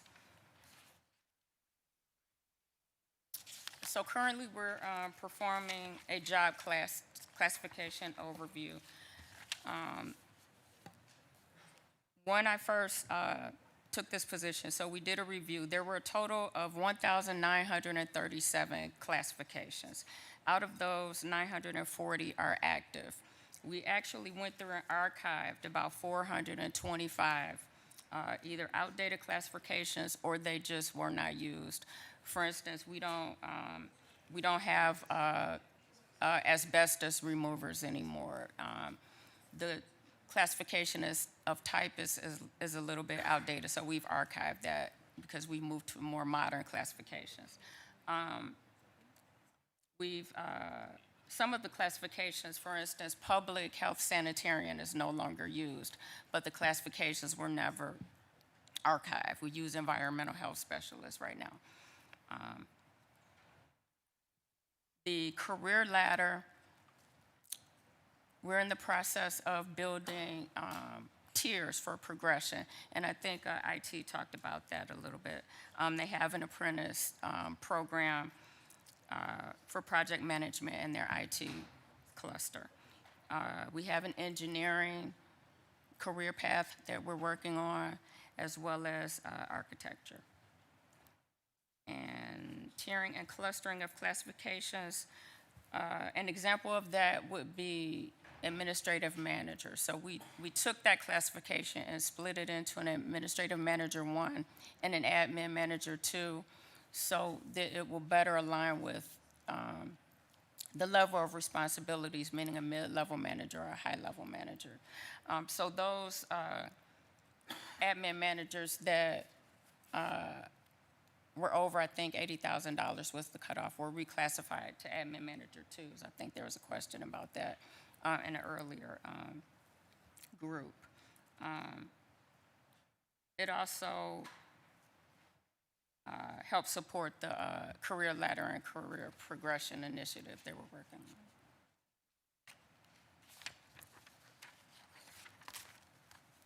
The pay band reconciliation, that's a little bit of what I've been referencing as far as the job classifications. Typically what happens over the years when new classifications have been developed or archived, they haven't been removed from the pay band ordinance. So you have all these positions sitting in the pay band ordinance that are no longer used. The eligible list oversight, we are actually trying to stay ahead of the departments. If we see that a department has an eligible list where there are only a few names left, then we, initiate the testing process to try to stay ahead of the department. So if we have classifications that are needed, when the department wants the names, they don't have to wait for a test to be given. However, that works both ways, because if the department knows that they're running out of names, then they should notify civil service so that we know and we can, create a bulletin. And then lastly is our electronic examinations. This is something that we are looking into. I would say that this is actually a weakness for us, because we will be able to turn over the exam process a lot more quickly if we had, more technology, I'll say that.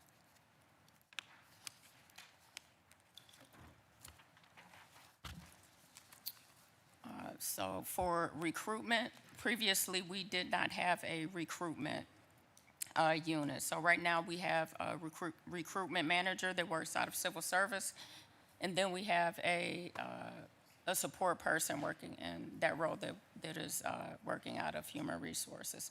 So this just provides an overview of some of the events from 2025.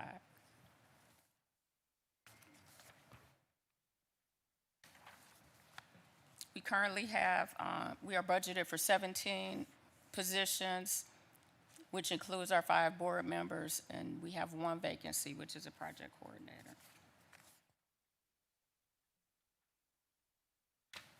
And I know that's small, but that's our organizational chart. And that's it. Keep it short and sweet. With me, to my right is Lila Abrams Fitzpatrick. She's our business and operations manager. And then behind us, we have Leanne Guzman, who's our project manager over police and fire testing. And then Derek McDaniel is our recruitment manager, if there are any questions for them once we get started. And you said that's Leanna Guzman? Leanne Guzman, correct. Okay, definitely. We're going to talk about that fire.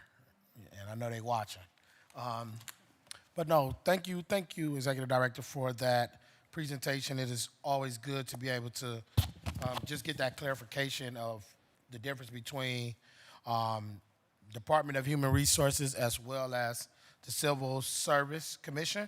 Some things that possibly fall under your department oftentimes get asked to HR, and then we'd be like, nah, it doesn't work that way. One of the things I'm just interested in just knowing is how you are able to have so many job application and interviews and things like that. So one of the things I looked at on page 77 where it says, okay, under output metrics, under historic data, it shows the number of job postings from 2023 on page 77 under output metrics. And number line 1, it says number of job postings. And it has the breakdown of the historic data from 2023 up until 2025. And it notes that this was done on my birthday in December 17th of last year. So right there, it states the last that it was updated within 2025. It showed that you posted through the Civil Service Commission, you did a total of 537 job postings in 2023. And then in 2024, we had a little decline with 475 posting. And then we increased again once in 2025, ending with 517 posting. Now, for me, I was trying to get an understanding when you talk about the number of posting as compared to the number of applicants, is that saying that for in 2025, we had 45,259 applications to get 517 people interviewed, or how does that work together as far as the correlation? Just for clarification, that's all. To the chair, that is the number of applications of people that actually submitted, not interviewed. All right, so that 45,000 is the number of the applicants. Then what does the number, the 517 just said, we posted 517, and then out of those 517 postings, 45,000 people applied. Yes, so that is for our job postings, which is our, through the chair, to the chair, our job postings, which is our regular, like, what we consider non-competitive positions that you don't have to test for. That would be the 517. And then the testing bulletins is the actual bulletins that go out for postings for people to apply to take the test. So when you're adding both the postings and the bulletins, it came up to the 45,000. It came up to what again? So what she's saying is the number of job posting and the number of testing bulletins, those two are combined together to give you the amount of job postings that were out. And then when you talk about the 45,000 number, that is the number of people that actually click on the job posting or the testing bulletin to be able to be a part of that 45,000 number to possibly get a job. Got it right? You are correct. Thank you. And then one of the things I would say when it comes to civil service job testing, do we have a list of which jobs are qualified to have to go through the civil service testing or anything like that? Do we have a list of that? Or how can we determine which jobs have to be administered through that testing? Do anyone knows? Or Through the chair, I don't believe we have a list, but we could probably put one together if you would like. Thank you. If you could get that over to our staff so we can look, just so we can know like these jobs are civil service tested for potential reason. If you have a couple reasons why, that would be good as well. And then also I understand that you do have an actual board. Now within your board, that is something that is through the charter, I believe, for that. Through the chair, correct. And in the charter, it states all these board positions are there. How are people put on into that role? Do council have any appointments, or are these all mayoral appointments, or not through the? Through the chair, they're appointed through the mayor. All through the mayor, and that's by the charter. Do you know what charter number or ordinance in the charter states under? If not, I could talk to our staff about pulling it up if you don't have it on you.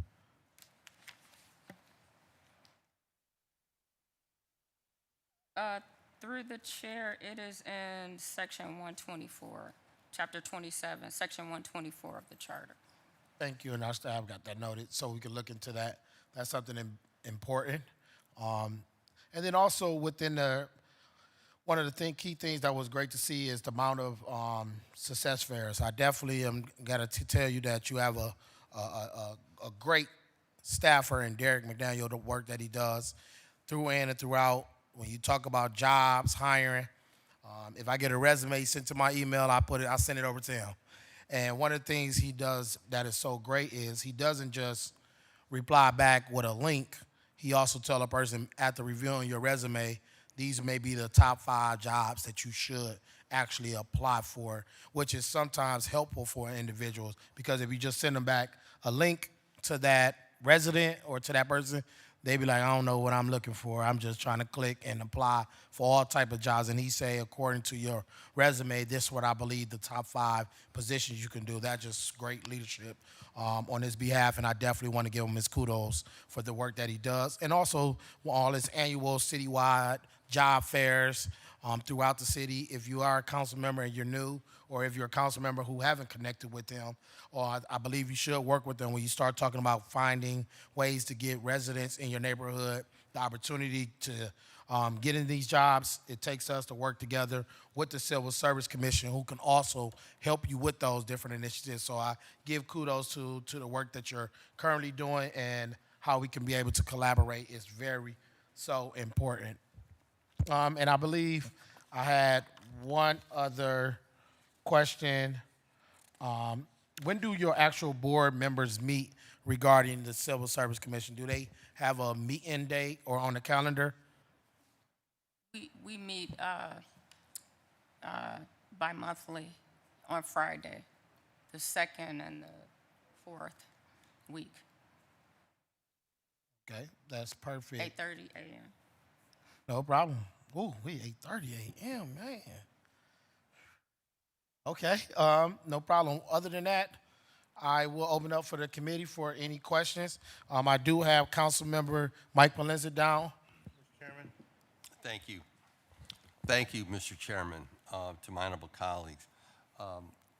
It doesn't come before us very often, but civil service is very important. It's what I learned a very long time ago from the late now Carl Stokes, when I would go, when he became a judge, and I'd go over and talk to him to pick his brain about different things in the city of Cleveland.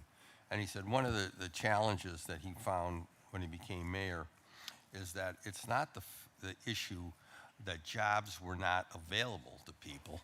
It's the fact that nobody knew about them. That there was no advertising, there was no publication, there was no advertisement as it pertains to jobs and how to apply for city jobs. So that's one of his greatest challenges was to make folks across the entire city, especially in the minority community, aware of the positions that were available and how to apply. That being said, you meant the secretary mentioned they meet once a month? Twice. Twice a Through month. the chair. Okay. In the course of these budget hearings, I'm trying to get something, this is going to the finance director. We have boards and commissions, obviously the Civil Service Commission. Were they ever requested at all in the course of this budget hearing for either the chairperson or somebody from the board to be at the committee table? Yeah, through the chair to the councilman, I think finance just handled all that. They were not, you were not asked? Through the chair to the councilman, we handled Okay. those I commissions. think that was a major oversight on our part. I want to mention that to our colleagues, my colleagues. Through the chair, they were invited. We always invite them. Okay, but none of them are here. And they're all paid. All these boards and commissions, they're paid. And I'm not aware of anyone up to today in the course of these hearings from any of the boards and commissions did anyone appear. So, Mr. Chairman, that's something we need to keep in mind as we go forward. I mean, in the day, they all had to be here. In fact, I'm not just saying the chairman, they all had to be here because they're accountable to the council. We either appoint directly or we confirm after the mayor appoints. And so I just say that for future going on, because there's some things in this budget book, again, going into next year, like not having the wages in the book, not having some indicator on the pages to where you can find a department or the division, which had always been helpful in the past. So I just think after we're through and we start doing budget reconciliation, just some things that we have to put down for the future, for next year for the budget. But again, I would say we need to think about these folks are accountable to this body, these boards. and they need to understand that. And I think that's the whole problem around here. That's We correct. appoint people, we never see them again. We I never don't even see know them. who they are. So I'm going to just leave it at that. Thank you, Mr. Chairman. Thank you, Dean. And as duly noted, your question or your reason of making sure the board is at the committees, definitely when we have a hearing about this, we definitely would like for them to be there for us to be able to be reintroduced or just familiarize ourselves with them as well as to connect. My next up, I do have Councilman Joe Jones. Thank you, Mr. Chairman. I'm going to follow up where my colleague left off at. And I know that we have been sitting here for quite some time talking about a number of issues that happen. And I like the director, so I don't want to look like I'm bashing the director in any way because you're so professional. You've always been the consummate professional over the years. But I got some tough questions here. And I don't want you to take it in any kind of way. It's just that these are things that I see as issues and problems, and it will help keep down issues on this side of the table. And we've had a number of conversations about this issue of firefighters being hired. And we've had issues about minorities being hired. And it seems like we have this, doesn't matter who's managing the city, it seems like discrimination and racial discrimination is running rampant still within the system. So it's almost as if we inherit racism, no matter who's running what. Because at the end of the day, we're still not accomplishing what needs to be accomplished as relates to the citizens who represent the city of Cleveland. Their government, consent by these people, have the same kind of makeup as the people who we represent. And we don't see that across certain areas. And one of them being fire has been notorious. And so I don't know if you have anything to add to that. If you do, if you don't, you do? Madam Chairman, to the director, please. Through the chair to Councilman Jones. So first, Secretary, I'm sorry, please forgive me.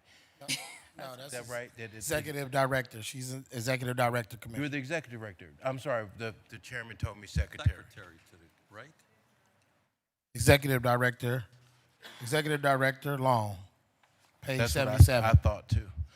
through the chair, whatever title you guys want to use is fine with me. Well, thank you, Mr. Chairman. I want my time back. That's 3 minutes. Go ahead.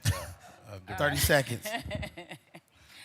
So first, let me say this. As far as there's a entry-level firefighter examination, and that is done through the National Testing Network, NTN, right? So there's no way that we can manipulate the applicants, right? They apply, either they pass or they I'm sorry, it's through what organization? National Testing Network, Okay, and that's for everybody? police and fire. All right, so is that something that we have to follow after? Is it based upon our charter and our rules? Through the chairs, not through the charter. That's the vendor that we go through for police and fire. I see, so we don't have to do that, Mr. Chairman, because that's why we finna get nitty gritty, because I done had some other people bring some stuff to me too, and I told them that doesn't fit from what I understand. Through the chair, I So- can't answer that question right now, but I will get you an answer. Right, because see, here's the problem, Mr. Chairman. We've been going back and forth, even when George Forbes was the president of Cleveland City Council, talking about the civil service problems. And I remember sitting here as a young kid, I had hair on my head at the time. I don't got it now. And we've been talking and fighting about what's right and how it should be done, and somehow we just still haven't gotten it right. So please continue, Mr. Chairman, to our director. Through the chair to Councilman. So I have been meeting with the Vanguards maybe since November, December, I want to say. We initially had a group meeting with public safety, and then I've had subsequent meetings with the Vanguards after that. So, you know, I believe the issue is preparation for the exam.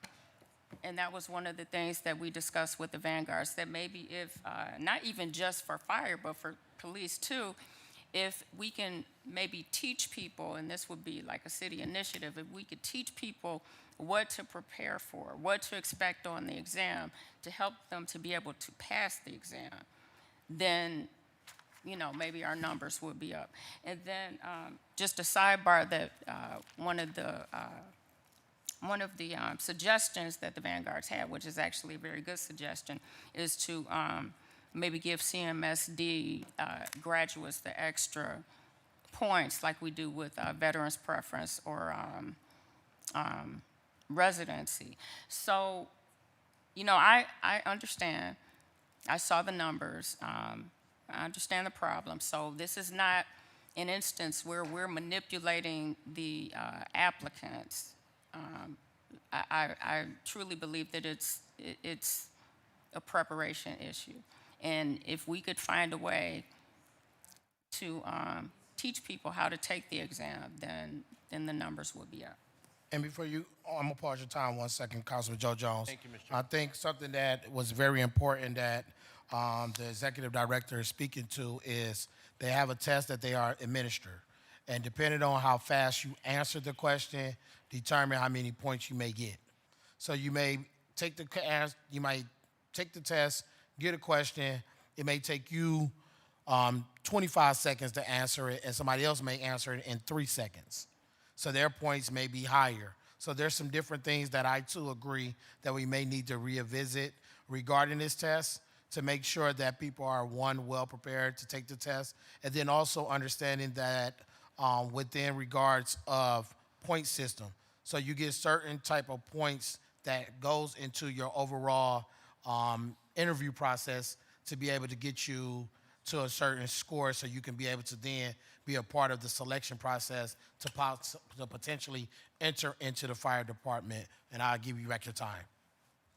Thank you, Mr. Chairman. I appreciate that. Are you finished, Mr. Chairman, to the director? All right. Mr. Chairman, to the director, can you get me who currently sits on the board? A listing of those people who sits on the board currently. Also, Councilman, that is on the slide, page number 9. Is it a part of this presentation that you've gotten right here? Yep, Okay, number the good. 9th slide on there where you have the Thank you. Civil Service Commission members. Thank you, Mr. Chairman. Do we have any employment and training development programs offered through civil service? Through the chair, no, we do not. Do we know why we don't have them, Mr. Chairman, to the director? Through the chair, I would say that would probably be something that would be done through human resources, similar to HR University or things of that nature. Because I think one of the things that would be important, Mr. Chairman, just, having systems in place and really one of the reasons why I asked about the board, I don't know how and how the board operates in terms of development of new policies and processes, because if we're going to change the system, we can't just sit here at the table, talk about the issue, and then tomorrow we just go about doing our business. We really need to fundamentally look at how we view this department, because there's been a lot of turnover in the space of time in this department, and making sure that the board that is selected is doing some work. And part of that, Mr. Chairman, is making sure that we have bias awareness training. So I want to make any suggestions, if you could, and then we could talk about this. It's called bias awareness training. We need to be talking about how we really look at what we do and how we do, because it's not about, Mr. Chairman, the service, but how well we serve. So that this issue won't be talked about like some 30 years ago when Fannie Lewis was sitting here on the other end where Mr. Shaw is sitting at the end of the table and talking about discrimination and how we can get more black people hired in to these nice jobs. And that there's no discrimination or bias in it. So with that, I've sat here and I would like to also know, I know that when they make the decision off of the list that you give them, do we have a category or a policy or something that marks people off? Do we know what that process is, where you will decline an applicant based upon certain criteria? Do you have that established, Mr. Chairman, to the director? Because I've heard it talked about on the sidelines, and want to know about the list that you have to exclude people from being able to be hired in the city of Cleveland. Through the chair, so they would be excluded per se if they weren't qualified, if they didn't meet the minimum qualifications. Once the list is established, they can request to be removed. They can request to Let waive. me explain what I mean by that. So Okay. you get a list of candidates. They apply for the job, civil service job, and when you get that list, you go through a process by which you match them up to your criteria. If they don't qualify, then they're off the list. Is that correct? They wouldn't be on the list through the chair to So councilman. they would never if they get on didn't the qua- list. through- Okay, so correct. once they qualify to those qualifications for that particular job, and so then once you got the list prepared, what do you do with that list from that point? Through the chair to Councilman Jones, based on the number of vacancies, then we certify, the names, and then the department has to interview them. Okay, and so then then select, that's the director of the department. Through the chair, that is correct. And for the civil service portion of that, goes all across the entire departments. Is that Through the chair, that is correct. that hires civil service employees? All right, so then they would then take that list, and then they would look at that list if it's 5 or 6 people, and then they would determine which ones they want off that list. Is that correct? Through the chair, they must consider everyone that is on the list and then determine who they would like to hire. And so do they have a mark off on how do they choose who's qualified and who's not? If you have 5 people on the list that are So through the chair, they tested the interview same them, way. and then, so through the chair, they're already qualified if they're on an eligible list. They've already met that criteria, right? So they would have to interview everyone on the list and then make a determination. And then those that are not selected, then they could be, certified again if there's another vacancy in that department or, another department. Well, Mr. Chairman, we see that there can be bias in the selection process of who's on the list. And so then now we got the problem. It's just real simple. It's right in our face. So you're saying to me right now that if they're all qualified, they're on the list, and I'm the director of department, I can get to interview whomever I want to interview for a civil service position, because we know why civil services really it was a political reason why they put it up in the first place. So the question is, Mr. Chairman, how do you begin the proposition to stop discrimination? Because I don't see how you do it unless there's something else. Because I asked before when it came, in particular, we're just going to deal with we ain't going to get into the minutia of everyone, but just the firefighters. So then who would have to make the decision who gets chosen as a firefighter? And I know who makes that decision? I got you, Councilman, and I got you, Executive Director. So one of the things we're going to look at during our committee is overall the processes that's in place and do some assessments of what's going on. When you talk about the firefighter, there's a lot of things to unravel when you talk about the diversity or the lack of diversity within that department. I have talked to our Chairman of Safety, Dean Polenzek. He is going to host a hearing to talk about fire. Also, we'll be able to work with the Civil Service Commission as well as HR to figure out how to break down so we can get to the nitty-gritty of different things that we can't just figure out right here doing budget hearings. But we're going to be able to definitely talk about some of those processes, get a little bit of understanding of what is the Civil Service Commission, how they do. Also, just for the record, their job is to administer the test. Their job is also to post the job. And then also they're able to say, hey, this person is employable, but they still got to go through your process to be able to make it. So there's a lot to unravel in us to make it seem as it solely is a civil service issue. There's a systematic issue that we need to align, like you talk about the historic context. If you could And put we're me gonna on do the that. back end, And we'll get some of because that. then that way I'm going to ask the potent questions. I got If I you. could give that to you, Director, if you got someone who can write We're it down. definitely- Because I don't think that this process is as complicated as it has been made out to be. I got you. Because what I'm hearing from you right now has... Got you, Councilman. I got you. has We're on the done back that. end. Thank you, Mr. All Chairman. right, Councilman Davis.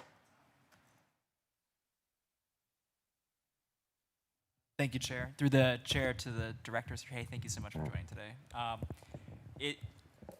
I'll just say off the bat, I do think that you're doing incredible work, making sure that folks are getting here to do the work that we need for the city. The hiring fairs are always such a hoot, and I love coming in through the garage and then encountering these dozens of folks who are excited to become public servants in our community and to give back through their time and talent to the communities that we're all serving here. So I didn't see those years ago, and I see them now, and I think I just want to, I'm always loving what I see there.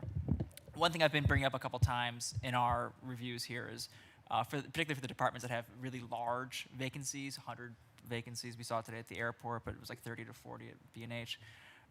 Just ways that we can update sort of the hiring processes. And you've done, Director, an incredible job. 425 unused or outdated classifications you've archived, and that's, I know how much time that must have taken, and I'm sure there's hundreds left you could do if you had the staff and capacity. But one thing always on my mind is the legal constraints you operate under, and without, and just to say it out loud, never to touch the important aspects of civil service that prevent political interference with the day-to-day activities of the city. The work that folks do here is too important. But I keep thinking there's got to be ways to improve a system. That if there's written tests that are required under certain circumstances, and really to echo what my colleagues, Councilmember Starr and Joe Jones are saying, if there are tests that are required in areas that are not necessarily practical or slowing down a process, or if it's the list process is just an alien concept to a certain form of work. In the modern economy, most hiring doesn't occur on a list. I would love to explore further with you. We're not going to get there at the table today, but ways to change the legal frameworks under which you operate. I'll just stop there. Any reactions, any thoughts? I know you've been at this for a long time, so you know more than I do.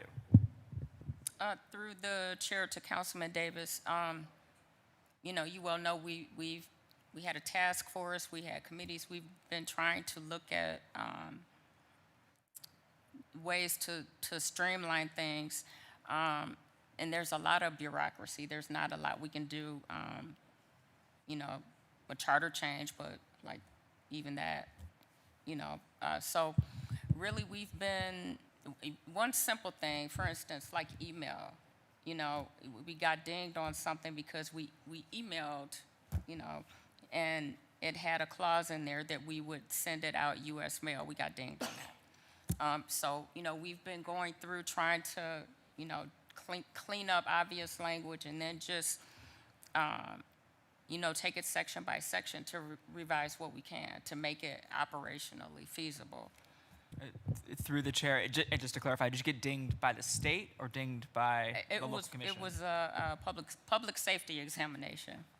Interesting. But just, was it a violation of a state regulation or our own local? Through the chair, way no. we do it locally? No, it wasn't. Okay, so that gives me a little hope, because that's, unfortunate outcome maybe, but we can fix those kind of things. Through the chair, yes.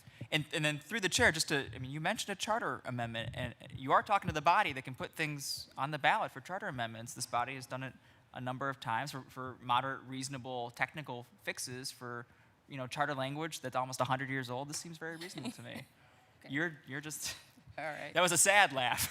Through the chair, thank you. But through the chair, I guess I'd say I appreciate that there have been committees and other internal discussions. If there's a way to maybe supercharge them, I keep thinking with your expertise, we have a perspective here at City Council. The workers have a perspective as well. Surely, together, we can think through some common sense reforms to make it easier to hire, easier to be hired, easier for the entire experience for all of us.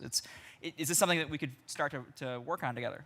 Through the chair to Councilman, happy to collaborate. Absolutely. Wonderful. Well, I'll yield there, but thank you very much for your time. Thank you, Councilman Davis. I do have next up the great Charlie Sly, Councilman.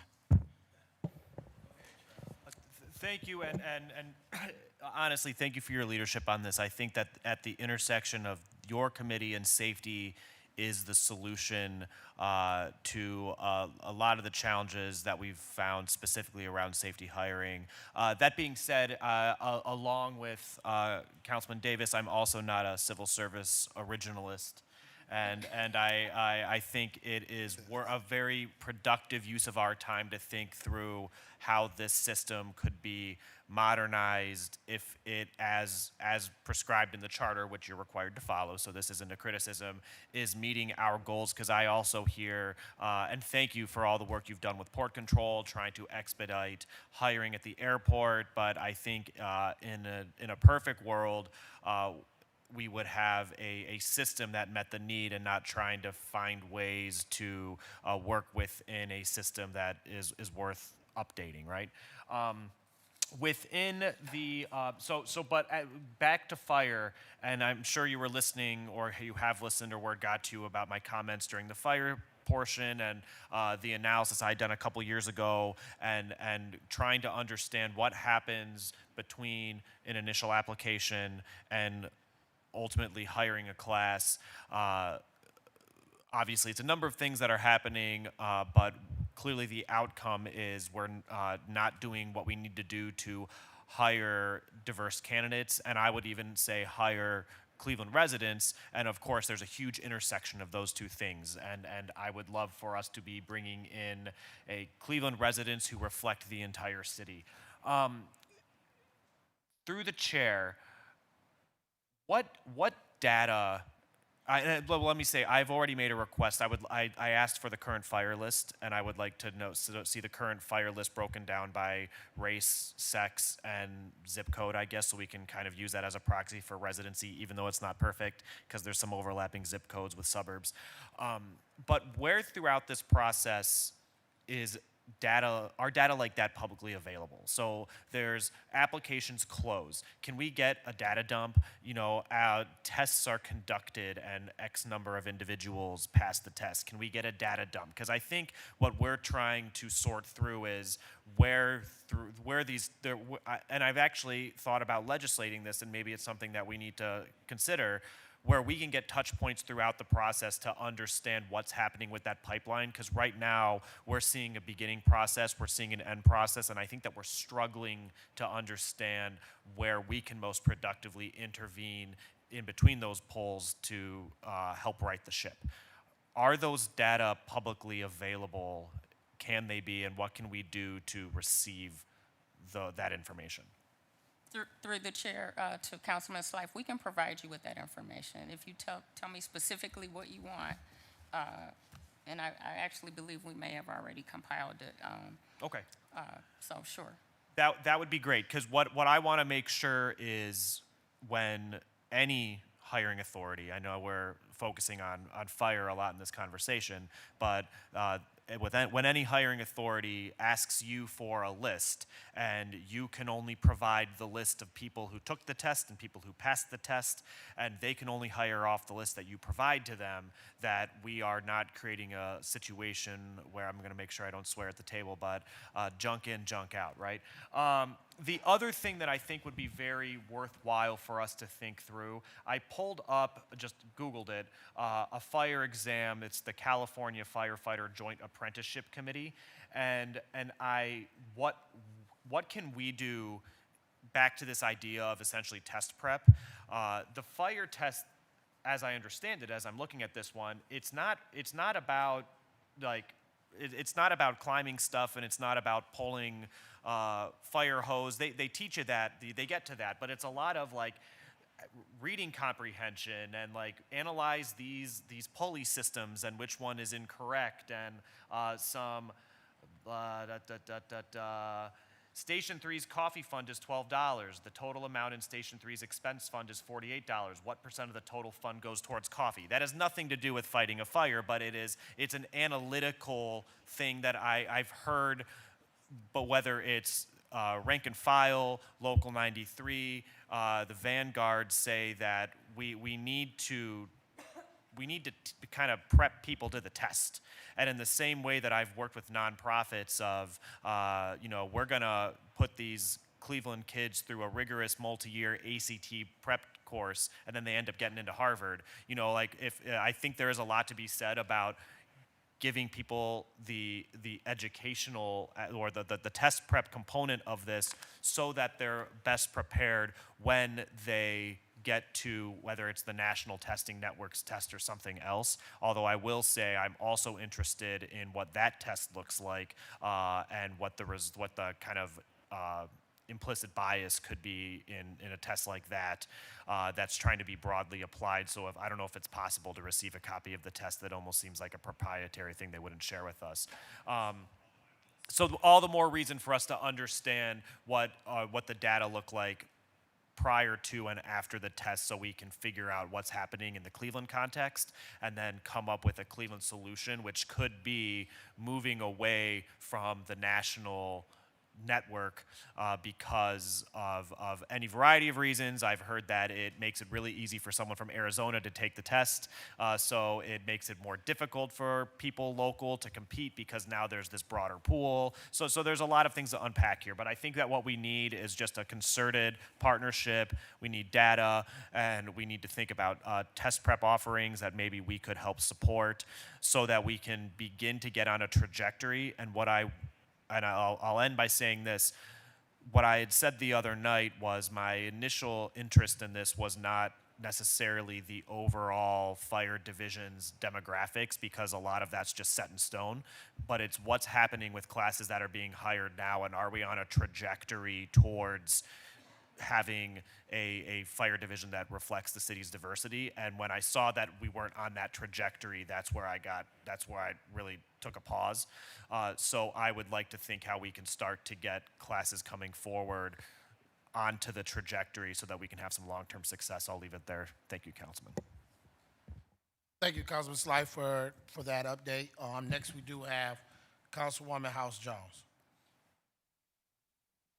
No, I mean, well, basically, I guess I will just, this is actually probably for the chair, we can talk about if we could maybe do a working session to kind of go over like civil service, what is it, what's wrong, what we could say. I just think we just need to do it versus waiting, come together, and that's my suggestion.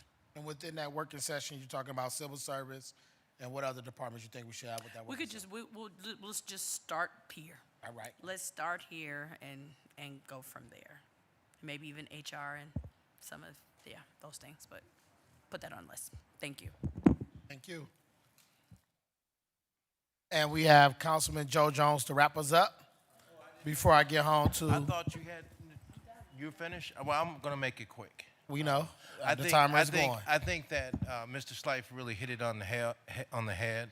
And some of the stuff that I want to talk about, I would love to have a conversation with the director because, again, I think that we have a wonderful director that runs this department. And she's always been fair, and I believe that she will continue to be fair. When we look at, we just use one department, and that's fire department. Over the years, going all the way back, and it's one of the reasons why we are in the mess that we got. Fannie Lewis started and established a program for young people at the Cleveland Public Schools to be firefighters as well as police officers. And that program was really a successful program. You had some good students who were in that program, but the unions got involved. Didn't like that. And so that program started here at this table and then went to Warrensville. Warrensville took the program and took it to the next level in terms of getting their recruitment going through the college, Tri-C Community College. I'm not sure if you're aware of that. And they created their program, and now for the first time in their city, they reflect the population to the people who are hired. And it's a shame. We started the concept here, but we didn't do it here. The union stopped it. And I remember Fannie Lewis fighting about it across the table, was very upset about it. And I can even recall the faces of the young men who were in the audience who was very disappointed that was discontinued here in the city of Cleveland. The issue is that forever and a day there has been discrimination and has not been fair. So when you give a director 4, 5, 6, 7 candidates and they keep picking over certain candidates, that's not fair. And so there's nothing to it that screams that it's fair. When you have directors who have check-off lists to say who should be hired and who shouldn't be hired, and I don't want to go into details about it, but that's not fair. So when civil service was set up, it was set up to be a fair and equitable process whereby employees were selected, and they were selected based upon their qualifications. And then over the space and time, it was set in place where you would have these unfair tests and these unfair processes that were established to exclude people of color. And when we look at the history of the city of Cleveland, we know we've had that here. And we continue to fight, unfortunately, with discrimination, not just here, but in other areas and bodies throughout this entire city, in this region, as it relates to some levels of discrimination that have been brought to my attention. Now, we talked about this to great depth way back then, about how legacy families know about the test, they know about when the hiring is going to happen, and so they prepare and they get their family and their family members all on the same page in advance, sometimes a whole year in advance is what I've been told, and train them, and they know how to take the test, they've got it in front of them, they know it by heart. And the black kids and the black community is not organized enough to be able to have a system or a program where they can be competitive on that same level. So they're starting out the gate not knowing when they're going to have some hiring, because the people who are on the inside already know when you're going to set up for hiring. They know when the people about to get ready to retire. So they've already established a system in place so that their families can be selected and successful. That's why they call them legacy families. And so then the inside scoop is, and I talked to one of my colleagues who shared this with me, is that maybe a council person so-and-so can vouch for someone and give a letter, and then that person is looked at, not knowing that the east side of town people may have the same options and opportunities, but just didn't know about it. So Mr. Chairman, I just want to say I look forward to working with you, Director. I have a whole bunch of stuff I'd like to sit down and talk with you about that I think that if it's implemented, it will be a fair process. And I think that sometimes because we follow national stages and national stuff may not be effective or efficient for us to achieve what we need to achieve here. And that's having an equitable and fair hiring process, that so that when people who are talented and do have the capacity, they should be given the same due considerations. So with that, Mr. Chairman, I appreciate you as the chairman of the committee. I think you ran a great committee here. I appreciate the directors who have worked hard. I did get a chance to go through the rest of what your production was, and I think that, as my colleague Austin stated, you are doing a fantastic job. It is good to see these hiring events that are happening, and then also at the same time helping people who have problems with expungement. I just think that that is so good, because we are in the business and should always be in the business, Mr. Chairman, and to the President, because I know the President always talks about this, being in a situation where we help people. And the challenge is how well do we help people? So with that being said, thank you, Mr. Chairman. Thank you, Director. Thank you, Councilman Joe Jones. Thank you, Civil Service Commission, as well as Director of HR and our Finance. I believe we are done. We're adjourned for today, and we will resume tomorrow, Wednesday, February 25th at 9 a.m. 9 a.m. You have a good one.